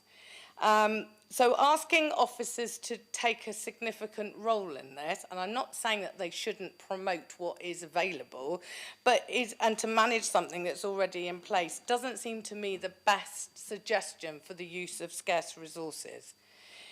Councillor Pitt's also highlighted the resourcing of the extra subsidised places, and they are not free nursery places, they are subsidised. All this stuff has to be paid for, but it wasn't sufficient, and the council has invested all of that money that Councillor Pitt has, and hundreds of hours, to the point where we would genuinely be sitting there with a map of the city, looking at every available potential space at the bottom of a block of flats, or in a community centre, or in a pub, or whatever. We sat there for hours and hours and hours with the most amazing early years team to try and do this in an encyclopedic and detailed level because it's statutory. Because that's the important thing. This is not an opt-in thing. This is not a nice to have. This is not going upstream and all the stuff we've been talking about. So in actual fact, it has been a labour of love and it still is not resourced properly. So just another couple of points. The poverty strategy, I know it's mentioned it's a child poverty strategy. Please leave it as a holistic strategy. Portsmouth does integration well. Holistic approaches are frequently highlighted as a strength of our One Council approach. And Ofsted have highlighted the family safeguarding work that we've done. And in actual fact, I think it's really important that those things stay close together. And the final point that I want, we have a lot of mechanisms already in the Health and Wellbeing Board. I'm going to champion it again, but it works. It's a really good umbrella organisation where all of these complex issues can be flushed out. This is not a thing for scrutiny. It's not a thing for scrutiny. I think that's misunderstood. However, if one of these particular issues were to be chosen by a scrutiny panel, I think it could be a really interesting piece of work. So I hope, just briefly, I hope my Labour colleagues can understand. I'm just going to finish, Joe. One sentence. As why I wrestled with whether to support the motion, and I really hope that you take my comments in the spirit that they're made, which is actually being fair to the people who are already doing this work, and it's not to undermine the importance of this particular area. Thank you, Councillor Horton. Councillor Dorrington. Thank you, Lord Mayor. As the Cabinet member, I feel that I should speak on this, even if it's only briefly. First, I'd like to say thank you to Susie for being very rational around the things she said, and I will try and direct everything towards yourself, Lord Mayor, so that there's no confusion about which way I'm talking. What a lazy motion. I mean, really, we spend, like Mr. Pitt said, we spend hours and hours, meeting after meeting, trying to look for nursery provisions. We're trying to look for nursery provisions because they've been summoned up by your mates up at Whitehall, but they've been underfunded. So now this council is having to fund the provisions that all your friends up there want to put on a flyer, want to put on a poster. The school breakfast clubs, we're already doing it. If you had questions like this, you only had to come and ask. Just put it down in a motion to try and kind of make it look like we're not doing everything that you've written down there, we're already doing and more. It's a simple question. If anyone wants to ask, my number is on the internet. Just give me a quick call and we'll run you through everything. You don't have to put it in motions, there's some on some martyr that we're doing something wrong. We're doing everything that we possibly can to negate a situation which Labour created. If you want us to do more, then please fund it. Thank you, Lord Mayor. Thank you. Councillor Fielding to sum up. Thank you, Lord Mayor, and thank you for everyone who's contributed to the debate. I will be subsuming the amendment on the basis that I acknowledge that the motion did not properly reflect what the council is already doing. I do not acknowledge that it's a lazy motion. I feel the best intentions were behind it. It's not a motion that is in any way... Can we have less chatter around and let's listen to Councillor Fielding? It's not a motion that's a boilerplate motion issued from on high. We don't work like that within the Labour group and never will do in the future as far as I'm concerned. But thank you for the debate. I take on board the leaders' comments and I can understand the frustration where that came from. Thank you. But yeah, hopefully with the subsumed amendment, the councillors in the meeting will be considerable to support the motion. Thank you. Okay, colleagues, the amendment's been subsumed. Therefore, we have one proposal in front of us. Can I see all those in favour, please show. Thank you. I think, again, that is unanimous. Just to check, any against? Any abstentions? No. Okay, thank you. I think then a plea from me. In theory, these meetings are meant to be the Lord Mayor's meetings, but that is theory only, and the Lord Mayor never gets to see notices of motion or anything like that before they're published on the order paper. So that's no ability to influence. If people could try to check to make sure that things are accurate, I think it would be in everybody's best interest where we can debate things that are accurate, then we can have the real debate about that, not about whether things are accurate and not accurate. And I hope that's not being political, but I think if people could work together, I think everybody would be pleased. Okay, ladies and gentlemen, I'm sorry, I am booked to go to Carol Service, and it's with an organisation that we've given the freedom of the city to, and it feels to me rude to ignore them, and therefore I'm going to disappear in a minute. We've only got questions left. We have to decide, I think it is Standing Order 31I or 1, 13.1, sorry, 31, being dyslexic. Thank you very much, Councillor Brown. Who should chair the meeting? Because Councillor Kadir has also had to go. There is, my understanding is precedent has been given that we normally call on the services of a former Lord Mayor, of which there is only one, I think, within the room. I would have asked Councillor Coles, but he's gone. So the only one I could see in the room is Councillor Hugh Mason, unless anybody else can identify another former Lord Mayor.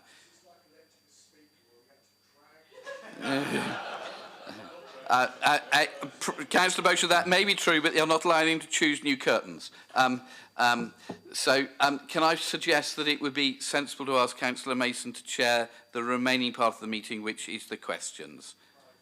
So, proposed by Councillor Mason, seconded by Councillor Pitt. Is there another suggestion? No? No. Can I see those in favour, please show? Thank you. Ladies and gentlemen, those against? He's abstained. Okay.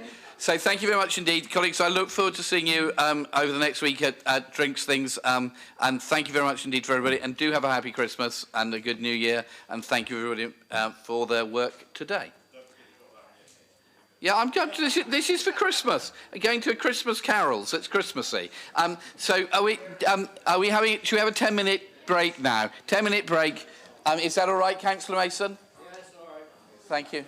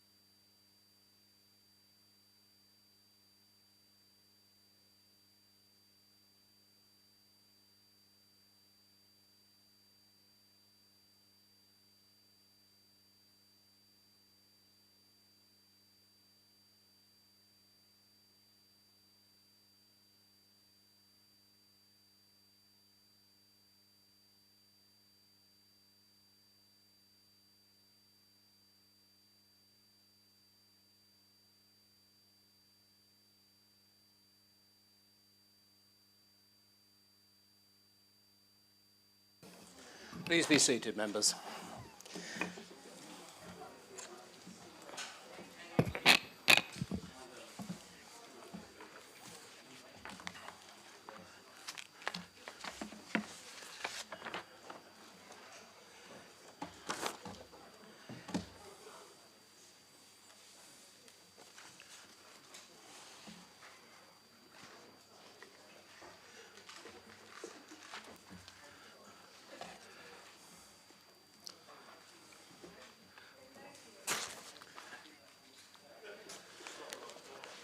Members,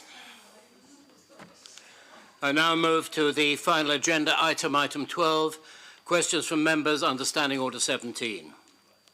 Members, there are 5 questions under Standing Order 17 that have been previously circulated to you. As you know, there is a total of 45 minutes allocated within standing orders to deal with the questions. Can I remind everyone that the member asking the original question may ask up to 2 supplementary questions that must arise directly out of the original question. Any other member is limited to 1 supplementary question that must arise directly out of the original question or the replies. Question number 1, Councillor Simon Bosher. Thank you, Lord Mayor. Question number 1, standing in my name. I might remind you I am no longer the Lord Mayor, not for a couple of years. Former Lord Mayor.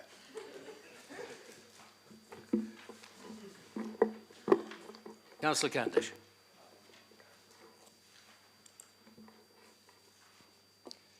Thank you, the new chair of this meeting. I shall speak to the new chair of the meeting. So I would disagree that little progress has been made on this project. In fact, a lot of work has been done. And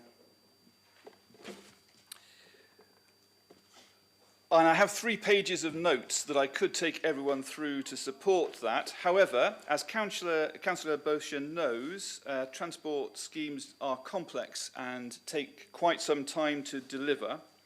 So if I get to the end of the story, which is that final designs on the project are expected very soon and will be shared with ward councillors, there will then need to be a statutory consultation in the spring, but subject to the consultation outcomes and traffic regulation order approvals that we have to do, construction will be expected to start later in the year and be completed by the end of 2026.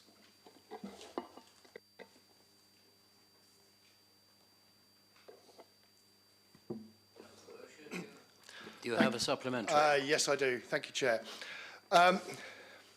Councillor Candlish, I chased the transport lead on this issue on the 16th of August 2025 and never received a reply.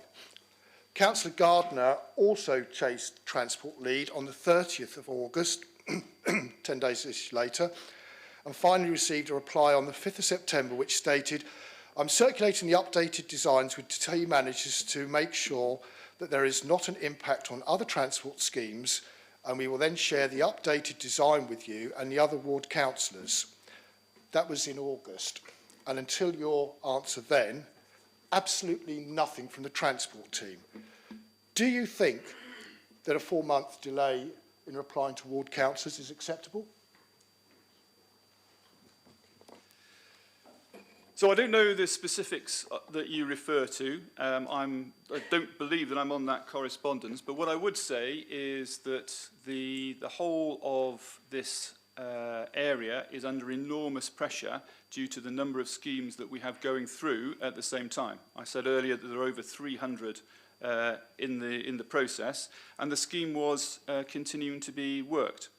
I also know that, and again, I don't want us to get sidetracked back into it, but preparations for both devolution and LGR are taking out resources from the existing team which haven't been able to be replaced or supplemented with new resources. So we have had to step down some of the work that we would normally be doing. So that does extend timelines.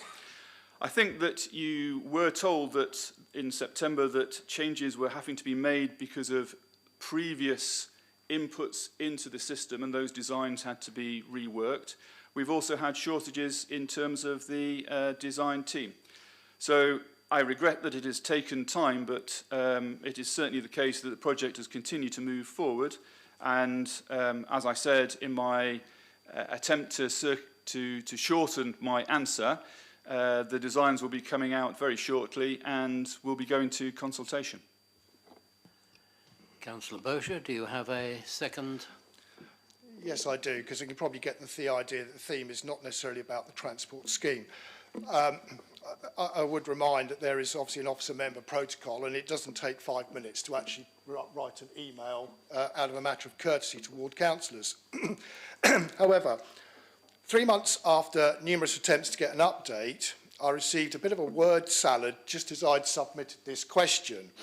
And it said, we've been supporting National Highways in planning a cycle diversion route in anticipation of a temporary closure of the Langston Coastal Path, which has added further constraints to our timeline.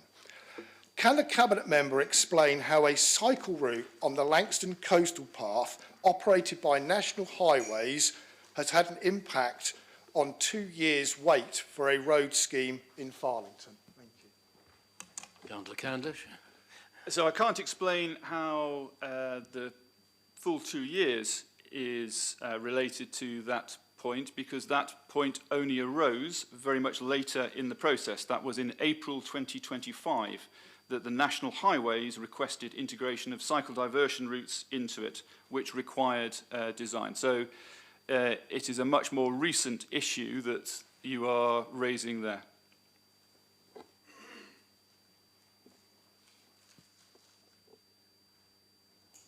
Right, I see no other members indicating they wish to question. So we come to question 2 from Councillor Shah, to be answered by Councillor Ashmore.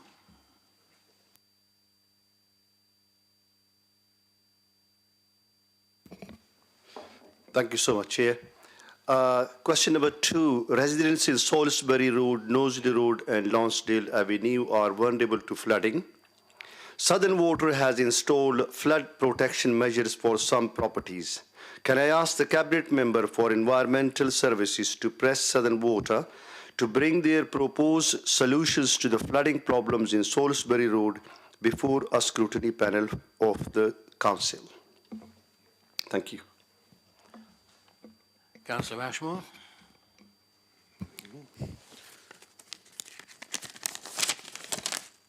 Yes.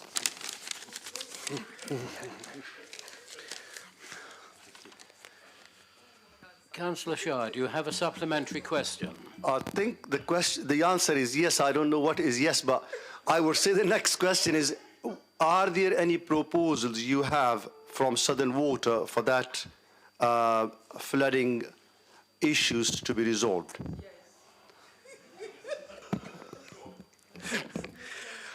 I'll say yes, but I'll give you a courtesy of that. They have been doing things in the area there, and according to the information I have here, there's been no flooding events there since 2022. And Southern Water have been asked about their further plans. Once we get a reply from them, we can let you know.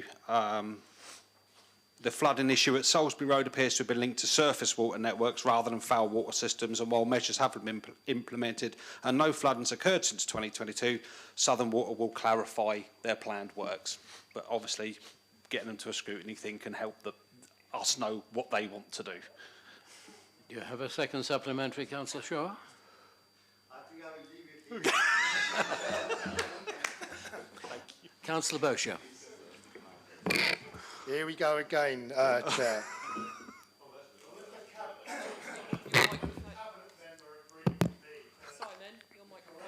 Hang on. Yeah, I did press it on. I've obviously got a Judith problem. Would the Cabinet member agree with me that the correct process is for Councillor Shah, who is a member of the Tax Scrutiny Committee, to bring this to the Chairman, his erstwhile colleague, and put it on their work programme, as cabinet members do not have the authority to put something onto a scrutiny panel's work stream. Councillor Ashmore. Yes. Councillor Sanders. Thank you very much indeed, Mr. Chairman. Would the cabinet member agree with me that actually a better way of doing it, rather than a scrutiny panel, for which very few people usually turn up sadly, is to actually get Southern Water to host a series of public meetings across our area, so that residents can actually talk to them about the issues that matter, and so that if any of the cock-ups that we know will happen, I'm tempted to say the Eastern Road, but I won't go there yet, can actually be discussed properly and with as many residents as possible. Yes.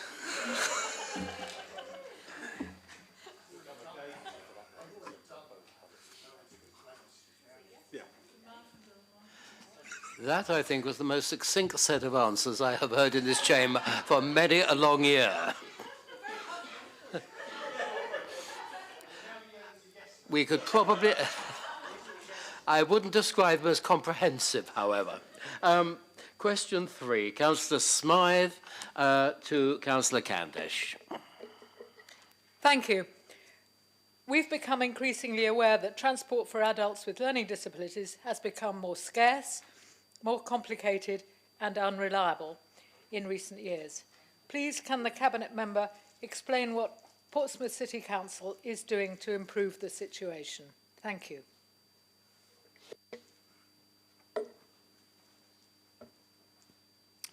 So, Chair, firstly, this is a very wide-ranging question, and it would probably help if there was if it was narrowed down a little bit. And I also would like a little bit more colour on the we in the question. Is this a royal we or what?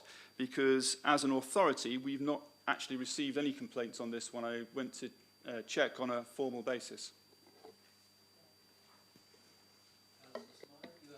Councillor Smythe, you have a supplementary? Okay, the supplementary is, is there any future for dial-a-ride in our city? And if so, could it be made into a service that was useful and reliable here as well as other places? I'm tempted to follow Councillor Ashmore's approach and say no. It was no to the second part, but maybe I'm more prolix than he is, but I will try to answer the question. So I think dial-a-ride is not on the agenda for coming back. There is a real issue about some of the things which dial-a-ride sought to address, and we are looking at ways to tackle that. This council will know that we actually allocated money hoping to find a way of improving the accessibility to taxis for people in wheelchairs, and found it very hard to do. We could not find a commercial case. We were willing to bluntly give taxis to the trade, and they still weren't interested in doing it. So we don't have a good answer to that question yet. We are still looking, and up in Paulsgrove, we are piloting Pompey Link, which is a demand-responsive transport format, which is basically a minibus which is accessible to people with disabilities and whose drivers are specifically trained to be sympathetic and knowledgeable about how to help such people. But it is actually much wider than that because it's open to anyone who wants to book the service. So we have got people who are using it to go to work in Port Solent, for example, or to go to Cosham Interchange or to go to QA. So that is a promising line of development which we are hoping to make into a success and then find the money to be able to expand. I think it's also, going back to your original question, I think it's worth talking about some of the other adjustments that we're making in the wider transport service that are helpful to people. So we've moved away a little bit from people specifically with learning disabilities to a more broader question about people with disabilities. So we make sure that accessibility for everyone is absolutely built into the work that we do. And I hope that people are starting to see, for example, on the improvements to the bus network, the bus services, the bus infrastructure that is being made that reflects that. So that's from, what seem like small things, like where signs are put and how they are located within a bus shelter. If they're in the same place in all of the bus shelters, it's easier for people to know where they're going to be. We are trying to make signs so they are visible for people from all angles and all kind of sizes. We're trying to make it so that it's easier to go from the pavement into the bus and back out again. And we're working with the bus operators in an enhanced partnership which makes sure that they are thinking about those things even though they also have it on their agenda. And it's that kind of approach that underpinned the awards that Portsmouth won recently for increasing the number of people who are using buses in general, but also specific groups within the city who have historically had trouble getting to use the bus service. We've also run demo days where we've actually made a bus available and shown people how to use it, because if you don't use the bus, you might feel apprehensive about doing it. We've put videos out there, basically a whole host of measures to try to encourage and make accessible our transport network. And I could go on and say that we do that in other places and give more examples, but I hope you take away the impression that we are doing everything we can to make the whole city available to everyone so that travel is easy for everyone in the city, not just the young, the fit and the able. Thank you. Do you have a second question, second supplementary, Councillor Smythe? Thank you. The we you referred to was actually our group. We've had some communications recently from people with particularly learning disabilities and their carers. But I wanted to avoid the situation where I wasn't being inclusive and hadn't understood some of the good things you're doing. And I didn't want to include buses because I do know that you're making improvements. Nevertheless, would you be prepared to hold a consultation with a group of people who are caring for people, specifically adults with learning difficulties, to discuss the current challenges there are? You've acknowledged them in the taxi service. I believe some buses are used, but there really is a crisis for reliability and timing with almost all the other solutions on offer. Would you be prepared to have an open meeting with some of these people? And those of us having those conversations, will help to facilitate that. I'm always happy to meet with people. I've met with groups already. If there is another group out there who would like to meet with me, I'm happy to arrange a time to do that. It is really good to hear from people and hear directly the problems that they face, because however much we might want to think that we think about the problems they face, there is no better source of getting information about the problems that real people face than talking to the people who are actually facing them. So yes, I'd be happy to do that. Councillor Corkery. Thank you. Just while we're on the topic of accessibility and local bus services, I've had feedback from a number of residents about the bus stop in the city centre that was prematurely demolished by, I think, a local stagecoach driver. Obviously, it hasn't yet been replaced, and some of the people have fed back to me that it's an accessibility issue in terms of them being able to access those services. I just wondered if there's an update. Appreciate I haven't asked in advance about this specific issue, so if you need to send that separately, that's fine, but if you know off the top of your head, that would be appreciated. Councillor Candlish. The specific, what I do know is that we're actually changing so many bus shelters in the city that we're actually pushing the supply chain of bus shelters into the city. Now, because that location is a high volume kind of place, we will definitely be making it a priority, but I don't know the absolute status of it, but I'm happy to make a note and I'll come back to you next couple of days. Councillor Pitt. Thank you, Chair. Would the Cabinet member agree with me that...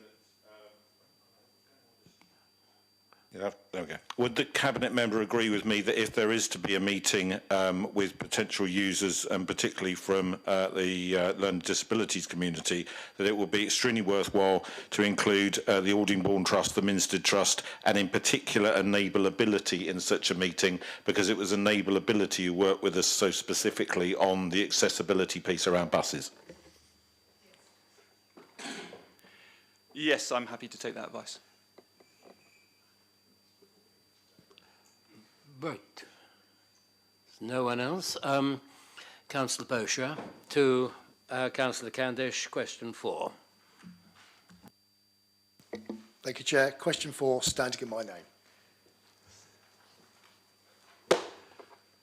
Okay, I'm catching up on my my emails and follow-ups.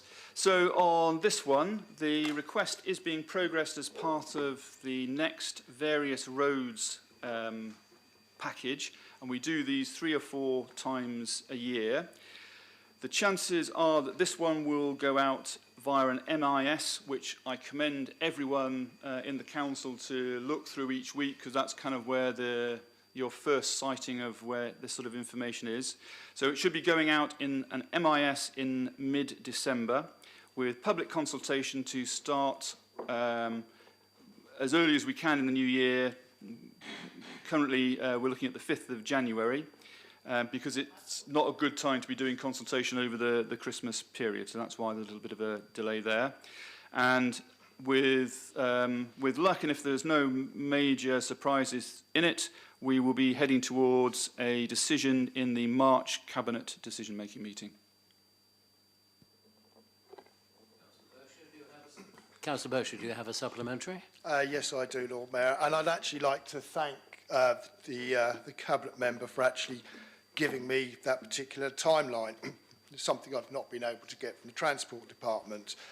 There is a theme here, and it probably goes back to my summing up of the Portsdown Hill Road. Can the Cabinet member then explain why, when I chased this in early October, having heard nothing from the Transport Directorate for over 2 months, that I didn't receive a response until I tabled this question for full council at the end of November? I'd give the same answer as I gave earlier. I can't respond to any specifics like that in the meeting. We try to answer questions as quickly as we can. There is a huge volume, a real spike of stuff that is going through the transport section at the moment. If you look at the number of capital projects that we have, people are always complaining to me about the number of roadworks and schemes that are underway. The flip side of that is, behind the scenes, there's an awful lot of paperwork that needs to be moved to sort that out. And on TROs, something which was often less than 100 in a year, we're doing over 300 for the EV charge point scheme. So there is a huge volume of stuff moving through the system. If you haven't got an answer as quickly as you would wish, I think if you, and I appreciate you may have followed something up by email, feel free to involve me in that, or to give a call to someone directly, and we will try to get the information as quickly as we can. Thank you. Councillor Pitt. Sorry. Sorry, my apologies, Councillor Bosher. It's not me, it's him. Would the Cabinet member agree with me that as members we are entitled to information in a timely manner, and we should not be in a situation where we're having to table questions like this to the Cabinet member at full council in order to elicit answers when we should be getting this information up front? I shouldn't have to, Chair, be waiting 2 or 3 months for a simple email reply. Councillor Candish? I'm happy to agree with that, and we will do everything we can to expedite that if that is not happening.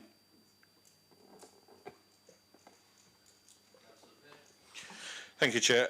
We seem to have spent an awful lot of time talking about processy things today, and I'd just like to clear something up here.